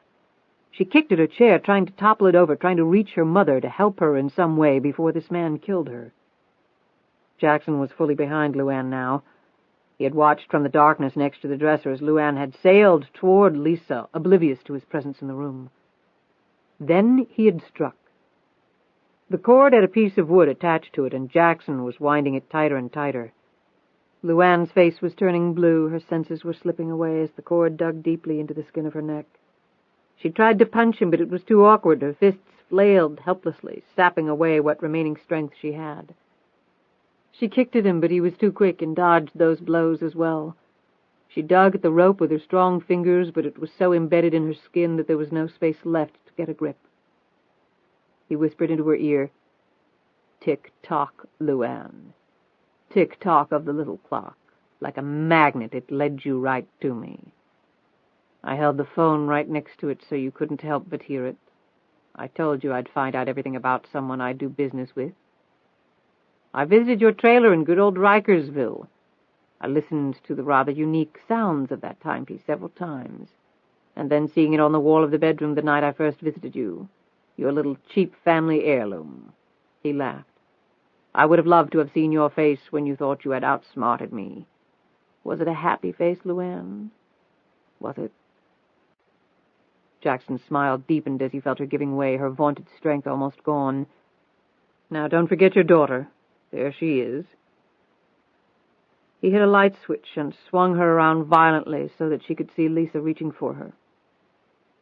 "She'll watch you die, LuAnn, and then it will be her turn. You cost me a family member, somebody I loved. How does it feel to be responsible for her death?" He yanked on the cord harder and harder. "Die, LuAnn, just give into it. Close your eyes and just stop breathing. Just do it. It's so easy. Just do it. Do it for me. You know you want to," he hissed. LuAnn's eyes were close to erupting out of their sockets now, her lungs almost dead. She felt like she was deep underwater. She would give anything to take one breath, just one long drink of air. As LuAnn listened to those taunting words, she was swept back to a graveyard, to a plot of dirt, to a small brass marker in the ground many years ago, exactly where she was heading. "Do it for Big Daddy, LuAnn. It's so easy. Come and see Big Daddy. You know you want to." From the corner of her blood-filled right eye, she could barely see Lisa silently screaming for her mother, reaching for her across a chasm that was barely seconds from becoming eternal. At that very moment, and from a place so deep that LuAnn never even knew she possessed it, there came a rush of strength so unbelievably powerful that it almost knocked her over. With a shriek, LuAnn jerked upright and then bent forward, lifting an astonished Jackson completely off the floor in the process. She clamped her arms around his legs so that she was carrying him piggyback style. Then she exploded backward, her legs pumping like a long jumper about to erupt into flight until she slammed Jackson violently into the heavy dresser against the wall. The sharp wooden edge caught him dead on the spine. He screamed in pain but hung on to the cord. LuAnn reached up and dug her fingernails right into the recent wound on his hand, the one from the fight at the cottage, tearing the cut wide open. Jackson screamed again, and this time he let go of the cord. Feeling the rope go lax, LuAnn whipped her torso forward, and Jackson went flying over her shoulders and crashing into a mirror hanging on the wall. LuAnn staggered drunkenly around in the middle of the room, sucking in huge amounts of air. She reached up to her throat and pulled off the cord. Then her eyes settled dead center on the man. Jackson grabbed at his injured back and struggled to stand up. It was too little too late. As with a guttural scream, LuAnn pounced. She flattened him to the floor and pinned him there. Her legs clamped against his, immobilizing them. Her hands encircled his throat, and now his face started to turn blue. The grip he felt against his throat was 10 times as strong as the one he had battled on the cottage porch. He looked into her blood-filled eyes, red with burst capillaries from her near strangling, and he knew there was no way he could ever break her chokehold. His hands groped the floor as she continued to squeeze the life out of him. A series of visions proceeded across his mind, but there was no rush of strength to accompany it. His body started to go limp. His eyes rolled in their sockets, his neck constricted to the breaking point under the ever-increasing pressure. His fingers finally closed around a bit of glass from the shattered mirror and held. He swung it upward, catching her in the arm and cutting through her clothing and into her skin. She didn't release her grip. He cut her again and then again, but to no avail. She was beyond pain. She would simply not let go. Finally, with the last bit of strength he had left, his fingers felt under her arm and he pressed as hard as he could. Suddenly, LuAnn's arms went dead as Jackson found the pressure point and her grip was abruptly broken. In an instant, he had pushed her off and sprinted across the room, gasping for breath. LuAnn watched in horror as he grabbed Lisa's chair and dragged it across the room to the window. She got to her feet, flying toward them. She knew exactly what he was going to do, but damn if she was going to let him do it. He was lifting the chair and Lisa with it, and LuAnn dove for it, her hand closing around her daughter's leg as the chair smashed against the window that overlooked the brick patio almost 30 feet below. LuAnn and Lisa crashed to the floor amid the shattered glass. Jackson tried to snatch up her gun, but LuAnn was one step ahead of him. LuAnn's leg flew up and caught Jackson, who had strayed a little too close, directly in the crotch. He bent down, groaning. She jumped up and landed a powerful right hand squarely against Jackson's chin. He went down to the floor. In the distance, they all heard the police sirens coming. Jackson swore under his breath, picked himself up, and clutching his privates, raced through the doorway, and then slammed and locked the door. LuAnn let him go. Screaming and crying in relief, she gently pulled off the tape and undid the ropes holding Lisa. Mother and daughter held each other tightly. LuAnn clutched at Lisa's body. She pushed her face in Lisa's hair. Her nose drank in every wonderful smell of her little girl. Then LuAnn stood and picked up her gun and fired 2 shots out the window. Riggs and Charlie and the FBI agents were engaged in an animated discussion at the entrance to the private road when they heard the shots. Riggs threw the car in gear and roared up the road. The FBI agents ran to their car. Jackson bolted down the hallway, suddenly stopped, and looked in Sally Beecham's bedroom. Empty. He spied the gun on the floor and snatched it up. Then he heard the pounding. He raced to the kitchen and unlocked and threw open the pantry door. Roger Crane, squinting and quivering, stumbled out. "Thank God, Peter. She had a gun. She put me in here. I did exactly as you told me." "Thank you, Roger." He lifted up the pistol. "Tell Alicia I said hello." Then he fired point blank into his brother's face. The next instant he was out the door and racing across the lawn for the woods. As they jumped out of their car, Riggs saw Jackson first and sprinted after him. Charlie, despite his weakened state, was right behind. When the lawman pulled up seconds later, they ran to the house. LuAnn met them on the stairs. "Where are Matthew and Charlie?" The men looked at each other. "I saw somebody running into the woods," one of them answered. They all ran out onto the front lawn. That's when they heard it, the drone of the helicopter as the blades cut through the rain and wind. It landed on the front lawn. They all saw the FBI insignia on the side. The group raced over. LuAnn and Lisa reached it first. Several police cars pulled up next to the fountain, and a small army of officers poured out. George Masters climbed out of the helicopter, followed by a team of FBI agents. He looked at her. "LuAnn Tyler?" She nodded. Masters looked at Lisa. "Your daughter?" "Yes," LuAnn said. Thank God. He let out a deep sigh of relief and held out his hand. George Masters, FBI. I came into town to interview Charlie Thomas. When I got to the hospital, he was gone. We've got to go after Peter Crane. He went into the woods, LuAnn said. Matthew and Charlie went after him, but I want Lisa safe. I can't leave her without knowing she'll be completely safe. Masters looked between mother and daughter, spitting images of each other. Then he looked at the helicopter. We'll transport her to the FBI office here in Charlottesville in this helicopter. I'll put her smack in the center of a room with half a dozen heavily armed FBI agents. That good enough? He smiled weakly. A grateful look crossed her face. Yes, thanks for understanding. I've got children too, LuAnn. While Masters gave instructions to the pilot, LuAnn gave Lisa one more hug and kiss and then turned and raced for the woods, a swarm of FBI agents and police officers right behind her. As fleet of foot as she was, and knowing the terrain as well as she did, she soon left them far behind. Riggs could hear the feet flying in front of him. Charlie had dropped back a bit, but Riggs could hear his heavy breathing not far behind. The woods were wreathed in almost complete darkness, and the rain continued to pour down. Riggs blinked his eyes rapidly to gain some degree of night vision. He pulled his gun, slipped the safety off with a quick pinch of his finger. Then he halted abruptly as the sounds ahead of him stopped. He crouched and swept the area with his eyes, his gun making wide arcs. He heard the sound behind him an instant too late as the foot slammed into his back, sending him lunging forward and then down. He hit the wet ground hard, his face sliding painfully across the grass dirt, and he ended up slamming against a tree, his gun smacking hard against the trunk. The impact caused his wounded arm to start bleeding again.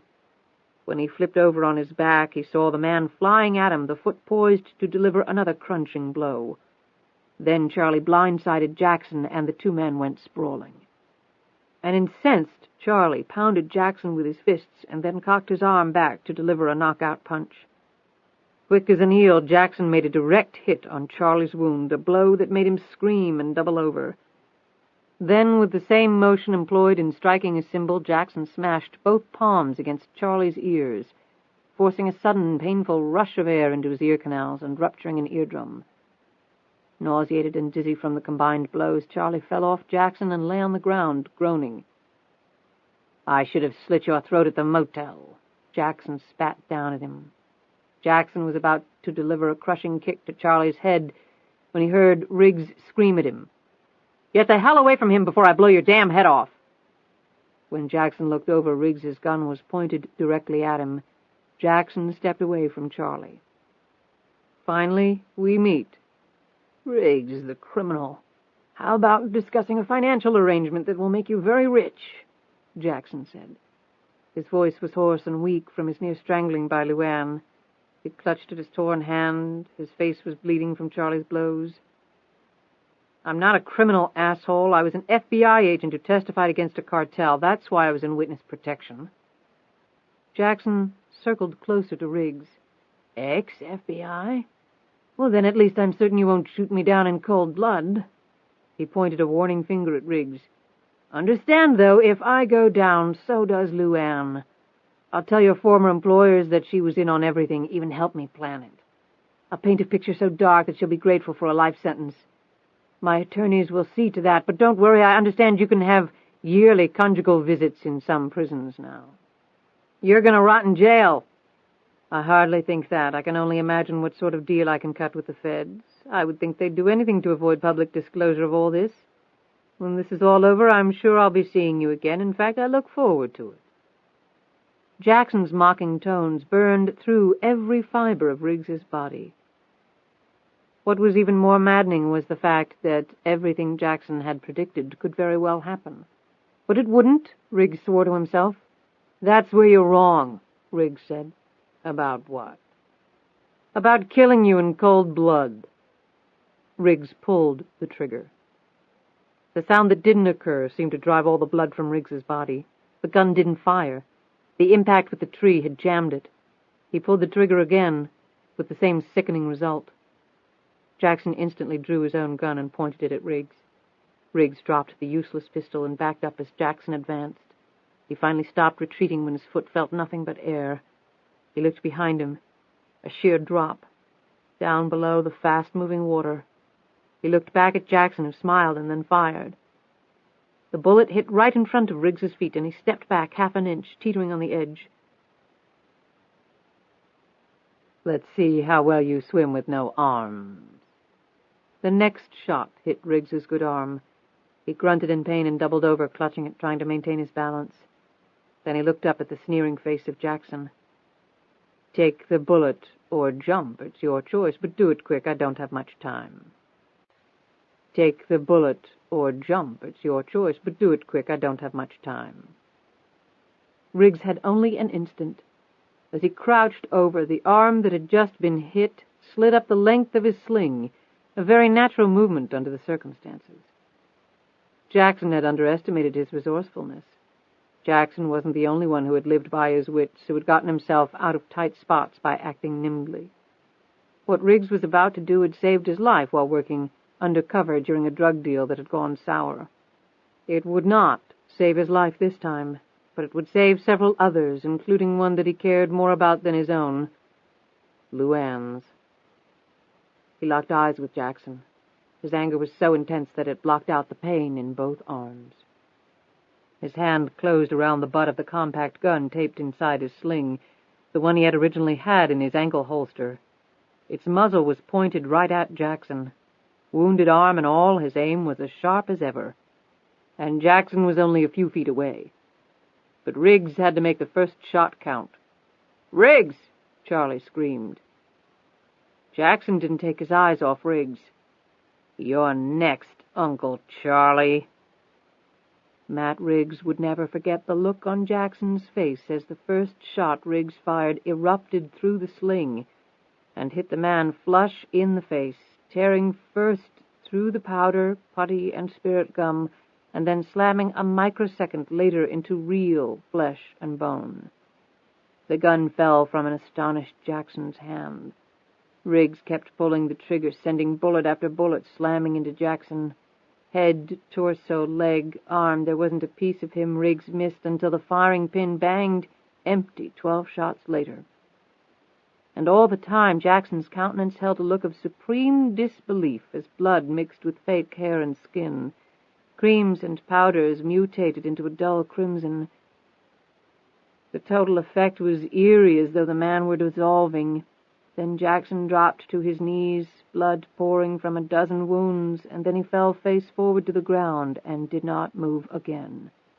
His last performance. That's when Riggs went fully over the edge. The multiple kicks from the pistol were enough to completely unsettle his balance, and his feet were unable to counter the slippery red clay. But as he went over, a look of grim satisfaction came over his face, even as he stared down at the abyss he was plummeting toward. 2 useless arms, both bleeding him to death, deep, fast, icy water, nothing to grab. It was over. He heard Charlie scream his name one more time, and then he heard nothing else. He felt no pain now, only peace. He hit the water awkwardly and went under. Charlie scrambled over and was just about to plunge in when a body hurtled by him and went over the edge. LuAnn broke the surface of the water cleanly and almost instantly reappeared. She scanned the surface of the rapidly moving water that was already pulling her downstream. From the bank, Charlie stumbled along through the thick trees and heavy underbrush, trying to keep up. The shouts of the FBI agents and police officers were getting louder, but it didn't look as though their help would arrive in time. "Matthew!" LuAnn screamed. Nothing. She dove under, methodically pushing off from bank to bank, searching for him. 20 seconds later, she resurfaced, sucking in air. "LuAnn!" Charlie yelled at her. She ignored his cries. As the cold rain pelted her, she sucked in another lungful of air and went under again. Charlie stopped, his eyes darting everywhere, trying to pinpoint where she would come up. He wasn't about to lose both of them. When LuAnn broke the surface again, she wasn't alone. She gripped Riggs tightly around the chest as the current swept them along. He gagged and spit up water as his lungs struggled to function again. She tried to swim cross-current, but was making little progress. She was freezing. In another minute, hypothermia could well incapacitate her. Riggs was sheer dead weight, and she felt her strength fading. She scissored her legs around his upper torso, angling just enough that his face was above the water's surface. She kept putting pressure on his stomach, making his diaphragm kick up and down, helping him to clear his lungs. She looked desperately behind her, searching for some way out. Her eyes fell upon a fallen tree, and more important, the thick branch that was suspended partially out over the water. It would be close. She readied herself, gauging the distance and height. She tensed her legs around Riggs and then made her lunge. Her hands closed around the branch and held. She raised herself up. She and Riggs were now partially out of the water. She tried to pull herself up more, but couldn't. Riggs was too heavy. She looked down and saw him staring at her, his breath coming in short gasps. Then she watched, horrified, as he started to unwrap her legs from around him. "Matthew, don't, please!" Through blue lips that moved in a painfully slow manner, he said, "We're not going to both die, LuAnn." He pushed her legs again, and she was now fighting him and the current and the weary ache in her limbs as the numbing cold settled deeply within her.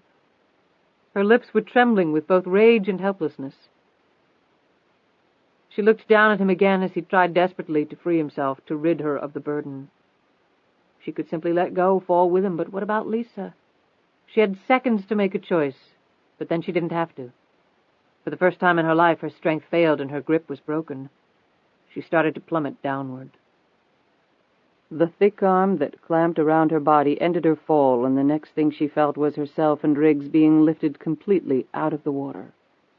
She cocked her head back, and her eyes fell upon his face. Straddling the tree trunk, Charlie, bad arm and all, grunted and grimaced, and finally pulled them safely to a narrow dirt bank, where they all three collapsed, the water inches from them. LuAnn's legs were still locked in a death grip around Riggs. She lay back, her head on Charlie's chest, which was heaving mightily from his efforts. LuAnn slid her right hand down to Riggs, who took it, laying it against his cheek. Her left hand went up and gripped Charlie's shoulder. He covered her hand with his. None of them said a word.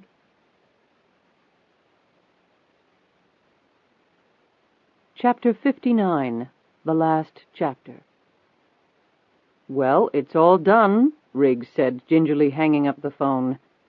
They were in his home office, LuAnn, Charlie, and Lisa. A gentle snow was falling outside. Christmas was rapidly closing in. "So, what's the bottom line?" LuAnn asked. LuAnn and Charlie were healed. Riggs was out of his sling, and the cast he had to wear to mend the bone Jackson's bullet had broken had recently been removed as well. He still moved slowly, though. "Not great. The IRS finished its calculations of the back taxes you owed, penalties and interest all compounded for the last 8 or so years. And it came to all the cash you had, all the investments you had, and all the property you had, including Wiccan's Hunt." He managed a grin, trying to ease the impact of the depressing news. "You were actually short 65 cents, so I threw it in for you, no charge." Charlie snorted. "What a Christmas present.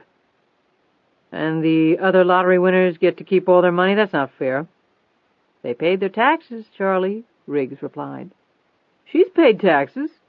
"Only since coming back to this country, and only under the name Catherine Savage."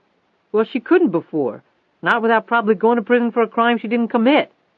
"Well, gee, that's a real winning argument."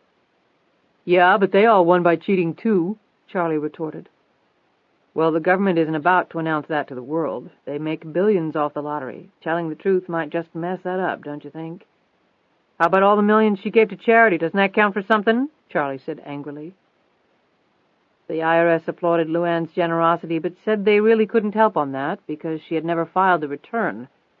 "I'm telling you, it's not a bad deal. She could have gone to prison for a long time over this. Except for that fact, she probably could have kept some of the money, but that was a very real threat over her head. Sheriff Harvey didn't go away very easily."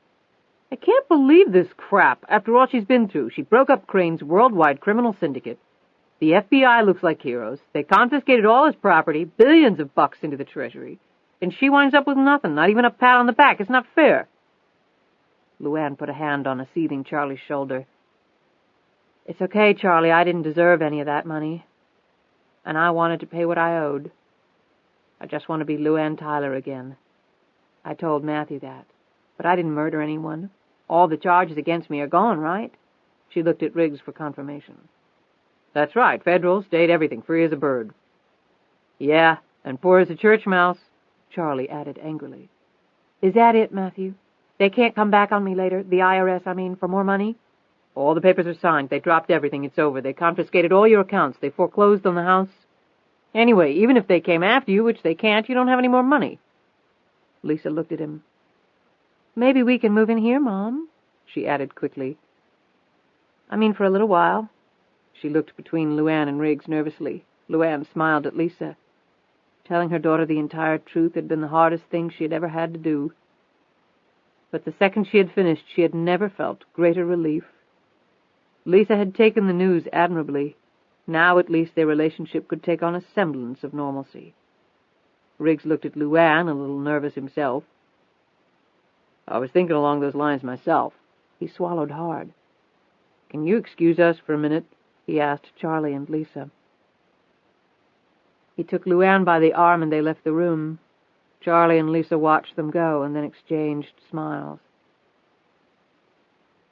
Riggs sat LuAnn down by the fireplace and stood in front of her. I'd love for all of you to move in here. There's plenty of room, but... He looked down. But what? She asked. I was thinking about a more permanent arrangement. I see.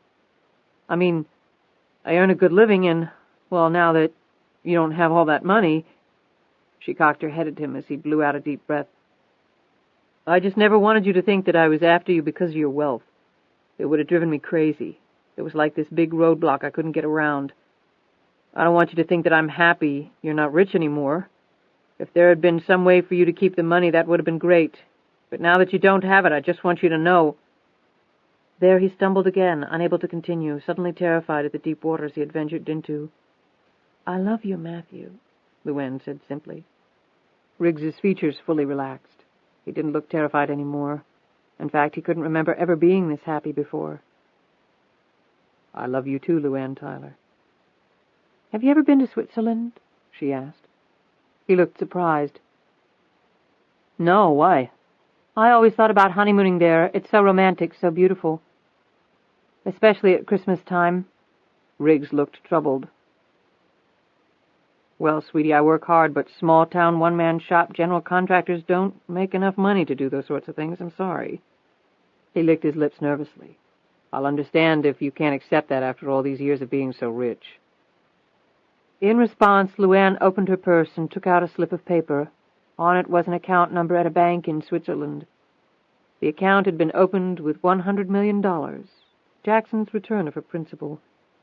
It was all there, just waiting. It cranked out $6 million a year in interest alone. She would retain her lottery prize after all. And she wasn't feeling any guilt about it this time around. Right now, in fact, it seemed like she had earned it. She had spent the last 10 years trying to be someone she wasn't. It had been a life of great wealth and great misery. Now she was going to spend the rest of her life being who she really was and enjoying it. She had a beautiful, healthy daughter and 2 men who loved her. No more running, no more hiding for LuAnn Tyler. She was truly blessed.